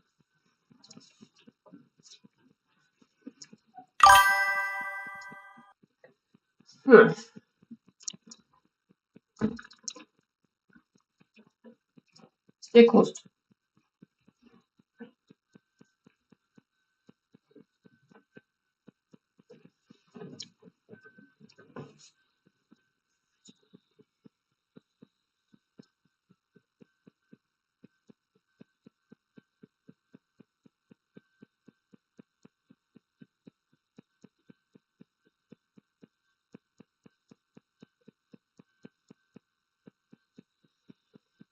Ah, that's the rub there, Linton. That's the problem.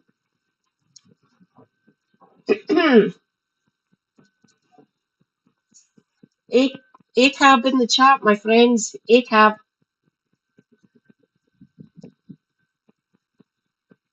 The person I was talking about earlier on that keeps me updated is a procurator fiscal. My lovely Americans, think of them as like a prosecutor, like a DA or something, a junior DA. Oh, Nightblood, piss off. Wake up. Is that one of your own, Jester?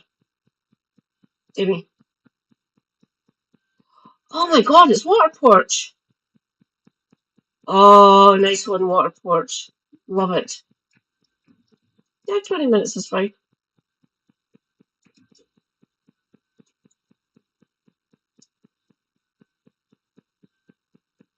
Piss off, Nightblood. Nightblood. Time out. Oh, go away. Timed out, Streamlabs. Leave Jester alone. Thank you, Jester. I only need to go and thank Water Porch. I like those. They look awesome. I would go with my bisexual colours, obviously. I'll ask him who he got those from, because they look awesome. Don't get me wrong, I love the pink and the black. They look great. I think can be held up very clearly. Even that got an email letter. I wonder how often that happens. But anyway, I suppose the counter argument to this is, well, if you look at the polling right now, yes, the Tories are doing very poorly, let's say 19, 20%, depending which day it is. But Reform are doing very well. And if you look, I remember I said they got 22%. They got 22% in the vote last July. So yeah, that is a huge drop. In 2019, they got 34 or 35%, I believe. 34? Might actually be between 33 and 34% of the vote in 2019. They got 22 last year because they deserve to be punished. Oh, for fuck it, I don't care. So they have dropped, deservedly so, because they're horrible and don't deserve to be in power.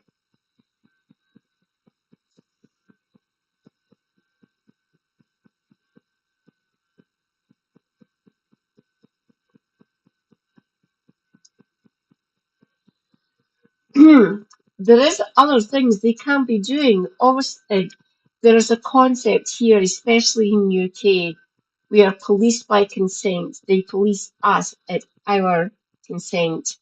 And if they go beyond that, we have every right to call them out on it. Not that the authorities will listen all the time. In fact, for pretty much most of my lifetime, with a couple of exceptions, they haven't listened to the ordinary people of the country. Obviously, we are trolls. We are scum. We are beneath them. Piss off. We vote for you. You work for us. You are meant to make things better for the people in this country. It's pretty much the same as it was back then, Linton. Roughly. Oh, you're naughty. Don't get me wrong, I was 16 when I had my first joint. The sense of relief from the pain I've been going through since I got diagnosed at age 10, it was brilliant. I was a regular user, including bongs, bong, until I was like 22 or 23, nearly 23. It was a couple of weeks before my 23rd birthday that I stopped using it regularly. I still had a joint every now and again to help me out, but I got put on a better pain management medication, essentially.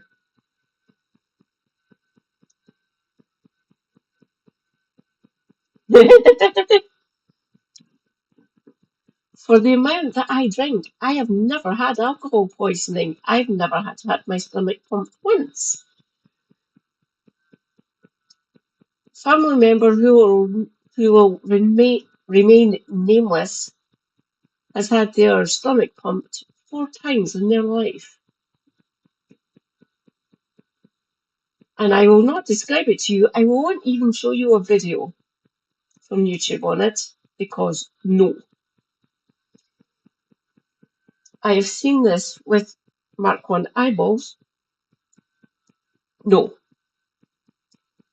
I have had an endoscopy before, a camera down the throat into stomach and into intestines. Delightful.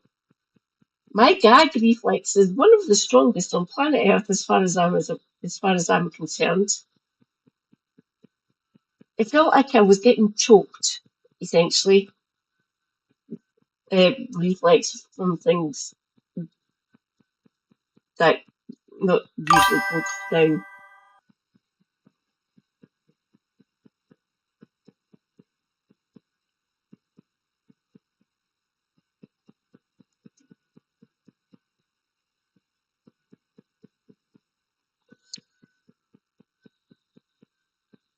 I will direct you to Professor David Nutt. One of the most destructive things that is available to her to us is legal, and I am currently drinking some. Alcohol and tobacco, actual cigarettes, and tobacco, rolling tobacco are so much worse. And if you go with green and don't put in any tobacco of any description, it is better than this, or a fag as we call it, or a cigarette.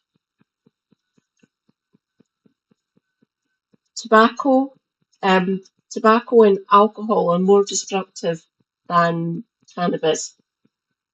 The only ones that are more destructive to the actual physical form, the actual human, heroin, cocaine, like nose candy, and crack, and amphetamines. They are more destructive on the human body and society, wider society. They are more destructive than alcohol and tobacco is. But these have the highest numbers of fatalities, essentially, through overuse. Alcoholics. People who smoke 40, 50, 60 cigarettes a day. People have 1 or 2 joints a day, or like 3 or 4 over the space of a week to deal with their pain issues. Not nearly as destructive. Don't get me wrong, it does actually change the way our minds work, the way the neurons work in our brain and the rest of our body. For some people, it loosens up the lower half of your body. Makes you go to the bathroom more for number 2, if you get my drift. Because of the way it makes the nerves, it changes the way the nerves, slightly alters the way the nerves work. Let's put it like that. I can go into the science of it. It is relatively easy to tell people how it works. The reason it would work for me is because it would change the way the nerve signals work and make it easier for me to deal with the pain or reduce it so much I don't feel it, which is good because I really don't like feeling it. Being in pain all the time fucking sucks.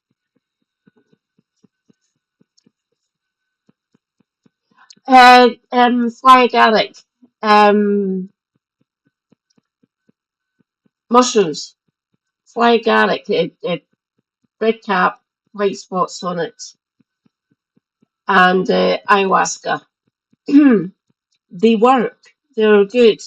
There is reasons that societies have used them for centuries, millennia even. They work. They're not as bad. They're not as destructive as modern drinking culture, essentially. Don't get me wrong. I'm a fucking hypocrite. I will still keep on drinking.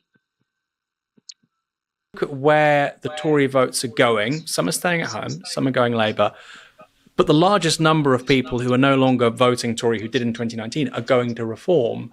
Doesn't that fly in the face of your analysis that actually dealing in the culture wars isn't advantageous? Somebody like Farage would say, actually, they're not doing it properly. They're not serious enough about ending net zero, about being hard on migration. And actually, your read on it is the wrong one. What would you say to that?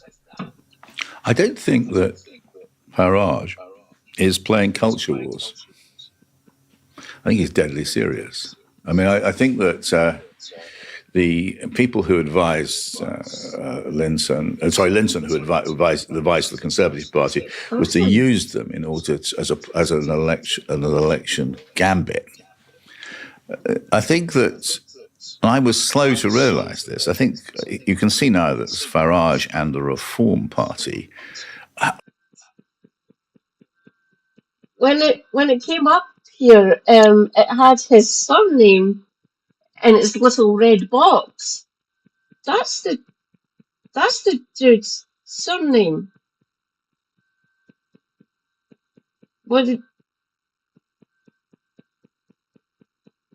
what derogatory to what people refer to as hicks or hillbillies or stuff. No, that's the guy's surname. My surname wouldn't get put in a wee red box. My non-married surname is Little, so Little, as in, well, my married name is Marshall. Neither of those would be brought up. They wouldn't be put in wee red boxes. But Hicks is a surname. French ancestry for that one, by the way.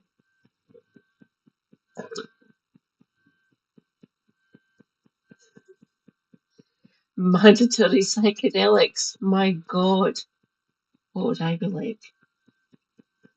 Oh, by the way, I have had cocaine before. I have never had heroin or amphetamines. Firstly, amphetamines wouldn't work well with me because of my nerve signaling or my nerve pain issues. Christ knows what would happen if I took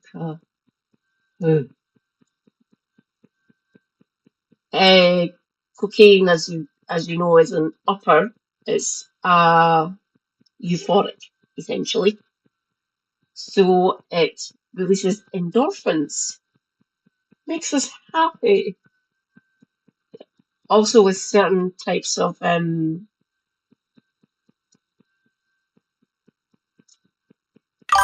health issues and signaling issues going to the old grey matter, it can do destructive and bad things to people's brains and to the nerve system.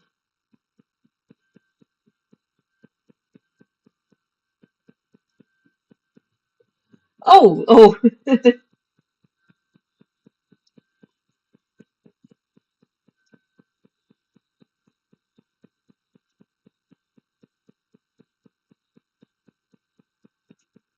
There's an idea for an experiment. Thank you, Jester. What would Keir Starmer be like on mushrooms? Interesting concept. What would Donald Trump be like on mushrooms? I would not want to see that. Chris knows what it would do to him. He's mad enough as it is. Are a prototype. I think you would be very careful to use about the word fascist because it has certain meanings. Above all, the use of political violence in the street and also unhelpful comparisons with the 1930s. But nevertheless, what you have here is Farage is you can connect him to a group of European movements. I think that's he's a part of a conservative movement, not a party, including Le Pen and Orban and the AfD and so on. And what they're really doing, fundamentally, is running the Great Replacement Theory, which was a book by a French far-right intellectual about 12 years ago, wasn't it? And it means Western culture is under threat. A Western civilization, our life. Well said, Linton. Yes. That's why I'd be hesitant to give him any sort of psychedelics. Because Christ knows what would happen. No, like big red button sort of situation.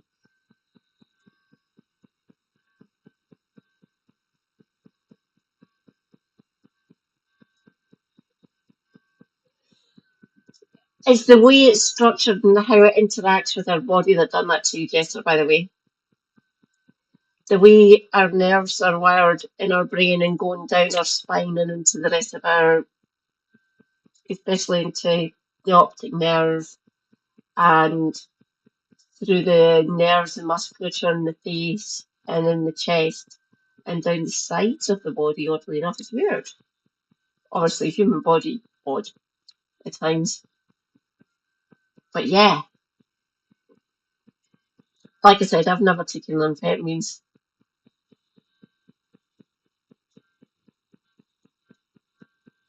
a close individual of mine has, and they will never do it again. They did enjoy it, but the come down was, they said it was odd. They felt kind of distanced. They still managed to carry on with their life and do normal human stuff in their flats and things like that. But they felt odd coming down from it. It took them about 3 or 4 days, I believe. I understand that. Like I say, human body, weird. Damn it. I will be back momentarily, comrades. Thank you. I will be back.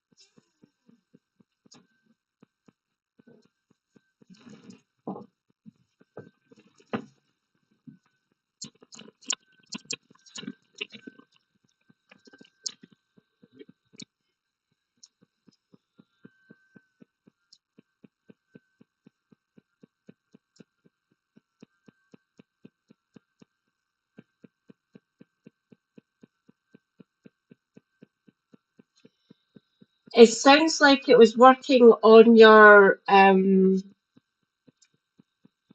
visual and auditory nerves and responses within the brain and in the back of the eyes and the ears and in the back of the throat and back of the neck and stuff like that.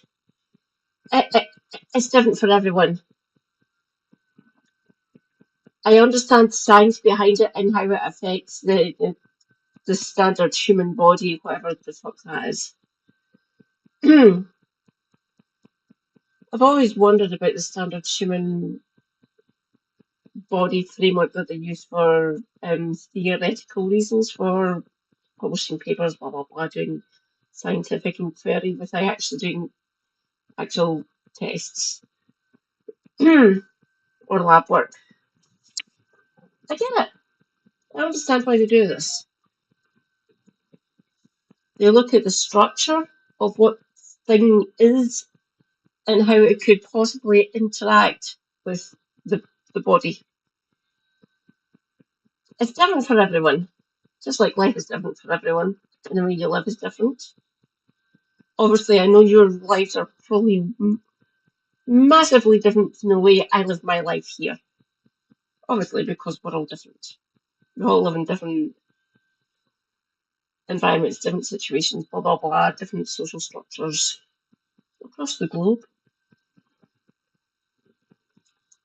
obviously my lived experience is unique to me.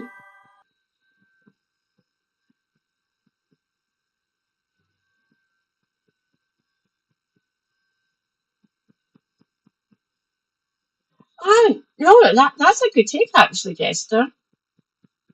You're quite close to what most academics and people who actually study this and see the effects on the human body, as well as discussion papers, let's put it that way, philosophizing about it. There is biology philosophers, by the way, or human philosophers,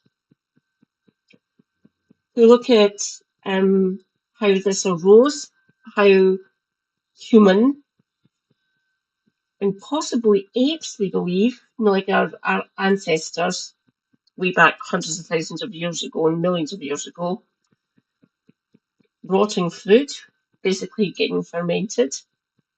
So they might have been getting drunk, eating different plants, and they study that and they look at the way the effect on society and the human populace as a whole or on part.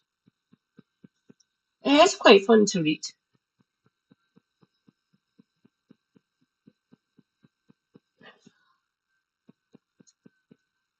My sister has that book. She done it for her original nursing degree. It is in her house on a bookshelf. The next time I go up to Perth, I will take a trip over to my sister's house and borrow it. I keep on meaning to ask her to give it to me anyway. I'm sure she'd be happy with that. So yeah, take it. I don't need it anymore. Oh, she's going for band 7. Physician's assistant, I think they're called in America. She'll have prescribing powers, essentially. She can prescribe stronger stuff, including ketamine, for people who have been injured. So she's going for band 7. She will be finished it summer next year, so in a year's time, essentially. So the end of July, early August 2026. She swears a lot. She's struggling with the pharmacological side of it. I don't blame her.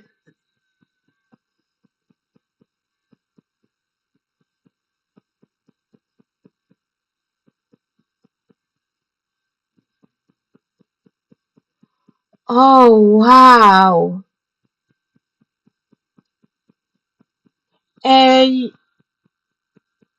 DM'd you before, Jester, haven't I?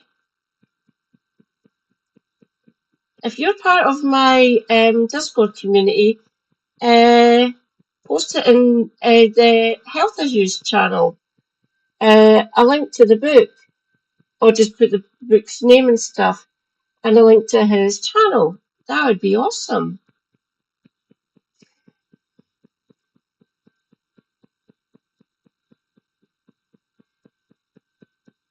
Ooh.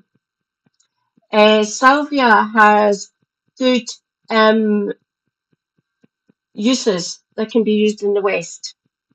I have actually read a couple of papers on salvia before. Ooh, nice one. Thank you, Jester. I'd like to aggregate all these different things so I can put them onto my channel to educate myself, obviously, first.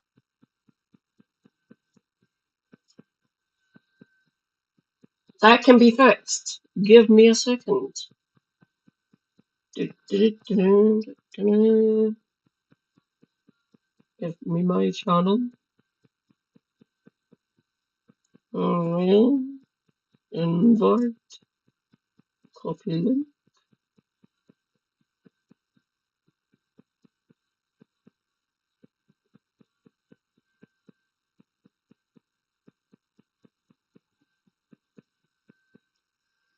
Give me my chat back.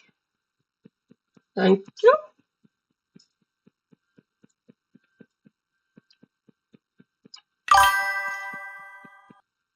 There you go, Jester. Go over to naughty woman.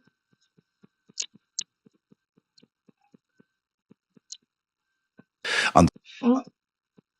the threat from these sinister immigrants who've come to, challenge our way of life, and it preys on fears which people have.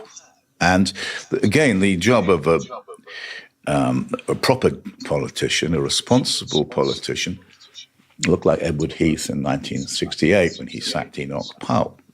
Enoch Powell was a prototype for Farage. Very sinister, openly racist. And the Conservative Party in 1968 dealt with Farage, dealt with Powell. Farage openly admires Powell. And so you've got the return of Powell through another means with his Reform Party, which is, if you look at the tweets, we're learning more and more every day about the Reform Party and the bigotry and racism. It's horrible. And yet, have you heard a squeak from Sunak?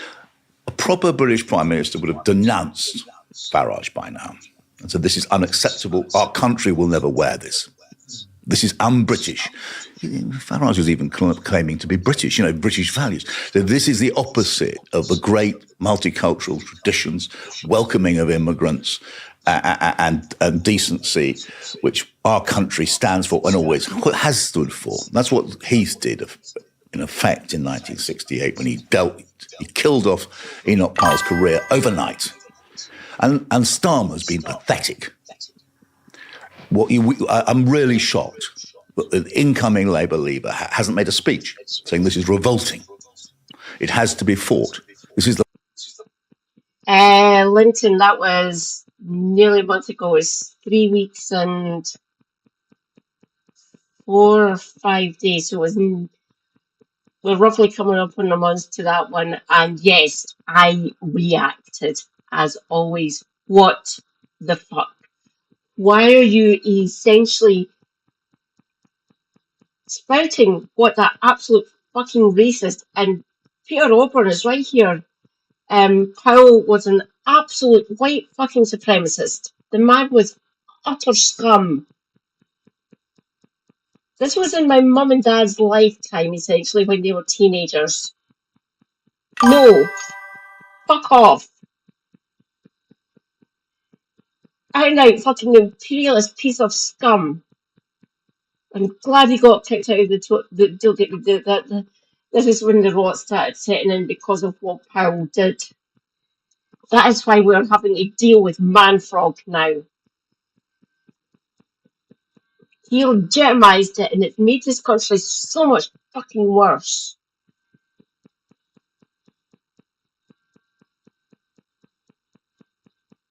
Correct, Linton. I am pinning that.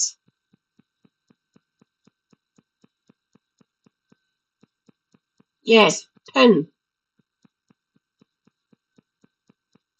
Yes, 20 minutes.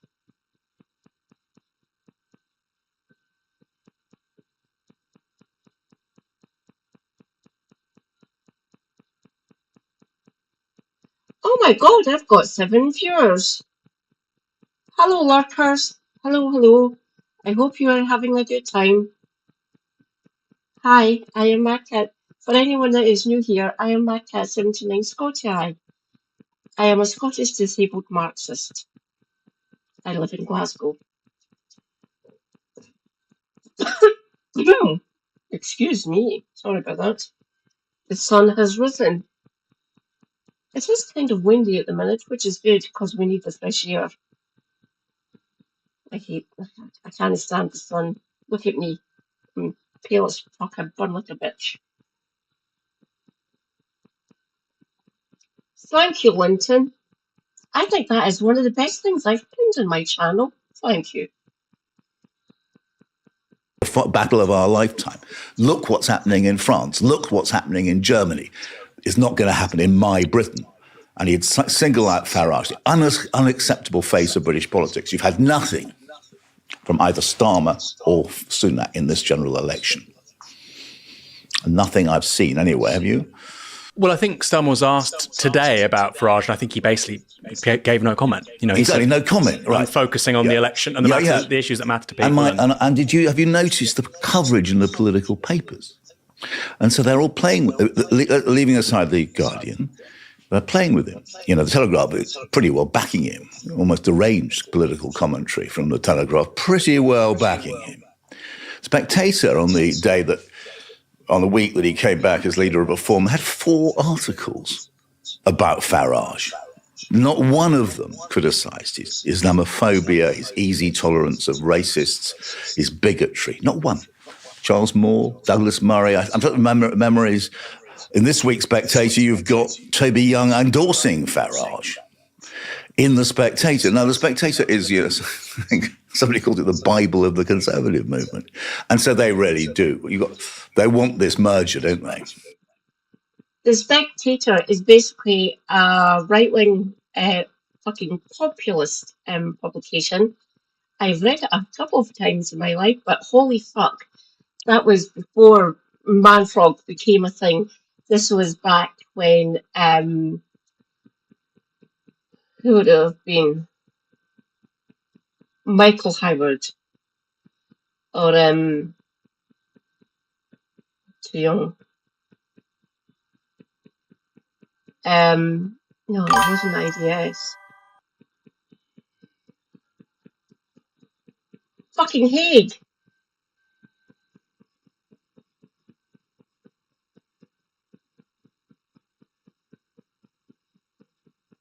Oh God, yeah, easily. They need to be speaking out more about Manfrog. They really do. I am doing it. I am doing their job for them. That's what we fucking voted them in for. Well, I didn't. I voted for SNP, obviously, last year for the general election. But no, we have to be speaking out about Manfrog. We really do. Fuck it. Nigel Farage, the Reform Party leader. We have to be speaking out about these people. Some of the grassroots members of Reform are truly fucking vile, disgusting human beings. Racist, white supremacists, and fucking imperialist bastards.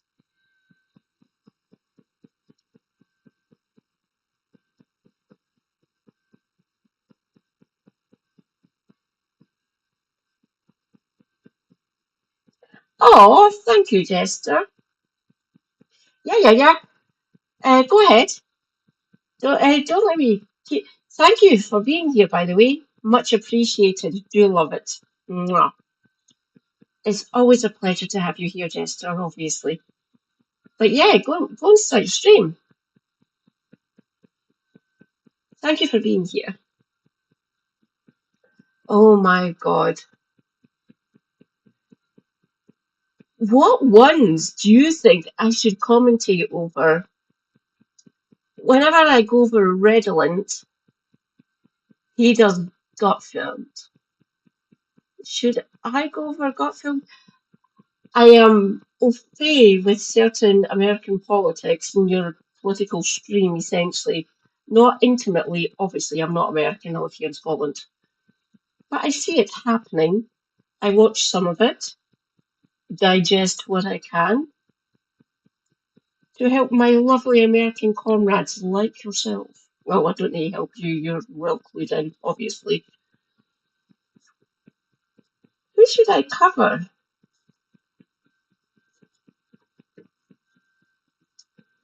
Just for like brain rot reasons and to call them out for all their hypocrisy or their absolute blind stupidity, really. So some of these people are truly fucking clueless and dumb. Sorry, but some of your politicians are truly fucking terminally dumb.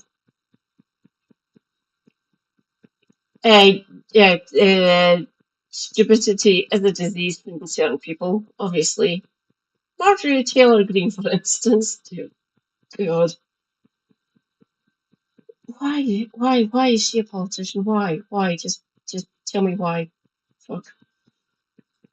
So if you could give me suggestions about who to cover, who I might actually be able to discuss a bit better, Obviously, my main focus is RFK.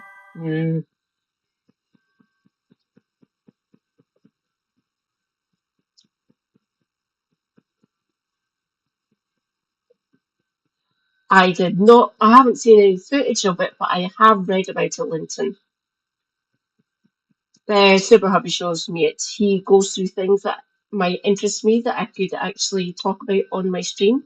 He is good like that. Thank you, Super Hubby. Much appreciated. So he shows me stuff, says it is in this paper or in this publication, and I bookmark it. It is on the laptop. It gets put on my laptop. And I talk about it. I read the story. I give my opinion on it and tell them how they're fucking idiots or racists or violent bastards.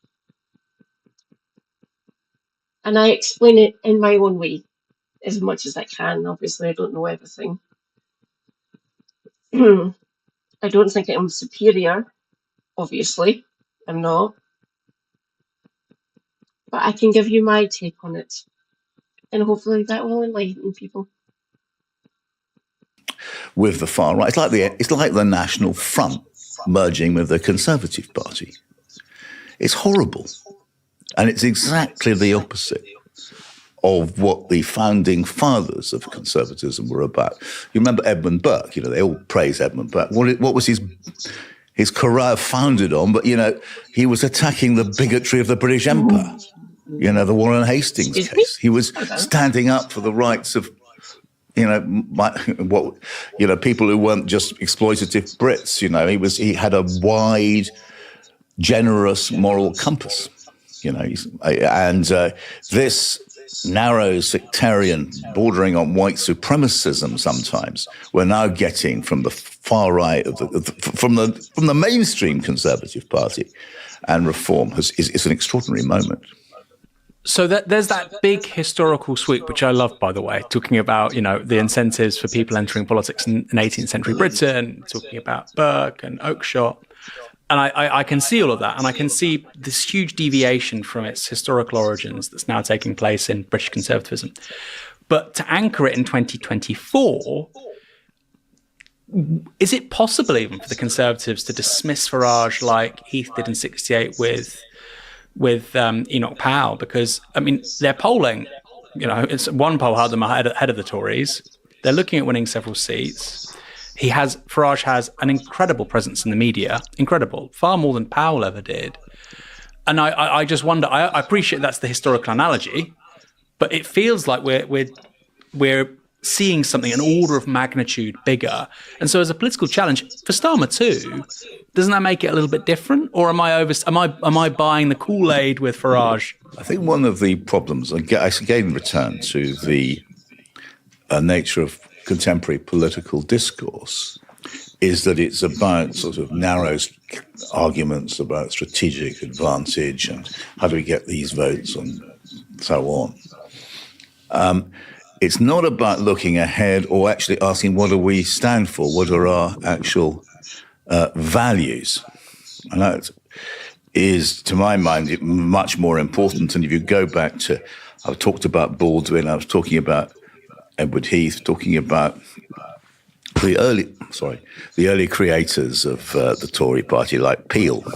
They're really people who put their careers on the line for major issues.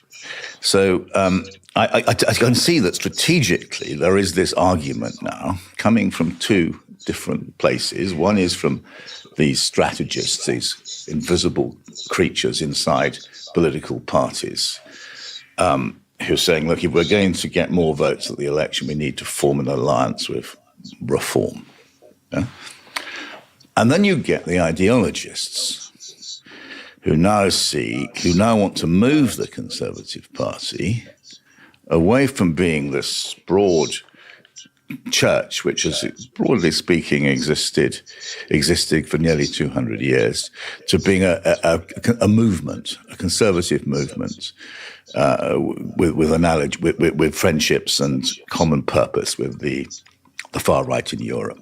But to me, it seems you may be right that actually And my fear is that after the general, so let's move on to in a few weeks' time, right? You've got 100 seats or something, maybe less, and there's a battle, but for who's going to be the next Tory leader.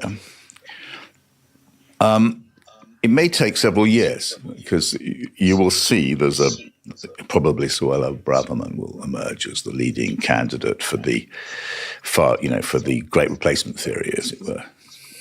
And you'll find that there'll be somebody, maybe Penny Mordaunt or Hunt Wade to survive electorally, and there'll be a little battle, and that battle is very important because it's a battle for the title deeds of the Conservative Party. Effectively, the Conservative Party has gone in terms of its deep roots in civil society, up and down Britain, Scotland, the North, manufacturing industry, agriculture. It really doesn't exist in a serious way anymore. But it still exists in our history. This has been the eminent party of government for 200 years. It's still got the name, and it's still got the legal structure. The danger is that after the 4th or 5th of July, you're going to get a far-right movement led by, let's take as an example, Braverman, seizing control of the Conservative Party, which has no real connection with conservatism as we've known it for the last 200 years. It will be the equivalent of Marine Le Pen's party or someone. And it'll delude the voters. So for most people very sensibly take little interest in politics, they won't know that the party has, they're canvassing under a conservative name is really somebody deeply unpleasant with foul views, which can trend towards fascism in due course. I mean, you remember, fascism doesn't knock on your door saying we're fascists. They say we're nice people who share your concerns. You said that they've got no anchor in society, this modern conservative movement. And I mean, that's inarguable. I've been going to places like Godalming or Fareham or Wickham or small town or large town, conservative seats, the so-called blue wall across the south. And it's very clear to me that the Conservative Party has collapsed. Even the people who are still planning to vote for them they now hate the Conservative Party because they're not right-wing enough, or because they've just not executed very well in office. People will say, my DNA is effectively Conservative. I will vote for the Conservative Party even if they get 0 seats. Those people actually dislike the party more than anyone. In some cases, there's nothing worse than a disappointed romantic. And I think many of them felt quite eager about the Conservative Party, relatively recently, whether that's Thatcher or whether it was Brexit. And that's obvious to me. And again, the relationship of the Conservative Party to the institutions of British civil society, the National Trust, RNLI, RSPB. I mean, it's astonishing the Tory party goes to war with the National Trust. It's amazing. Led by the... I've also noticed, it's quite fascinating, if you read the Daily Telegraph, which I do with growing sense of amazement, it also attacks the middle classes. Yeah. There's a category of people called middle-class Remainers, which the Telegraph has really got it in for. I mean, they actually hate their own readers. It's an extraordinary thing. And and they're they're running a campaign against the National Trust.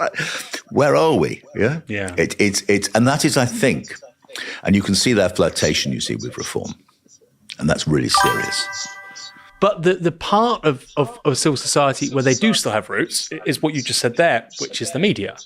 So that's the part of conservative, let's say small c conservative British civil society, where there is still that connection with the party, the large C Conservative Party. And you're somebody who's obviously been in that world. You were chief political commentator for The Telegraph. You were political editor for The Spectator. You criticised both outlets a few moments ago. Have they changed? Yeah, I'll explain. Or have you changed? I'll explain what has happened. I would argue that I haven't changed very much. More or less, I stand for exactly the same thing. He is correct. He's not being disingenuous. He might have changed a little bit in certain policy areas, but he's mostly the same. He's been the same person for pretty much most of my life. Obviously, Peter O'Byrne's older than me. Give me a minute. I'll find out actually how old he is. He's Probably now I'm 20 years older than me.